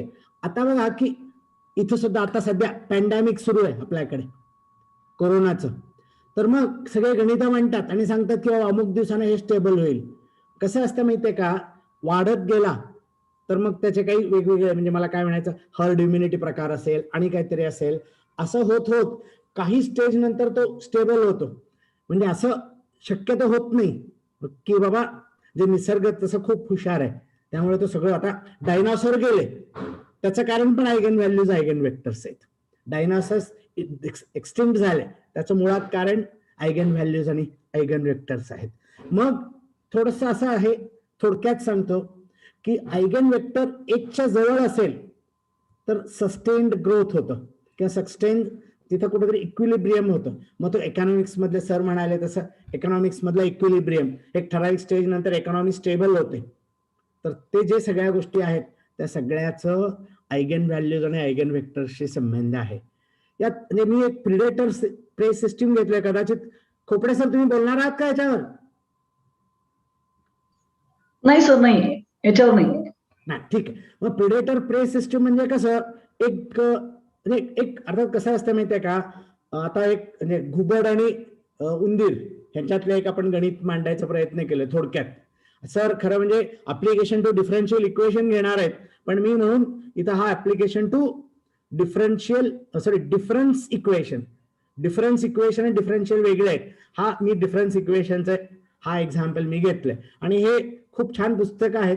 त्या पुस्तकाचे मी नावं देणार आहे, त्याच्यात ह्या सगळ्या गोष्टी मिळतात. आणि तुम्ही प्रेडेटर प्रे सिस्टीम दिलात तर बेसिक काय आहे एवढं सांगतो आणि मी कन्क्लूड करतो. काय आहे म्हणजे आपण असं एक कल्पना करते की बाबा हे सगळे घुबड जे आहेत, आउल्स, स्पॉटेड आउल्स एक प्रकारचा घुबड आहे आणि ते आणि रॅट्स त्याचं खाद्य उंदीर आहेत असं आपण समजू. फक्त उंदरावरच राहत नाहीत हे तुम्हालाही माहिती आहे, मलाही माहिती आहे. पण सध्या गणिताच्या म्हणजे आत्ताचं एक सिंपल करण्याच्या दृष्टीने तेवढं घेतो. काय होतं माहितीये का, घुबड वाढले तर ते जास्तीत जास्त उंदरांना खाणार, उंदीर संपून जातील. ओके. उंदीर वाढले की घुबड वाढतील, पण उंदीर कमी झाले की घुबड वाढणार नाहीत कारण त्यांना खायला मिळत नाही, मरून जातील. ओके. पण घुबड जास्त झाले आणि उंदीर कमी पडले तर उंदीर मरतील, नंतर घुबड मरतील. पण ह्याच्यातलं एक इक्विलिब्रियम आहे म्हणून आहे, नाहीतर पृथ्वी तलावर आज ह्या दोन्ही गोष्टी गेल्या असतात जसे डायनासोर गेले तसं. तर याचं आयगेन व्हॅल्यूशी संबंध आहे. तर मी एक डिफरन्स इक्वेशन घेतला, तर हा मॅट्रिक्स घेतला, त्याचा आयगेन व्हॅल्यूज काढले आणि त्याचा आयगेन व्हॅल्यू 1च्या जवळपास येते म्हणून हा इक्विलिब्रियम टिकून आहे. आणि जर 0.58 असेल तर प्रत्येक वेळेला निम्मे होतील आणि काही दिवसांना ते संपून जाईल. आलं का लक्षात? तर असं असतं. म्हणजे असे अनेक ठिकाणी म्हणजे इकॉनॉमिक्स मध्ये असेल, नंतर म्हणजे आता हे एक ठराविक ह्याचं करू आपण म्हणजे घुबड आणि म्हणजे आऊल, स्पॉटेड आऊल आणि रॅट्स अशा अनेक गोष्टी असतात. मी मगाशी म्हटलं तसं डायनॉसॉर्सना एवढे वाढले त्यांना खायला नाही मिळालं. डायनासोर फक्त गवतावरच जगतात असं म्हणून ते एवढे वाढले की गवत कमी पडलं तेही मरून गेले, असं झालं. ओके. तर मग असं काहीतरी त्या प्रत्येकाचं गणित असतं. तेव्हा मगाशी म्हणत होतं तसं पॅन्डेमिक हे कुठेतरी थांबणार असतं आणि थांबतच सगळीकडे, नाहीतर एवढं सहजासहजी म्हणजे हे निसर्ग हार मानत नाहीये. ओके. मग देव आहे नाहीये हा भाग सोडून देऊ आपण, मॅथमॅटिक्सची मुलं विद्यार्थी म्हणून आपण समजूया की बाबा हे निसर्ग ह्या गोष्टी सांभाळतं आणि आतापर्यंत सगळ्या ज्या गोष्टी आहेत त्याचं मुख्य कारण म्हणजे आयगेन व्हॅल्यूज. मगाशी म्हटलं तसं ह्या ज्या आयगेन व्हॅल्यूजचा संबंध आहे 1च्या जवळचं, आणि जर समजा दोन्ही 1च्या जवळ आले नाहीत तर घुबड आणि उंदीर आज दिसले पैकी त्यातलं एक काहीतरी राहिलं असतं आणि दुसरं गायब झालं असतं. So this is the situation. बरं, आता मी काही गोष्टी मी स्किप करतो. बरं, मला आता थोडंसं हे बघा, मगाशी मी म्हणाल तसं फॉरेस्ट्रीमध्ये आहे, एनिमल्स आणि प्लांट्स यांच्यातलं रिलेशन आहे. एक्झाम्पल्स इन इकॉनॉमिक्स आहे, chaos theory, dynamical systems. Medical सायन्सेसमध्ये वापरले जातात. आता मी म्हणालो होते हे जे पॅन्डेमिक आहेत ते कधी संपणार वगैरे, ही गणितं जी मंडळी गेलेत ते कुठंतरी केऑस थेरी डायनॅमिकल सिस्टमचा वापर करून आणि त्यातल्या त्यात आयगन व्हॅल्यूज वरून ठरवले गेलेले आहेत. आर्टिफिशियल इंटेलिजन्सचं तर प्रचंड अप्लिकेशन्स आहेत. ऑपरेशन रिसर्च अख्खं लिनियर अल्जिब्रा आहे. ऑपरेशन रिसर्च मध्ये तुम्हाला आठवत असेल की इनकमिंग वेक्टर, आउटगोईंग वेक्टर वगैरे जे काही आहेत, वेक्टर म्हणतो पण तिथं वेक्टर दिसत नाही, दिसत नसो पण तो त्याच्याशी संबंधित आहे म्हणून त्याला वेक्टर वगैरे म्हणतात. असं आहे. मी आता काही पुस्तकांची नावं यादी देतो. डेव्हिड लेचं पुस्तक खूप सुंदर पुस्तक आहे. इंजिनिअरिंगला काही ठिकाणी अप्लाय केलं. वालचंद कॉलेजमध्ये इंजिनिअरिंग शिकणाऱ्या मुलांना हे पुस्तक रेकमेंडेड आहे. अँटन रोरेस खूप छान पुस्तक आहे. ओके, आणि ते SYच्या पुस्तकात म्हणजे सिलेबसमध्ये रेकमेंड पण केलेलं आहे. फॅन्टास्टिक बुक आहे. त्याचे 50 पानं शेवटचे सगळे ऍप्लिकेशनचीच आहेत लिनियर अल्जिब्राचे. ओके, लिनियर अल्जिब्राचे ऍप्लिकेशन तिथे मिळतील. गिल्बर्ट स्ट्रँगचं पुस्तक आहे, त्यात पण भरपूर ऍप्लिकेशन्स आहेत. कुमरेशनचं अगदी सिंपल पुस्तक आहे आणि तो जॉमेट्रिक अप्रोच असल्यामुळे त्याच्यात जॉमेट्रिक हेच पुस्तक आहेत असं नाही, ह्याच्यापेक्षा खूप पुस्तकं बाजारात आहेत. पण मला हा रोरेस तर खूपच आवडला. डेव्हिड लेचंही पुस्तक खूप छान आहे. गिल्बर्ट स्ट्रँग तर हा दादा माणूस आहे लिनियर अल्जेब्रा मधला. ओके, तर मग कुमरेसनी काय प्रश्न नाहीये. मला वाटतं की तुमच्यातले काही जण आता MTTS चे लेक्चर्स अटेंड करत असतील. You might have enjoyed it. Okay, तर मग so this is all that I wanted to present here. आता जर कोणाला काही शंका विचारायच्या असतील, काही सांगायचं असेल किंवा माझ्या कलिग्सना कोणाला काय ह्याच्यात काय ऍड करायचं असेल तरी करायला हरकत नाही. Now I keep the discussion open to you. Patil sir, once again thank the organizers, principal, management people for giving me this opportunity, and above all I thank all the participants who made this event a successful one. And I hope म्हणजे मी जे प्रयत्न केले की बाबा ते तुमच्यापर्यंत थोडंसं mathematics मधला लिनियर अल्जिब्रा मधले ऍप्लिकेशन बद्दल इन्स्पायर करेल अशी आशा करतो. आणि मी थांबतो. कोणाला काही विचारायचं असेल तर विचारायला हरकत नाही,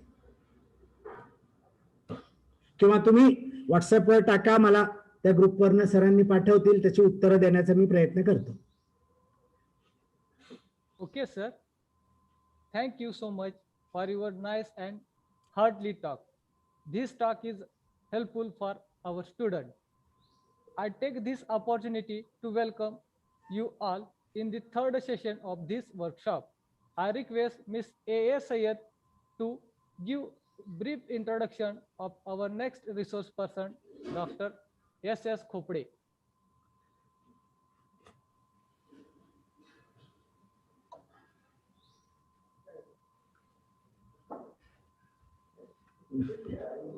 Good afternoon, all of you. I am Professor Afsana Syed, and it's a great pleasure for me to introduce Dr. S.S. Khopde sir, second resource person of today's lead college workshop. Dr. S.S. Khopde sir is working as an assistant professor, Karmavir Hire Arts, Science, Commerce and Education College, Gargoti. He has 10 years of teaching experience. He has qualified SAT exam in September 2009. He has completed his PhD in June 2017 from Shivaji University. His research area of interest are lattice theory and fuzzy lattices. He has worked as a project fellow under the major research project that study of fuzzy distributive lattices and their applications. He has published total 15 research papers, 8 in international level and 7 in national level. He has attended and presented research work at more than 17 national and international conferences. Such a great personality is here to guide us. Thank you. Thank you, madam. Thank you, madam. Let's hear the expert talk by Dr. S.S. Khopde. I invite Dr. S.S. Khopde to share his thoughts. Am I audible, sir? Yes, sir. Okay. थोडेसे technical adjustment. Okay, sir. Start video.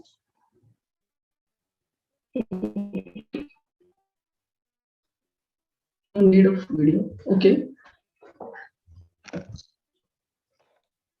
the outset, I would like to thank Dr. R.K. Shane Diwan, Principal of Sri Shahaji Chhatrapati Mahavidyalaya, Kolhapur.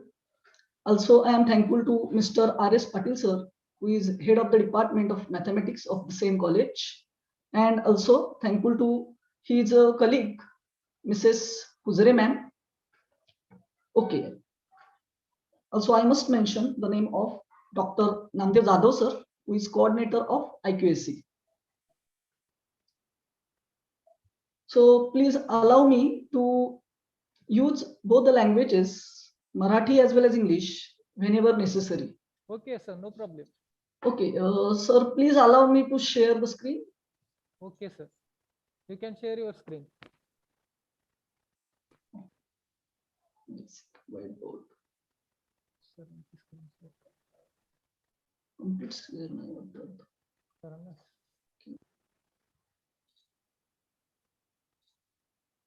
Sir screen दिसते व्यवस्थित? हा, yes, sir. Okay. मला माहिती आहे आपण आता शुभ सकाळ मधून आता गुड आफ्टरनून मध्ये हलवलो आहोत आणि काही विद्यार्थ्यांच्या प्रतिक्रियामधून लक्षात येते की बरंच वेळ झालेला आहे आणि ते बरंच मॅथमॅटिक्स बघतायत. पण अर्थात खूपच एक्साइटिंग इव्हेंट्स सकाळपासून आपण विटनेस केलेले आहेत. We started with very exciting talk of doctor Sachin Ballal sir. Sachin Ballal सरांनी पूर्ण जो अल्जेब्रा आणि लिनियर अल्जेब्रा दोन्हीची जे ऍप्लिकेशन आहे त्याचा पूर्ण आवाका म्हणजे कुठे कुठे पॉसिबिलिटीज आहेत ते सगळ्या सादर केल्या. त्यानंतर टेक्निकल सेशन 1 मध्ये आमचे गुरुवर्य आणि सर्वांचेच आदरणीय डॉक्टर UH नाईक सर यांनी एक्झॅक्टली कॉम्प्युटर सायन्स मध्ये कशा पद्धतीनं आपण लिनियर अल्जेब्राचे कन्सेप्ट सिंपल मॅट्रिक्स थेरी आहे पण पूर्वी आम्ही शिकत असताना फक्त ते ऐकत होतो पण आता मात्र आम्हाला ते मॅथमॅटिक्स ऍक्च्युअली व्हिज्युअलाइज झालं बघायला मिळालं thanks to GeoGebra like application. आणि नाईक सरांना सुद्धा धन्यवाद. त्यांनी खूपच सुंदर पद्धतीनं अगदी आयगेन व्हॅल्यू आयगेन वेक्टर त्याचं पण प्रेझेंटेशन ऍक्च्युअली मुलांना दाखवलं. त्यामुळे मला वाटत नाही की मुलं आता कंटाळली असतील उलट जास्तच एक्साइट असतील. अर्थात त्या मानानं माझा जो टेक्निकल सेशन आहे it is restricted for single application only, application of linear algebra to system of differential equations. Okay, let me minimize this first.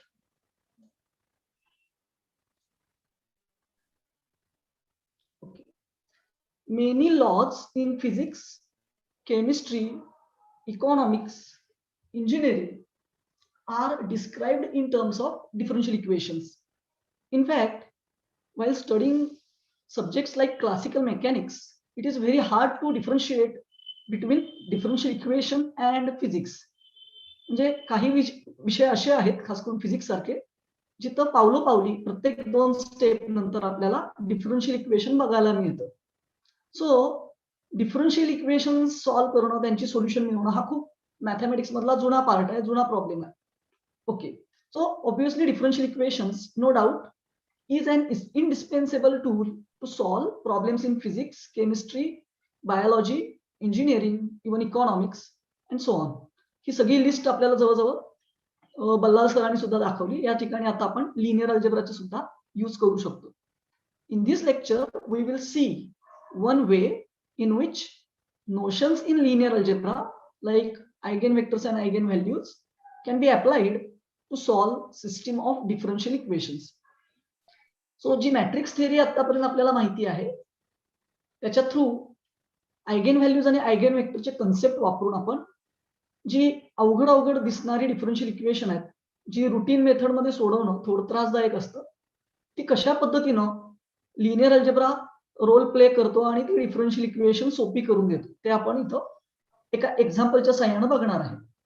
वेल, हे करत असताना in this talk I assume that students are familiar with these following concepts. मी असं अपेक्षित धरतो की विद्यार्थ्यांना differential equations at least first order first degree आणि variable separable मेथडनी solve करणं हे माहिती आहे. जनरल सोल्युशन म्हणजे काय, पर्टिक्युलर सोल्युशन म्हणजे काय, आणि पर्टिक्युलर सोल्युशन करत असताना जे काही इनिशियल व्हॅल्यूज तुम्ही प्रोव्हाइड करताय, इनिशियल कंडिशन्स, ते माहिती आहे. आता लास्ट जे 2 पार्ट आहेत ते कदाचित फर्स्ट इयरच्या विद्यार्थ्यांना माहिती नसणार, कारण जुन्या सिलेबसला आपण कॅरेक्टरिस्टिक इक्वेशन्स, आयगेन व्हॅल्यूज आणि आयगेन वेक्टर फर्स्ट इयर मध्येच कव्हर करत होतो अलॉंग विथ कॅले हॅमिल्टन थिअरम. पण सीबीसीएस पॅटर्न बदललेल्या सिलेबसमध्ये आपण आता हा जो मॅट्रिसेसचा पार्ट आहे तो सेकंड इयरच्या सेमिस्टर 3 मध्ये घेतलेला आहे. त्यामुळे फर्स्ट इयरच्या मुलांना जरी हे कन्सेप्ट आयगेन व्हॅल्यूज आणि आयगेन वेक्टर डिटेलमध्ये माहिती नसले तरी एकतर ते बुक्स थ्रू स्टडी करू शकतात, किंवा फार तर फार आता एक सेमिस्टरच लांब आहे, एक सेमिस्टर पास व्हा, नेक्स्ट सेमिस्टर मध्ये तुम्हाला ह्या सगळ्या सोप्या सोप्या गोष्टी like eigen values, eigen vectors, Cayley Hamilton theorem हे सगळं अगदी सिलेबस मध्ये शिकायला मिळेल. तसं म्हटलं तर लिनियर अल्जेब्राचे ऍप्लिकेशन खूप व्हास्ट आहेत. जसं की नाईक सरांनी अगदी प्रेडिटर प्रे प्रॉब्लेम त्या मॉडेल पर्यंत नेलं आपल्याला, पण त्याच्याशी रिलेटेड काही बेसिक थेअरी सगळीच सिलेबस मध्ये होते असं नाही. त्यामुळे ऑटोमॅटिकली ऍप्लिकेशन घेताना मला सुद्धा काही रिस्ट्रिक्शन्स होत्या, कारण फक्तच मी बोलत गेलो आणि विद्यार्थ्यांना समजलं नाही तर नंतर अडचणी यायला नको, म्हणून मी माझा जो ऍप्लिकेशनचा पार्ट आहे तो एकाच ऍप्लिकेशन पुरता मर्यादित ठेवलेला आहे. ओके, तर सुरुवातीला आपण अगदी एक सिंपल डिफरन्शियल इक्वेशन सॉल्व्ह करणार. हे ऑलरेडी 12th स्टँडर्डचे विद्यार्थी पण करू शकतात. As you see on screen, very basic differential equation y dash, or you may write it as dy by dx is equal to some constant a into y, or y dash is equal to ay. So by separating the variables we get dy by y is equal to a dx, and then integrating you will get integration of 1 upon y log y. Integration of constant a is a into x plus some constant of integration, I will take it as log c.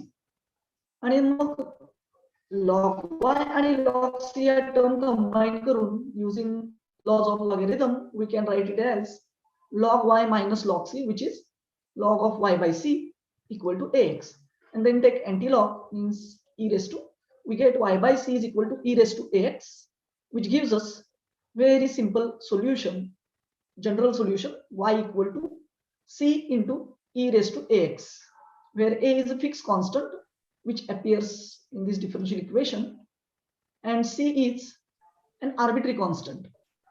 अर्थात या सगळ्या गोष्टी तुम्हाला already माहिती आहे, पण application मध्ये जी जवळजवळ लास्ट स्टेप आपली असणार आहे तिथं अशा प्रकारची डिफरन्शियल इक्वेशन आपल्याला फायनली सॉल्व्ह करायची आहे आणि एकापेक्षा जास्त असणार आहेत. त्यामुळं मी सुरुवातीलाच त्याचा प्रोटोटाइप इथं दाखवलेला आहे. फक्त याच्यामध्ये फंक्शन्स आपण वेगवेगळी घेत जाणार. If I take y1 then answer is y1 is equal to c into e raise to ax. This is very basic. I hope हे सगळ्यांना माहिती आहे. फक्त अशा टाईपचं डिफरन्शियल इक्वेशन जर आलं तर त्याचं सोल्युशन देताना आपल्याला आन्सर काढायचा आहे y equal to some constant. जर मल्टिपल असतील एकापेक्षा जास्त answers then take different constant c1 c2 c3 e raise to whatever constant appears over here e raised to ax like this. Okay, as a formula म्हणून आता आपण तो लक्षात ठेवू जेणेकरून आपल्याला पुढच्या गोष्टी सोप्या होतील. दरवेळी आपल्याला एकच इक्वेशन वेगवेगळ्या कॉन्स्टंट साठी सॉल्व्ह करायची गरज लागणार नाही. ओके, इन दिस लेक्चर आता मी माझा मेन प्रॉब्लेम इथं पुटअप करतो. We are concerned with solving system of differential equation of this form. So we have multiple n number of functions y1, y2, yn which are functions of single variable x आणि त्यांच्यामध्ये ही तयार होणारी differential equations अगदी first order first डिग्रीचे अगदी very innocent differential equations appear over here, पण they are multiple in number. म्हणजे जसं की एक लहान मूल असेल तर खूपच आपल्याला इनोसंट वाटतं, आपल्याला त्याला म्हणजे काय म्हणतात तुम्ही त्याला गालबुच्चे घ्यावेसे वाटतात, तुम्ही त्याचं कौतुक करताय. पण एखाद्या स्कूलमध्ये अशी जर छोटी छोटी मुलं मल्टिपल नंबर ऑफ आलीच then they form a naughty group आणि मग ती तुम्हाला खूपच त्रास द्यायला सुरू करतात. सो तसंच इथं झालेलं आहे. We have multiple number of innocent differential equations which forms a naughty group, जे आपल्याला आता त्रास देणार आहे. Such system is called as first order linear system, और you may say that linear system of first order differential equation. मी आता फक्त इथून पुढे पूर्ण सिस्टीमसाठी वर्ड यूज करेन फर्स्ट ऑर्डर लिनियर सिस्टीम. आता ऍक्च्युली आपला जो प्रॉब्लेम आहे हे इक्वेशन सॉल्व्ह करण्यासाठी, तर त्याची थीम एक्सप्रेस करण्यासाठी, आणि थोडे तुम्ही रिफ्रेश पण व्हाल, just I will put a joke. तसा बऱ्यापैकी हा जोक मोठा आहे, पण मी थोडं स्केलिंग फॅक्टर वापरतो आणि त्याला कॉम्प्रेस करतो. तर जोक असा आहे की आपल्याकडे दोन प्रकारचे विद्यार्थी आहेत. एक मॅथमॅटिक्सचा विद्यार्थी आहे ज्याच्या डोक्यामध्ये maths, everything he things is mathematics, आणि दुसरा एक विद्यार्थी आहे जो फिजिक्स, जो बाहेरच्या जगात बऱ्यापैकी वावरतो. मग इंटरव्ह्यूच्या वेळी त्याला एक प्रश्न विचारला दोघांनाही वन बाय वन. सुरुवातीला फिजिक्सच्या विद्यार्थ्याला विचारलं, समजा तुम्ही रस्त्यानं जाताना एखाद्या घराला आग लागलेली आहे तर तुम्ही काय कराल? तर ऑब्व्हियस आन्सर, तर फिजिक्सचा विद्यार्थी म्हणाला मी पाण्याचा जो ओरिजिन आहे तो शोधेन, ते पाणी घेईन आणि त्या पाण्याच्या साह्यानं किंवा मिळेल त्या गोष्टीच्या साह्यानं जे मला शक्य होईल आग विझवण्याचा प्रयत्न करेन. मॅथ्सच्या विद्यार्थ्याला पण सेम प्रश्न विचारला, त्याचं पण उत्तर सेमच होतं. खरी गंमत सेकंड क्वेश्चनच्या वेळी आता दुसऱ्यांदा परत प्रश्न विचारला, तुम्ही रस्त्याने जाताय आणि तिथे एक घर आहे, आग वगैरे काय लागलेली वगैरे असं काय नाहीये, तर तुम्ही काय कराल? तर फिजिक्सचा विद्यार्थी म्हणतो काही प्रॉब्लेम मला दिसत नाही, there is no problem, so nothing to solve, मी तसाच निघून जाईल. आता मात्र मॅथ्सच्या विद्यार्थ्याला विचारल्यावर तो म्हणतो आग लागलेली नाहीये, ठीक आहे, आपण अगोदर आग लावू, मग ती सोडवायचं कसं हे मागच्या प्रश्नामध्ये आपण उत्तर दिलेलं आहे त्याचा आपण वापर करू. सो असं कधी कधी आपल्याला काय करावे लागतात, नसलेल्या ठिकाणी प्रॉब्लेम तयार करावे लागतात, आणि मग ते कसे सोडवायचे हे आपल्याला प्रोटोटाइप माहिती असेल तर मग इतर प्रॉब्लेम पण आपण जुन्या पद्धतीचा वापर करून सोडवू शकतो. तर हे जे अवघड सिस्टीम ऑफ डिफरन्शियल इक्वेशन आहे ती सोडवण्यासाठी अगोदर आपण एक सिंपल प्रोटोटाइप बघू, आणि ते कसं सोडवायचं हे आपल्याला जर समजलं तर मग इतर जे प्रॉब्लेम होतील, जे अवघड असतील, कदाचित सोडवायला कॉम्प्लिकेटेड असतील, त्यांना आपण सिंपल प्रॉब्लेम मध्ये कन्वर्ट करायचा प्रयत्न करू. म्हणजे आग लागली नसेल तर आपण ती आग लावू. ओके, आता ही जी सिस्टीम आहे डिफरन्शियल इक्वेशनची, we can put in matrix form in this fashion. अर्थात जी लिनियर इक्वेशन्स आहेत ती मॅट्रिक्स फॉर्म मध्ये प्रेझेंट करणं हे अगदी 12th स्टँडर्ड पासून आपण बघितलं, जिथपर्यंत ऍप्लिकेशन आपण शिकलो, ऍप्लिकेशन्स ऑफ मॅट्रिसेस. आणि तुम्ही रो ट्रान्सफॉर्मेशन करून मॅट्रिक्सचा इन्व्हर्स फाइंड आउट करणं, किंवा सिंपल 3 अननोन्स किंवा 2 अननोन्स मधली लिनियर इक्वेशन सॉल्व्ह करणं, हे सगळ्या गोष्टी तुम्हाला फॅमिलियर आहेत. तर लेफ्ट हँड साईडला y1 dash, y2 dash, yn dash, म्हणजे जी फंक्शन्स आपल्याला फाइंड आउट करायचे डिफरन्शियल इक्वेशन सोडवायचं म्हणजे we have to find out y1, y2, yn which are functions of x. तर लेफ्ट हँड साईडला ही त्यांची डेरिव्हेटिव्ह आहेत, तर त्यांचा एक मॅट्रिक्स आपण इथं तयार करतो, left hand side matrix which is column matrix y1 dash, y2 dash and so on yn dash. RHS ला जी इक्वेशन्स आहेत त्यांचे कोएफिशिएंट आपण त्यांचा एक मॅट्रिक्स बनवतो, we call it as coefficient matrix. Matrix whose first row is a11, a12, a1n. Likewise, second row is a21, a22, a2n. तो अशा इतर पद्धतीनं मॅट्रिक्स दाखवलेला आहे. त्याला आपण मॅट्रिक्स ए, कॅपिटल ए असं त्याला नाव देऊ. मल्टिप्लाइड बाय मॅट्रिक्स मल्टिप्लिकेशन तुम्हाला माहिती आहे, फर्स्ट रो फर्स्ट कॉलम, आणि अकॉर्डिंगली हे जे कोएफिशिएंट्स आहेत a11, a12 त्यांना अटॅच असलेले y1, y2, yn त्यांचा एक कॉलम मॅट्रिक्स. सो मुद्दामच हे कॉलम नोटेशन वापरतो, कारण मोस्ट ऑफ द टाइम्स तुम्ही 12th स्टँडर्ड पासून हे नोटेशन वापरत आलेलं आहे, which is convenient. Okay, so I will call this left hand side first let us denote this column vector y1, y2, yn by single capital Y. Then obviously y1, y2, yn ची derivative म्हणजे हा matrix we represented by derivative matrix y dash, आणि coefficient मॅट्रिक्सला आपण मगाशी सांगितल्याप्रमाणे we call this matrix A. So in short we can say that first order linear system is y dash is equal to ay, this type. आता याचा simple prototype अगोदर आपण बघू, त्याचं सोल्युशन. सो अगदी खूप सोपी इक्वेशन्स इथं मी समोर पुटअप केलेली आहे. First we represent them in matrix form आणि मग त्याचं आपण सोल्युशन बघू. सो ही इक्वेशन सोडवण्यासाठी लिनियर अल्जेब्राची तशी डायरेक्ट गरज नाहीये, पण हे एक्झाम्पल सोडवत असताना आपल्याला लक्षात येणार आहे की लिनियर अल्जेब्रामध्ये जे कन्सेप्ट आपण बघतो आयगेन व्हॅल्यूज आणि आयगेन व्हेक्टरचे, ते कशा पद्धतीने इथं रोल प्ले करतात.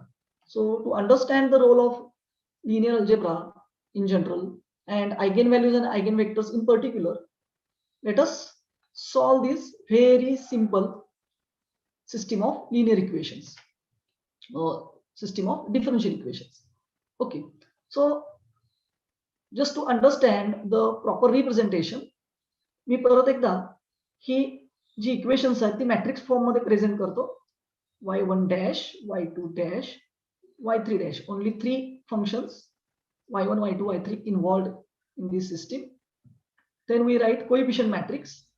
On RHS, we write in order first terms of y1, then plus term of y2, and then y3. So here only one term is present, 3y1. Remaining two are absent. This is the speciality of this system. Only the function y1 itself present in its differential equation. y1 is present आहे. y2 या फंक्शनचं derivative आहे second equation मध्ये, फक्त y2 present. So we can write it as 0y1 minus 2y2 0y3. Okay, third मी आता write करत नाही, I will write directly coefficient matrix. So first coefficient row of the coefficient matrix 3 0 0.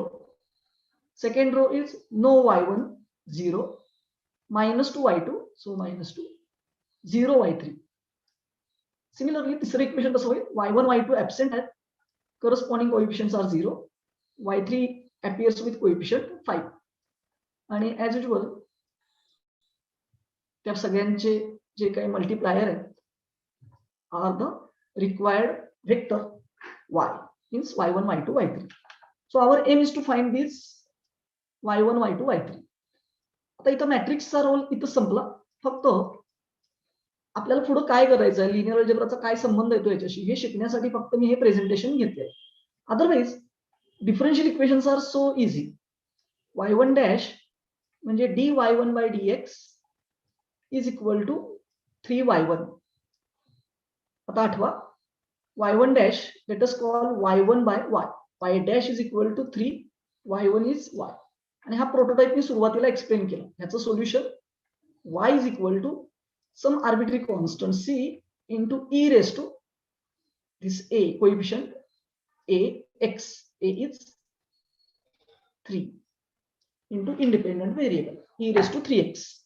So automatically same सगळ्या steps ज्या पूर्वी आपण केलेल्या आहेत, फॉर्म्युलाच तयार आहे आपल्याकडे. आता using this formula directly we will get, instead of y we will get y1. y1 is equal to some arbitrary constant, let me call it as c1, e raised to constant is 3x. Okay, तसंच second differential equation जे आहे ते जर मी solve केलं, second differential equation is in terms of function y2. Similarly second differential equation, when we solve it we get y2 is equal to some arbitrary constant e raised to, observe the coefficient, it is minus 2, so e raised to minus 2x, very simple. Then third differential equation is in terms of y3, so y3 is equal to, oh sorry, some constant c2. Next arbitrary constant, let us call it as c3, e raised to, and the number is, coefficient is 5, so e raised to 5x. Very simple. We are done. This is the general solution. Now if along with this differential equation or system, if some initial conditions are given, ह्या initial conditions चा वापर करून आपण arbitrary constant c1 c2 c3 च्या value find out करू शकतो, किंबहुना त्या करायच्या असतात आपण. And again equation number 1 2 3 जे की ऍक्च्युली आपलं सोल्युशन आहे, जनरल सोल्युशन, त्याच्यामध्ये त्या कॉन्स्टंटच्या रिस्पेक्टिव्ह C1 C2 C3 च्या व्हॅल्यू पुट अप केल्या, we will get particular solution corresponding to this initial conditions. Okay, so first initial condition is y1 of 0, means in equation 1 y1 is a function of x and I want y1 of 0, means I have to put x equal to 0. So equation 1 मध्ये x equal to 0 put up केला. y1 is function of x, y1 of 0 means value of x is 0, value of y1 at x equal to 0. Accordingly I will get C1 into e raised to 3 times 0, which is 0. And y1 of 0 is given to be 1. So it is, let us put over here, it is equal to 1. So very simple equation, C1 into 1 is equal to 1 gives me value of arbitrary constant C1 to be 1. Same second equation साठी करा. What is value of y2 of 0? y2 of 0 is 4. Again put x equal to 0 in equation 2 to get y2 of 0. y2 of 0 is C2 e raised to minus 2 into 0, again 0. And given value for y2 of 0 is 4. This value is 4. Solving this, we get simple C2 is equal to 4.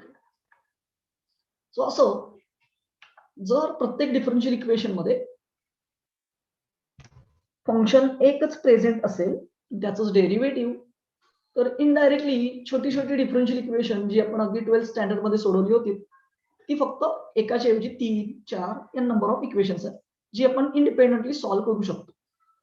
So first differential equation त्याच्यामध्ये y2 y3 involve नसल्यामुळं differential equation सोडवणं खूप सोपं जातं. And finally, this is y1, y2 of 0.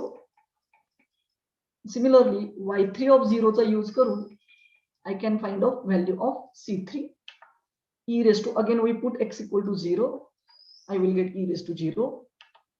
And what is value of y3 of 0? It is minus 2. It is minus 2. So एकदा का general solution आपल्याकडे असेल 1 2 3, कॉन्स्टंट फाइंड आउट करणं फारसं अवघड नाहीये. We get C3 is equal to minus 2. Hence, the solution corresponding to given initial condition, solution is, this is our final solution. Solution means G functions involve आहेत y1, y2, y3, म्हणजे dependent variable. Differential equation solve करणं म्हणजे त्याच्यामध्ये जे dependent variables आहेत किंवा dependent function जी आहेत, ती functions in terms of independent variable ती शोधून काढणं. आणि आपल्याकडे नंबर 1 मध्ये आता फक्त C1 ची व्हॅल्यू द्यायची आहे. C1 is 1. C1 into e raised to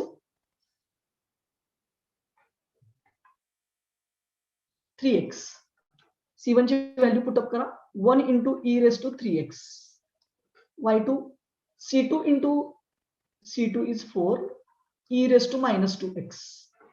And y3 C3, which is minus 2, e raised to 5x. Okay. So जी आता मी तुम्हाला केस सांगितली त्यानुसार ही डिफरन्शियल इक्वेशन सोडवणं किंवा ही टाइपची सिस्टीम सोडवणं खूप सोपं जातं. आता ह्याचा linear अल्जेब्राशी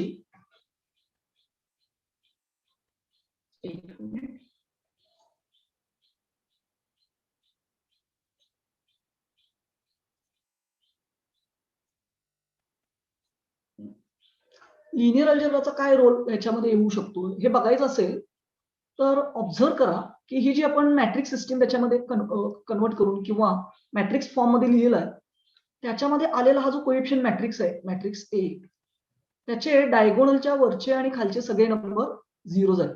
means only diagonal numbers are present and non zero, remaining elements are zero. Such matrix is called as diagonal matrix. So जर डिफरन्शियल इक्वेशनच्या सिस्टीम मध्ये ह्या फर्स्ट ऑर्डर लिनियर सिस्टीम मध्ये जर डायगोनल मॅट्रिक्स असेल तर ती सोडवणं खूप सोपं आहे. आणि जे की आपण आता एक इलस्ट्रेशन बघितलं, एक प्रॉब्लेम आपण बघितला कसा सॉल्व्ह करायचा. मग जर अशी काही एक्झाम्पल्स असतील ज्याच्यामध्ये कोइफिशियंट मॅट्रिक्स डायगोनल मॅट्रिक्स नाही आहे, then we have to face much more complicated complications. Okay, मग ती कॉम्प्लिकेशन्स टाळण्याकरता किंवा प्रॉब्लेम सोडवण्याकरता, सिंपल करण्याकरता what we have to do, here arise the first problem. Matrix diagonal matrix मध्ये कन्वर्ट करावा लागेल. अर्थातच this matrix is associated with system of differential equations. म्हणजे तुम्ही फक्त मॅट्रिक्स नाही बदलून चालणार आहे. When you change this matrix automatically this system of differential equation will change. म्हणजे आता आपल्याला इनडायरेक्टली प्रॉब्लेम असा आहे, ही डिफरन्शियल इक्वेशनची अशी सिस्टीम कुठली असेल, जनरल सिस्टीम, त्याच्या काहीतरी कन्व्हर्जन करून, ट्रान्सफॉर्मेशन करून, जसं आपण डिपेंडंट व्हेरिएबलला सबस्टिट्यूशन देतो, इंडिपेंडंट व्हेरिएबलला सबस्टिट्यूशन देत असतो, असं काहीतरी सबस्टिट्यूशन करून हा जो प्रॉब्लेम असेल तो कॉम्प्लिकेटेड प्रॉब्लेम मधून अशा प्रॉब्लेम मध्ये कन्वर्ट करता येईल का जिथं कोइफिशियंट मॅट्रिक्स डायगोनल असेल. So this is our aim. So आता प्रश्न असा राहतोय, if I have system of differential equations y dash is equal to ay, how can I transform this problem into new problem whose coefficient matrix is some diagonal matrix? Let us call it as D. D for diagonal matrix. ज्याचे non diagonal element सगळे 0 असते. So obviously for that we have to replace dependent variables by some other variables. Let us call them as new variable u. अर्थातच y is a matrix, u is a matrix, column vectors are. So again I need some matrix here, multiplier. I will call it as matrix P. So to do so, म्हणजे ही system diagonal matrix येऊ शकेल अशा system मध्ये convert करण्याकरता आपण ही substitution वापरू. Where I require this P is an invertible matrix. In short, I will write simply invertible. Okay.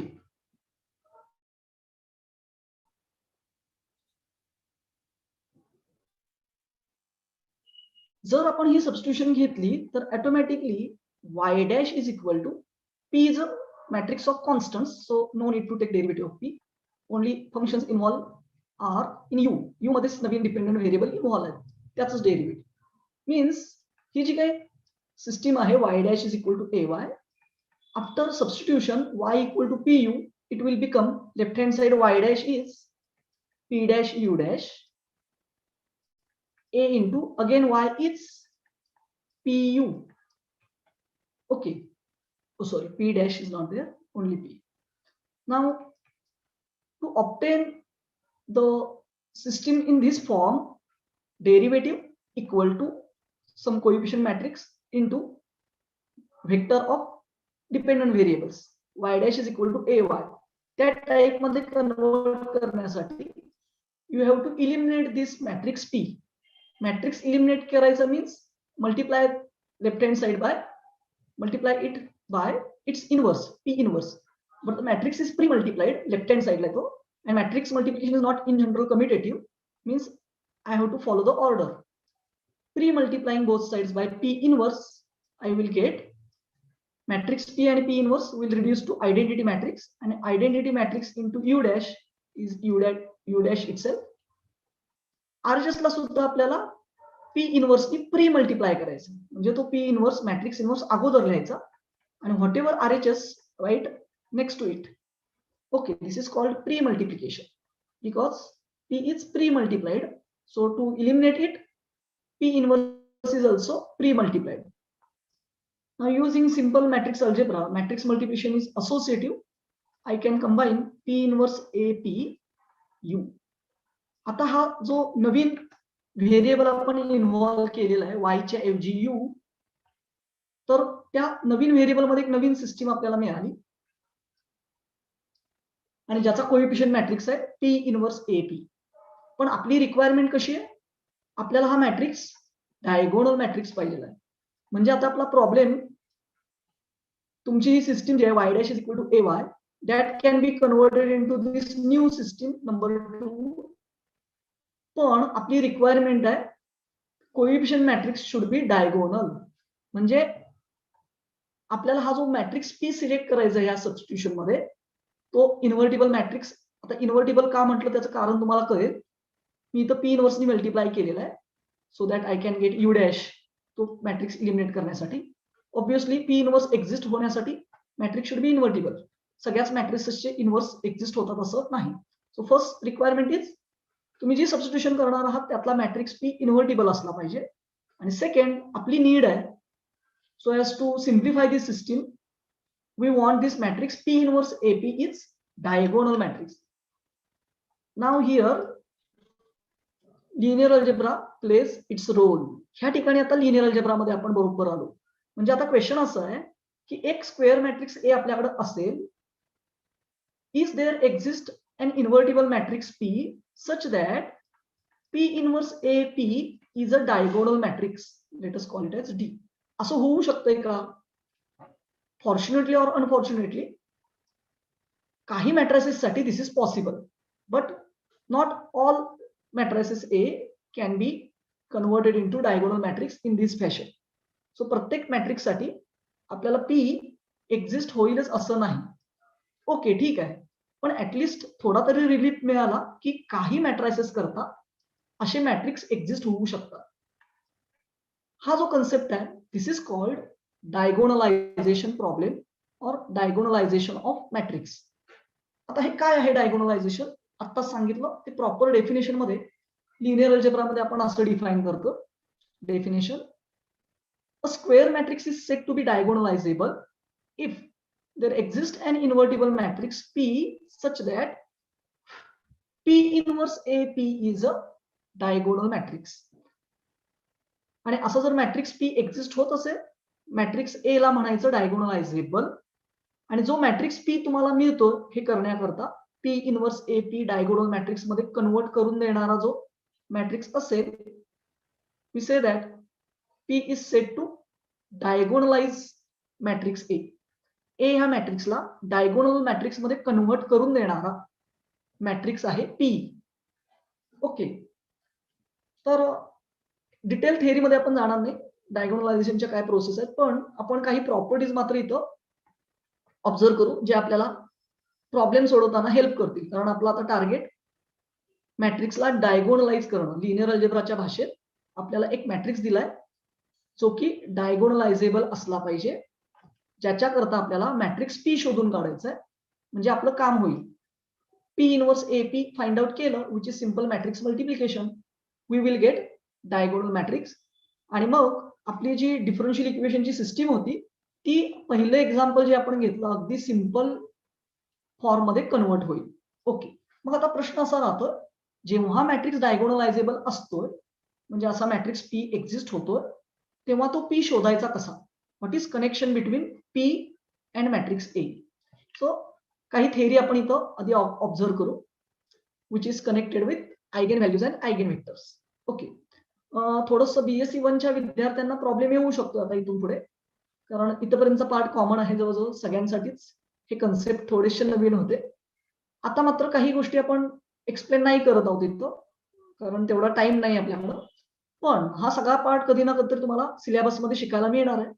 So तुमचे जे टीचर्स आहेत, पाटील सर किंवा हुजरे मॅडम, त्यांच्यावर मी सोपवतो, त्यांनी आयगेन व्हॅल्यू आणि आयगेन वेक्टर विद्यार्थ्यांना शिकवतील. तेव्हा मग मुलं पुन्हा हा मॅट्रिक्स डायगोनलायझेबल आहे का नाही हे चेक करू शकतो. इव्हन यातले काही थेरम किंवा प्रॉपर्टीज सध्या टीवायला सुद्धा आपल्या लिनियर अल्जेब्राच्या पेपरमध्ये आहेत. Okay, so first property is square matrix A, suppose it has n rows and n columns, so I will call it as size. So A is a matrix of size n, means त्याच्यामध्ये n rows आणि n columns आहेत. Is diagonalizable if and only if it has n, जेवढी size तेवढेच linearly independent eigen vectors. So third इयरच्या मुलांना हे सगळ्या गोष्टी आता माहितीच आहेत, थेअरीमध्ये हे थेरम सुद्धा होऊन जातील. सेकंड इयरच्या विद्यार्थ्यांना फक्त आयगेन वेक्टर म्हणजे काय माहिती आहे, लिनियरली इंडिपेंडंट वगैरे ते थर्ड इयरला मॅथ्स ठेवल्यानंतर त्यांना लक्षात येते. सध्या तात्पुरतं आपण जी प्रोसेस वापरतो त्यातून लिनियरली इंडिपेंडंट आयगेन वेक्टर मिळतात. आणि त्यामुळं लिनियर इंडिपेंडंट या शब्दावर तुम्ही सेकंड इयरच्या विद्यार्थ्यांनी जास्त टेन्शन घ्यायची तशी गरज नाहीये. ओके, तर कुठले मॅट्रिक्स डायगोनलायझेबल होऊ शकतात? Not all. तर कोणते? जर मॅट्रिक्सची साईज आहे बरोबर तेवढेच इंडिपेंडंट आयगेन व्हेक्टर तुम्हाला शोधता आले तर तुमचा मॅट्रिक्स डायगोनलायझेबल असतो. ओके, सपोज हे झालं, मॅट्रिक्स इज डायगोनलायझेबल, म्हणजे आपल्याला मॅट्रिक्सच्या साईज इतके इंडिपेंडंट आयगेन व्हेक्टर मिळाले. पी कसा शोधायचा? So next theorem gives procedure to find out the matrix P which diagonalize given matrix A. Property is, if n linear independent eigenvector of a matrix capital A are, suppose ते eigenvector तुम्ही शोधले, ते V1, V2, Vn आहे. Okay, obviously vector V1 त्याचे number of component depend on size of the matrix. Sir matrix n by n साइजचा असेल तर whenever I say vector it involves n component x1, x2, xn. तुम्ही 3x3 ची system solve करत असाल matrix form मध्ये, you will get x1, x2, x3 only. Sorry, x1, x2, xn. जर 4x4 चे matrix असतील तर एका आयगेन व्हेक्टरला 4 कंपोनंट असणार आहेत. So each vector with number of component same as size of the matrix. Okay, actually आपण त्या करस्पॉन्डिंग आयगेन्स पेक्षा डायमेन्शनशी निगडीत आहोत. वेल, पण टेक्निकल पार्ट मध्ये मी जात नाही आता. टीवायच्या विद्यार्थ्यांना हे सगळं शिकायला मिळेलच. जर असे व्हेक्टर तुमच्याकडे आले तर प्रत्येक व्हेक्टर मध्ये ऍक्च्युली एक व्हेक्टर म्हटले की मी आता सांगितल्याप्रमाणे x1, x2, xn असे n नंबर असणार आहे. So it is simple column. आता हे जे व्हेक्टर्स आहेत ते 1 by 1 एका कॉलम मध्ये लिहित जायचे. Take V1 as first column, V2 as second column, nth vector as nth column. तुम्ही म्हणाल याच्यात काही क्रम महत्वाचा आहे का? मी V2 व्हेक्टर अगोदर लिहिला, V1 व्हेक्टर. हे जस्ट नोटेशनचा खेळ आहे. तुम्ही व्हेक्टर V1 कोणाला म्हणायचं, व्हेक्टर Vn कोणाला म्हणायचं, डझंट मॅटर. सो जर डायगोनलायझेशन पॉसिबल असेल तर मॅट्रिक्स P वेगवेगळ्या पद्धतीने तुम्ही रिप्रेझेंट करू शकता. सो त्याच्याबद्दल काही टेन्शन घ्यायची गरज नाही. Just go on writing vectors as columns. तर ऑटोमॅटिकली माझा हा जो मॅट्रिक्स आहे P तो कसा दिसेल? Vector V1 having n component, first, second, n, हा एक कॉलम झाला. V2 व्हेक्टर त्याचे काही कंपोनंट्स असतील A1, A2, An, like this and so on. आणि nth व्हेक्टरचे कंपोनंट सरळ आपण, कंपोनंट म्हणजे काय तर ते सिम्पली आपल्यासाठी सध्या तरी रिअल नंबर्स आहेत. Okay, automatically you will get a matrix P. आणि हाच तो मॅट्रिक्स P आहे ज्याचा तुम्ही शोध घेताय. आणि एकदा का हा P शोधून काढला तर तुम्हाला जर वाटत असेल की आपल्याला ऍक्च्युली आपल्या सिस्टीम मध्ये P इनव्हर्स AP एवढं मोठं कॅल्क्युलेशन करायचं, 3 मॅट्रिसेसचा प्रॉडक्ट, तर ते अवघड नाहीये. हा मॅट्रिक्स जो आहे तो डायगोनल मॅट्रिक्स आहे, रिप्रेझेंटेड लाईक दिस, डायगोनल, DIAG. याचा अर्थ त्या मॅट्रिक्स मध्ये डायगोनल वरच फक्त नंबर आहेत, नॉन डायगोनल एलिमेंट सगळे झिरोज आहेत. Okay, so non diagonal element zero येणार आहेत आपल्याला माहिती आहे. मग डायगोनल वरचेच फक्त एलिमेंट लिहायचे आपण. तर डायगोनल वर कोण असतात? तर हे जे व्हेक्टर तुम्ही घेतलेत V1, V2, Vn eigen vector, obviously ते कुठल्या तरी आयगेन व्हॅल्यू वरून काढलेले असणार. So there corresponds eigen values λ1, λ2, λn, not necessary distinct. कधी कधी काय होतं, एकच आयगेन व्हॅल्यू असते λ1 इक्वल टू λ2 आणि एका आयगेन व्हॅल्यू पासून आपल्याला 2 लिनियरली इंडिपेंडंट किंवा त्याच्यापेक्षा एकापेक्षा जास्त इंडिपेंडंट आयगेन व्हेक्टर मिळू शकतात. ओके, आपल्याला काय प्रत्येक आयगेन व्हेक्टर हा कोणत्या तरी आयगेन व्हॅल्यू पासून शोधून काढलाय. जस्ट नोटेशन म्हणून मी त्यांना λ1, λ2 अशी नावं देतो. रिपिटेशन होऊ शकतं. तर ज्या क्रमाने तुम्ही कॉलम पुटअप केलेले आहेत, V1 फर्स्ट कॉलम आहे, करस्पॉन्डिंग आयगेन व्हॅल्यू कोण आहे? λ1. तो डायगोनलवर नंबर प्रेझेंट असतो. सेकंड आयगेन व्हेक्टर कुठला घेतलाय तुम्ही मॅट्रिक्स मध्ये? V2, त्याची corresponding eigen value λ2 and so on λn. Means it is the matrix whose diagonal elements are eigenvalues. Obviously remaining elements are zeros. बाकी सगळे झिरोज फिलअप करायचे तुम्हाला. So simple. म्हणजे खरोखर P इनव्हर्स AP मल्टिप्लाय पण करत बसायची गरज नाही. This is what theory from linear algebra. आता हे एवढं सगळं आपल्याला माहिती असेल तर आपण ह्याचा वापर करून एक प्रॉब्लेम सॉल्व्ह करू शकतो का? Let us do it. Okay, now this is naughty system. आता एक एक इक्वेशन सोपं होतं, पण हे मल्टिपल इक्वेशन्स यायला लागल्याबरोबर ही सिस्टीम बरीच त्रासदायक आहे. डायरेक्ट मेथडनं सोडवायचा प्रयत्न करा, ऑब्झर्व करा काय प्रॉब्लेम येतो. जस्ट आपल्याकडे तितका टाइम नाहीये, त्यामुळे याचं पर्टिक्युलर सोल्युशन म्हणजे इनिशियल कंडिशन मी घेत नाहीये, जनरल सोल्युशन फाइंड आउट करतो. इनिशियल कंडिशन दिल्या तर परत त्याचे कॉन्स्टंट आहेत C1, C2, C3. त्याच्यामध्ये आता आपल्याला इथं 3 व्हेरिएबल आहेत, तर 3 कॉन्स्टंट आर्बिटरी कॉन्स्टंट इन्व्हॉल्व असतील आणि 3 कॉन्स्टंट मधील 3 इक्वेशन्स तुम्हाला मिळतील. Okay, so C1, C2, C3 हे अननोन आहेत. त्यांच्यामध्ये 3 इक्वेशन तुम्हाला मिळतील, जी तुम्ही 12th स्टँडर्ड मध्ये शिकवलेल्या मेथडनं करू शकताय. अर्थात इथे एक शॉर्टकट पण आहे, पण मी तो मुद्दाम सांगणार नाही तुम्हाला. तर फायनल सोल्युशन झाल्यानंतर तुम्ही तुमच्या मनानं y1 of 0 equal to some number 6 whatever, y2 of 0 is equal to say 3 असं काही नंबर घ्या आणि ती C1, C2, C3 मधली सिस्टीम तयार करा. 3 अननोन्स 3 इक्वेशन्स सॉल्व्ह होतील, तुम्हाला C1, C2, C3 च्या व्हॅल्यू मिळतील, गॅरंटेड मिळतील. कारण त्याच्यामध्ये इन्व्हॉल्व असणारा मॅट्रिक्स हा परत मॅट्रिक्स पीच असतो, जो डायगोनलाइज करत असतो सिस्टीमला. त्याचा इन्व्हर्स प्रेझेंट आहे, त्या इन्व्हर्सचा पण तुम्ही फायदा उठवू शकता. वेल, पण तो तुम्हाला सेपरेटली कॅल्क्युलेट करावा लागेल. वेल, मी आता काय करतो, I will restrict myself to general solution only.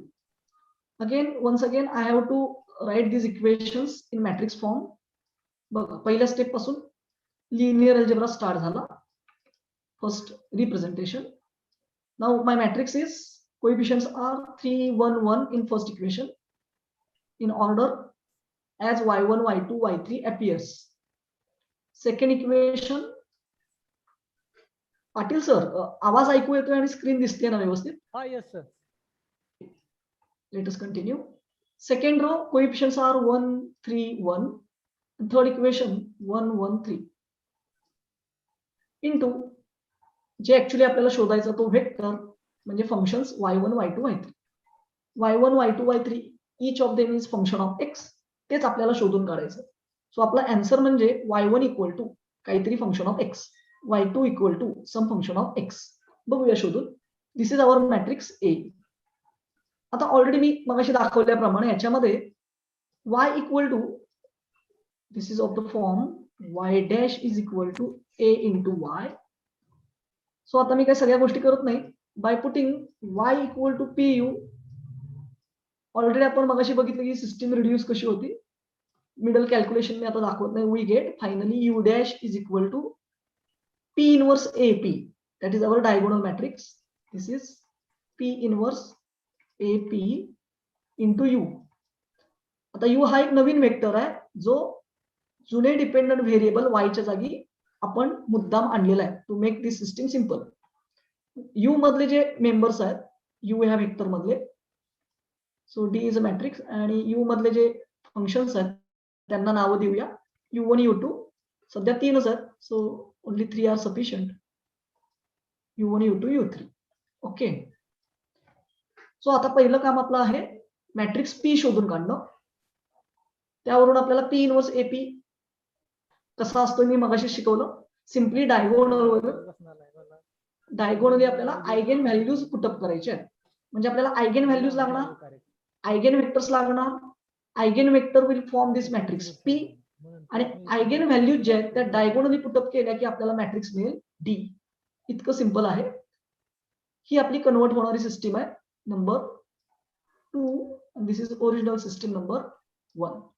तर आता मी आयगेन वेक्टर फाइंड आउट करण्यामध्ये ऍक्च्युअली वेळ घालवत नाही, बिकॉज एका व्हॅल्यू साठी आयगेन वेक्टर काढायचं म्हटलं तर बराच वेळ आपला जातो. तसे आपल्याला 3 वेळा करावं लागणार आहे.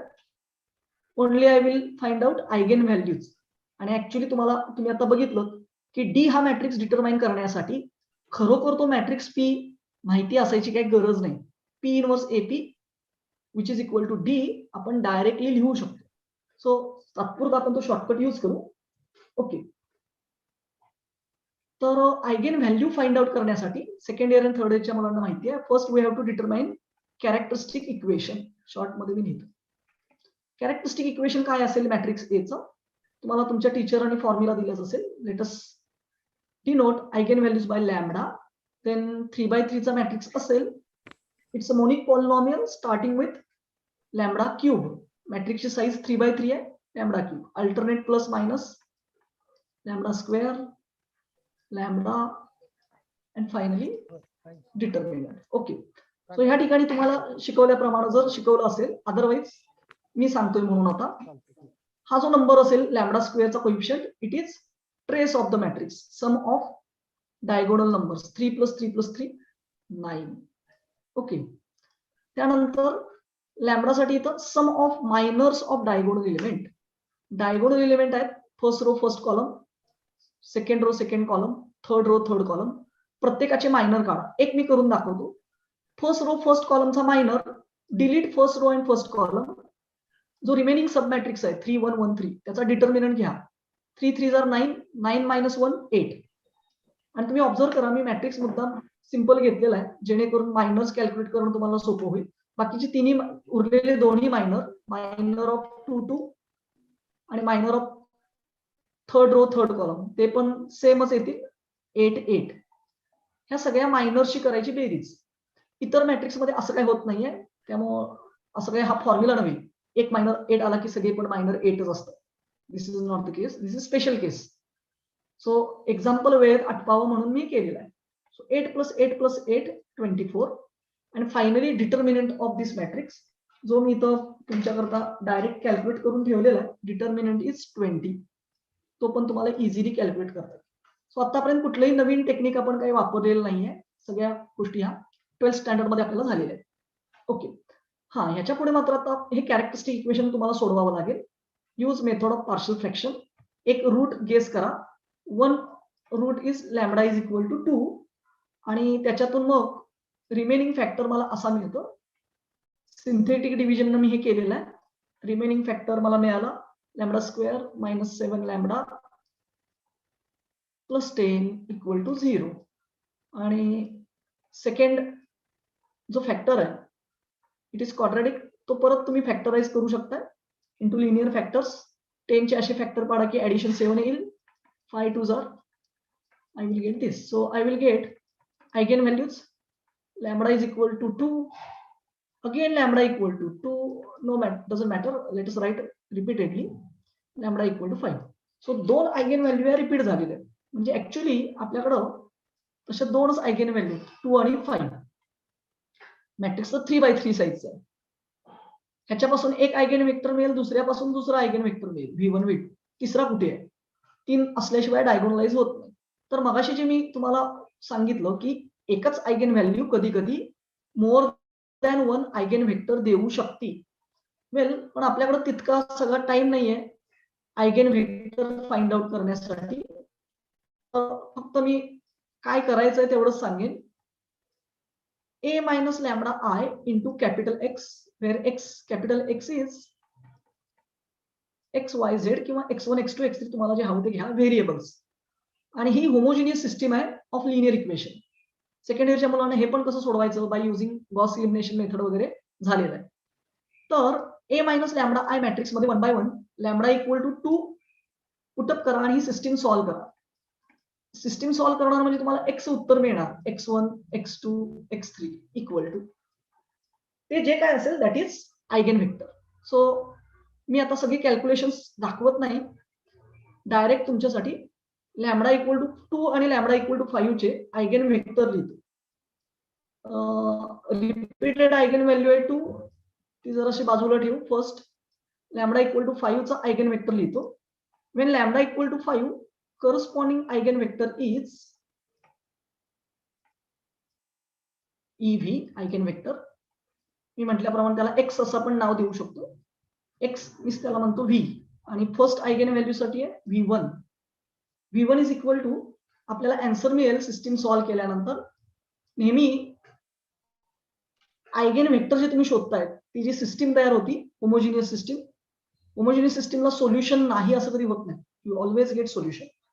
त्याला एक तर ट्रिवियल सोल्युशन असते 0 0 0 और इन्फायनेटली मेनी सोल्युशन, ज्याला नॉन ट्रिवियल सोल्युशन म्हणतो. तर जनरली आयगेन वेक्टर हे by definition non zero vectors, म्हणजे तुम्हाला इन्फायनाइट सोल्युशन मिळणार आणि त्याच्यामध्ये असा काहीतरी एक पॅरामीटर येतो. त्याला तुम्ही पॅरामीटरला टी किंवा गॅमा किंवा आणखीन काही अक्षर तुम्ही जे वापरत असाल. काही जण व्हेरिएबलची जी नाव आहेत x1 x2 x3 ते कंटिन्यू करतात. जसं तुम्हाला शिकवतील त्या पद्धतीनं करा. याच्यामध्ये I can take T outside means I can say that all these vectors are generated by, हा आता इथं कन्सेप्ट टीवायच्या मुलांसाठी स्पॅनिंगचा कन्सेप्ट.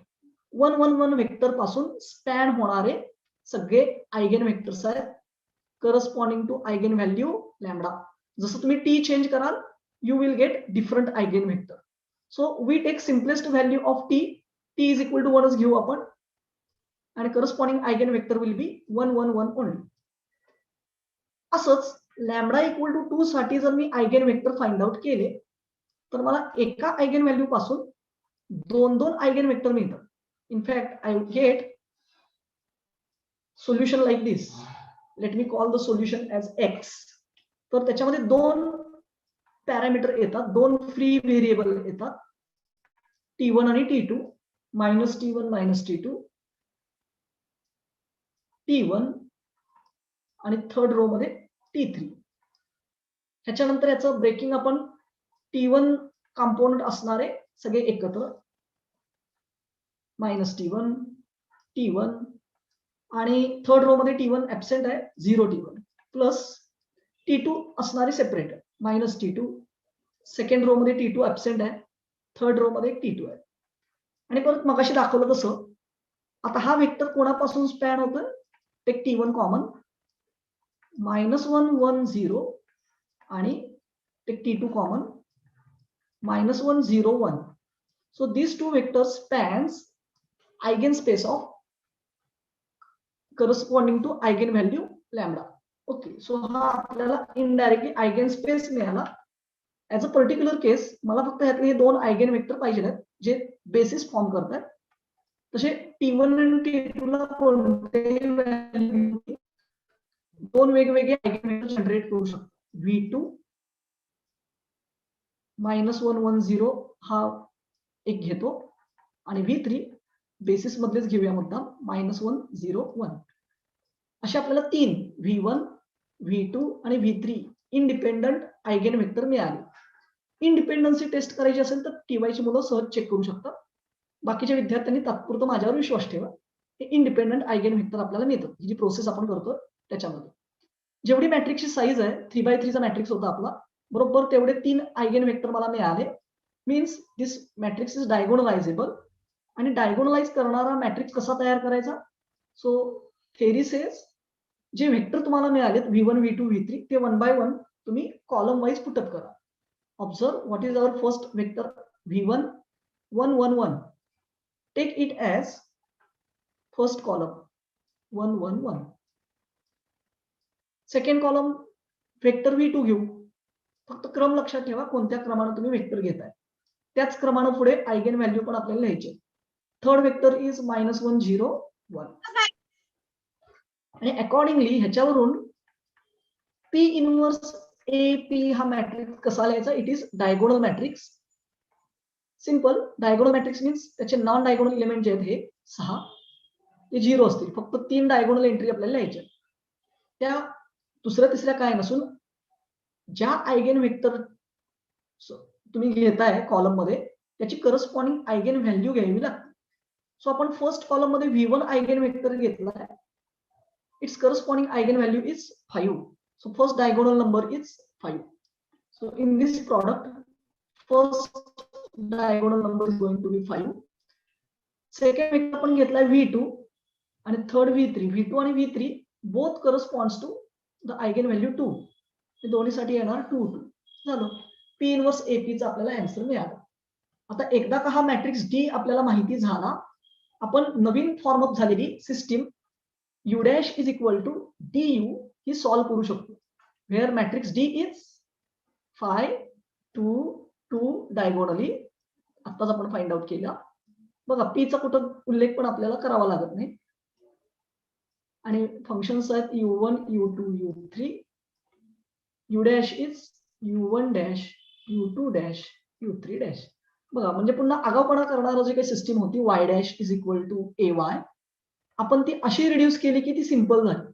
आता हा मॅट्रिक्स डायगोनल झाला. आतापर्यंतचा जेवढा पार्ट होता हा सगळा लिनियर अल्जेब्रा होता.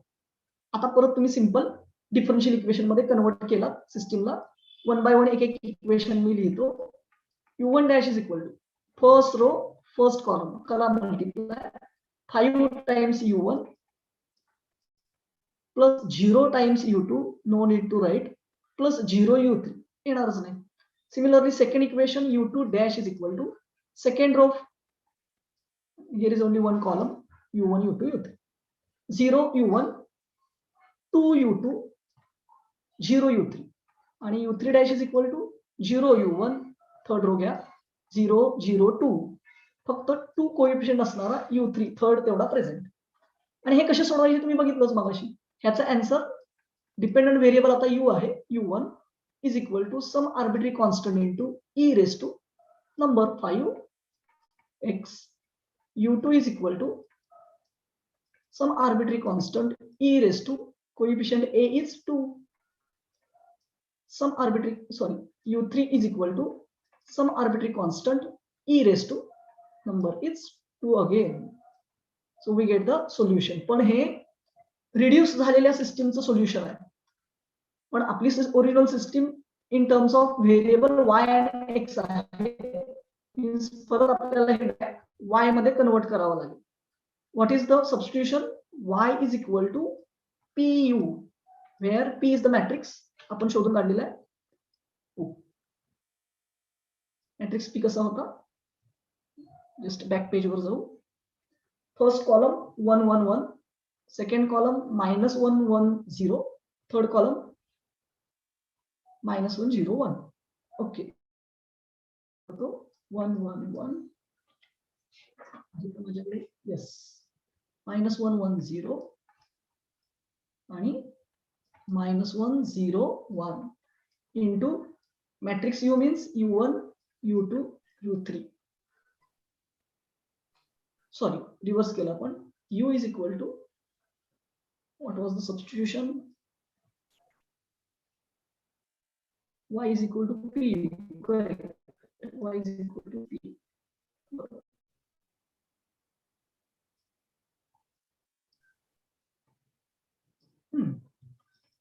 So Y means Y1, Y2, Y3.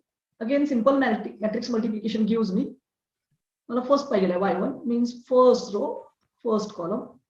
Y1 is equal to 1 into u1, 1 u1, minus 1 into u2, minus u2, minus 1 into u3, minus u3. So in terms of u1, u2, u3 answer मिळाला. आणि already u1, u2, u3 आपल्याकडे आहेत. Let me put them. u1 is c1 e raised to 5x minus u2 is c2 e raised to 2x minus u3 is c3 e raised to 2x. This is our first function. Now y2 is equal to second row आणि column u1 u2 u3 तोच असणार आहे. 1 1 0 1 u1 1 u2. Put up the values of u1 and u2. u1 is c1 e raised to 5x plus u2 is c2 e raised to 2x. And finally y3 is 1 0 1, third row, 1 u1 0, no need to write, plus 1 u3 1 u3. u1 आणि u3 च्या value put up करूया. u1 is c1 e raised to 5x, u3 is c3 e raised to 2x. Simple. And this is our final solution. So this is the general solution. Value of y1 is equal to this, value of y2 is this, value of y3 is this. जर याच्यावर काही initial condition असतील तर जसं आपण simple equation मध्ये मी 0 put up करून दाखवलं कॉन्स्टंट कसे शोधता येतात, तसं इथं तुम्ही x इक्वल टू 0 पुटअप करा प्रत्येक इक्वेशन मध्ये. 1 2 3 तुम्हाला 3 इक्वेशन्स मिळतील c1 c2 c3 मध्ये, which you can solve again by using matrix method. अगदी 12th स्टँडर्ड मध्ये झालेली मेथड आहे. त्यामुळे त्याच्याकरता BSc 2 किंवा 3 चं नॉलेजच पाहिजे असं काही कंपल्सरी नाही. आणि तुम्ही c1 c2 c3 च्या पर्टिक्युलर व्हॅल्यू सुद्धा मिळवू शकता, which gives us solution to the initial conditions corresponding to initial conditions. So this much is from my side. जर काही शंका असतील याच्यामध्ये तर तुम्ही विचारू शकता.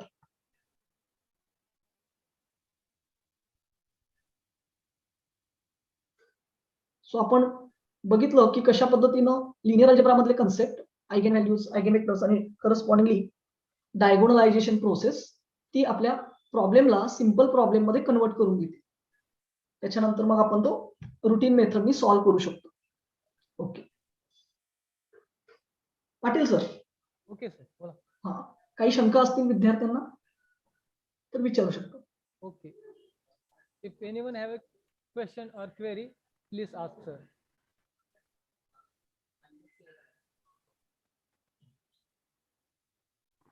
Hello. Anyone has a query or question or doubt, please ask, sir. Okay, sir. Okay sir, ठीक आहे. Let me stop my sharing. Okay, sir. Thank you So so much, sir. thanks to everyone. Thank you. Okay, sir. Over to you, sir. Thank you so much, sir, for your valuable words and wonderful presentation. Now I request to Huzre Madam to do vote of thanks of this session. Good afternoon. I am thankful to our resource person, Dr. S.S. Kopde sir, who gave very useful information of application of algebra. Sir, I am sure this information will surely beneficial to study mathematics. This task is going to encourage us in your mathematics related to field. Thank you, sir. Thank you very much, sir. Thank you, madam. Thank you, madam. Last but not least, we are reached at last concluding session.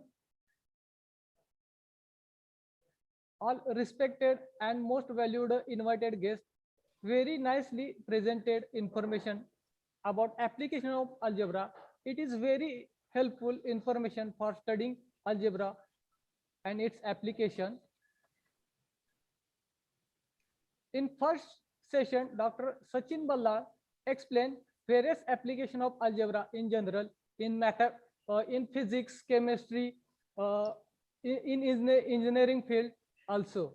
And in second section, Dr. Yves Naik sir explained application of eigenvalues, eigenvectors using GeoGebra software. Okay, and in third session,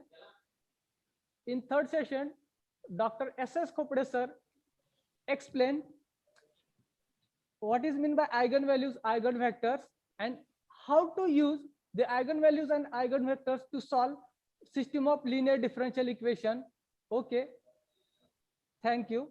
Now I request Principal Dr. R.K. Shanedivan sir for presidential speech.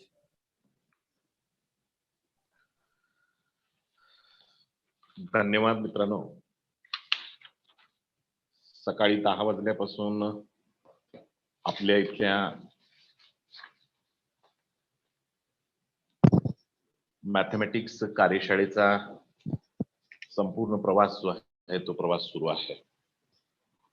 या कार्यशाळेची सुरुवात होत असतानाच या कार्यशाळेचे उद्घाटक जे होते त्या उद्घाटक असणाऱ्या डॉक्टर आझाद नायकवडी यांनी या कार्यशाळेच्या एकूणच प्रक्रियेला शुभेच्छा देत असतानाच आपल्या महाविद्यालयाच्या परंपरेसंदर्भात, वारशासंदर्भातही काही गोष्टी नमूद केल्या.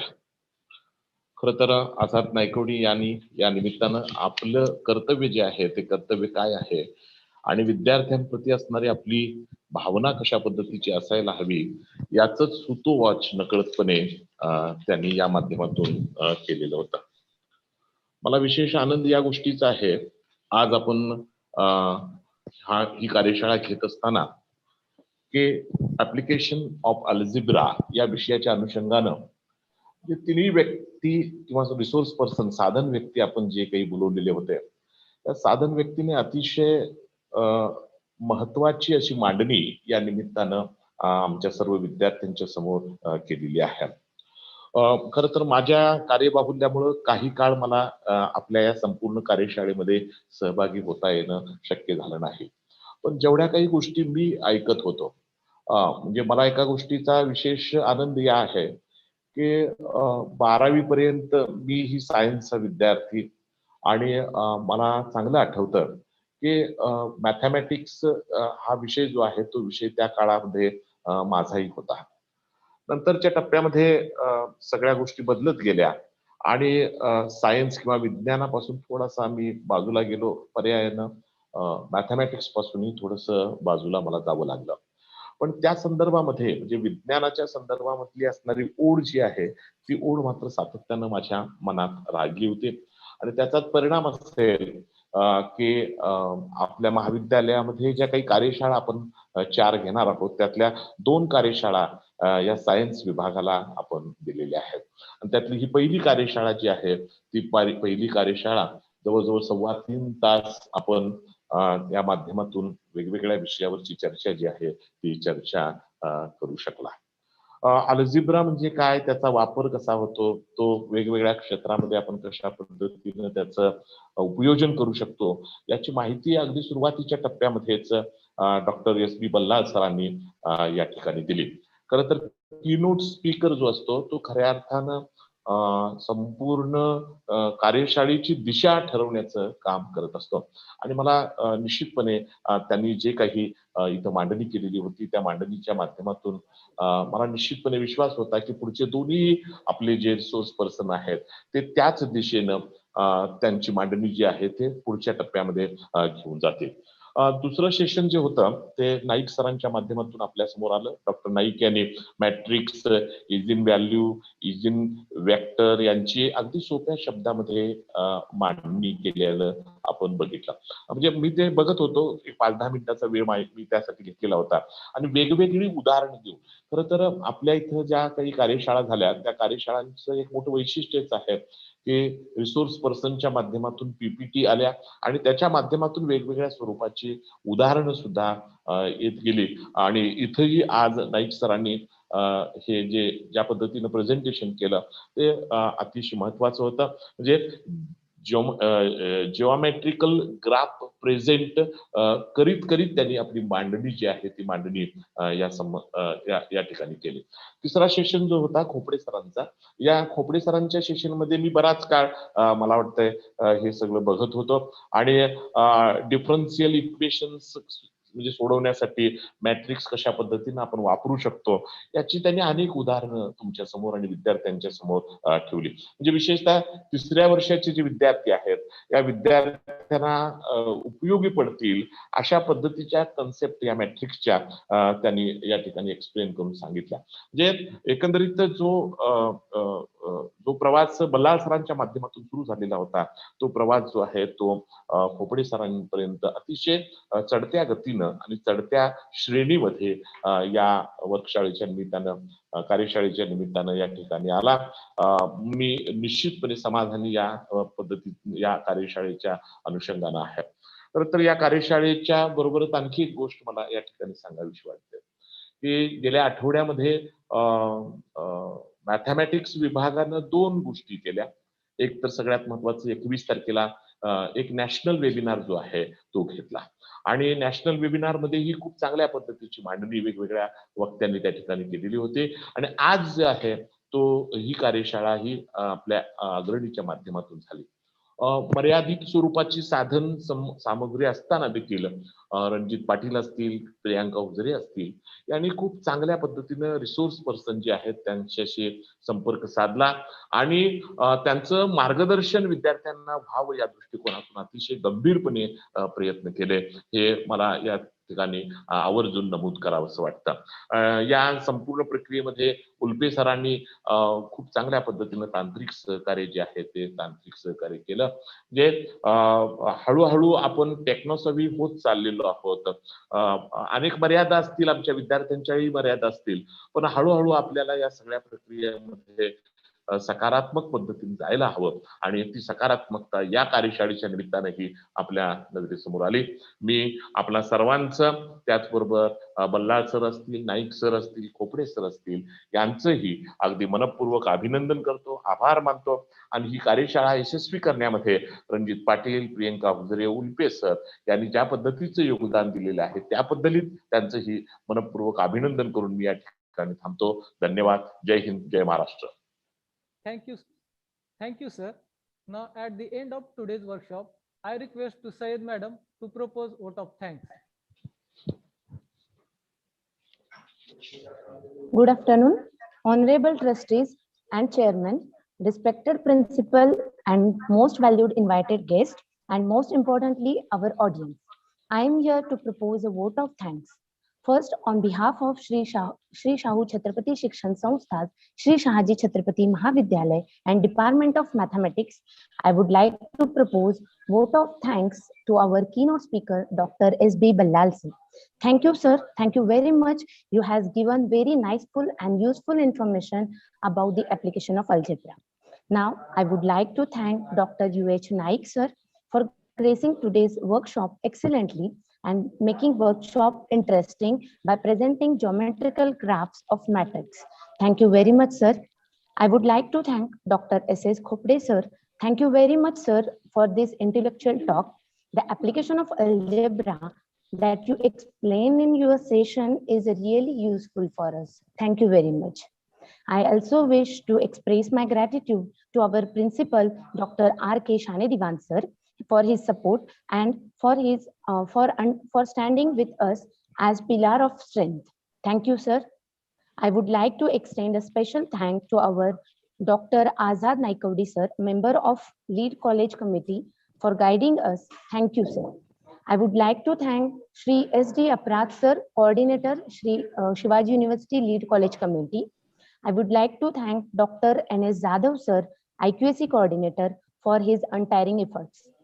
I am very much grateful to Honorable Secretary Shri Vijay Rao Bondre, Chairman Shri Mansiv Rao Bondre, for giving us an opportunity to organize this event.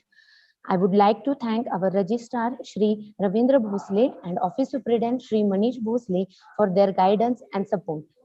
As no program can become successful with a single person, so I extend my big thank to Mr. Ganesh Patil sir and Professor Ulpe sir for giving technical supports during this workshop.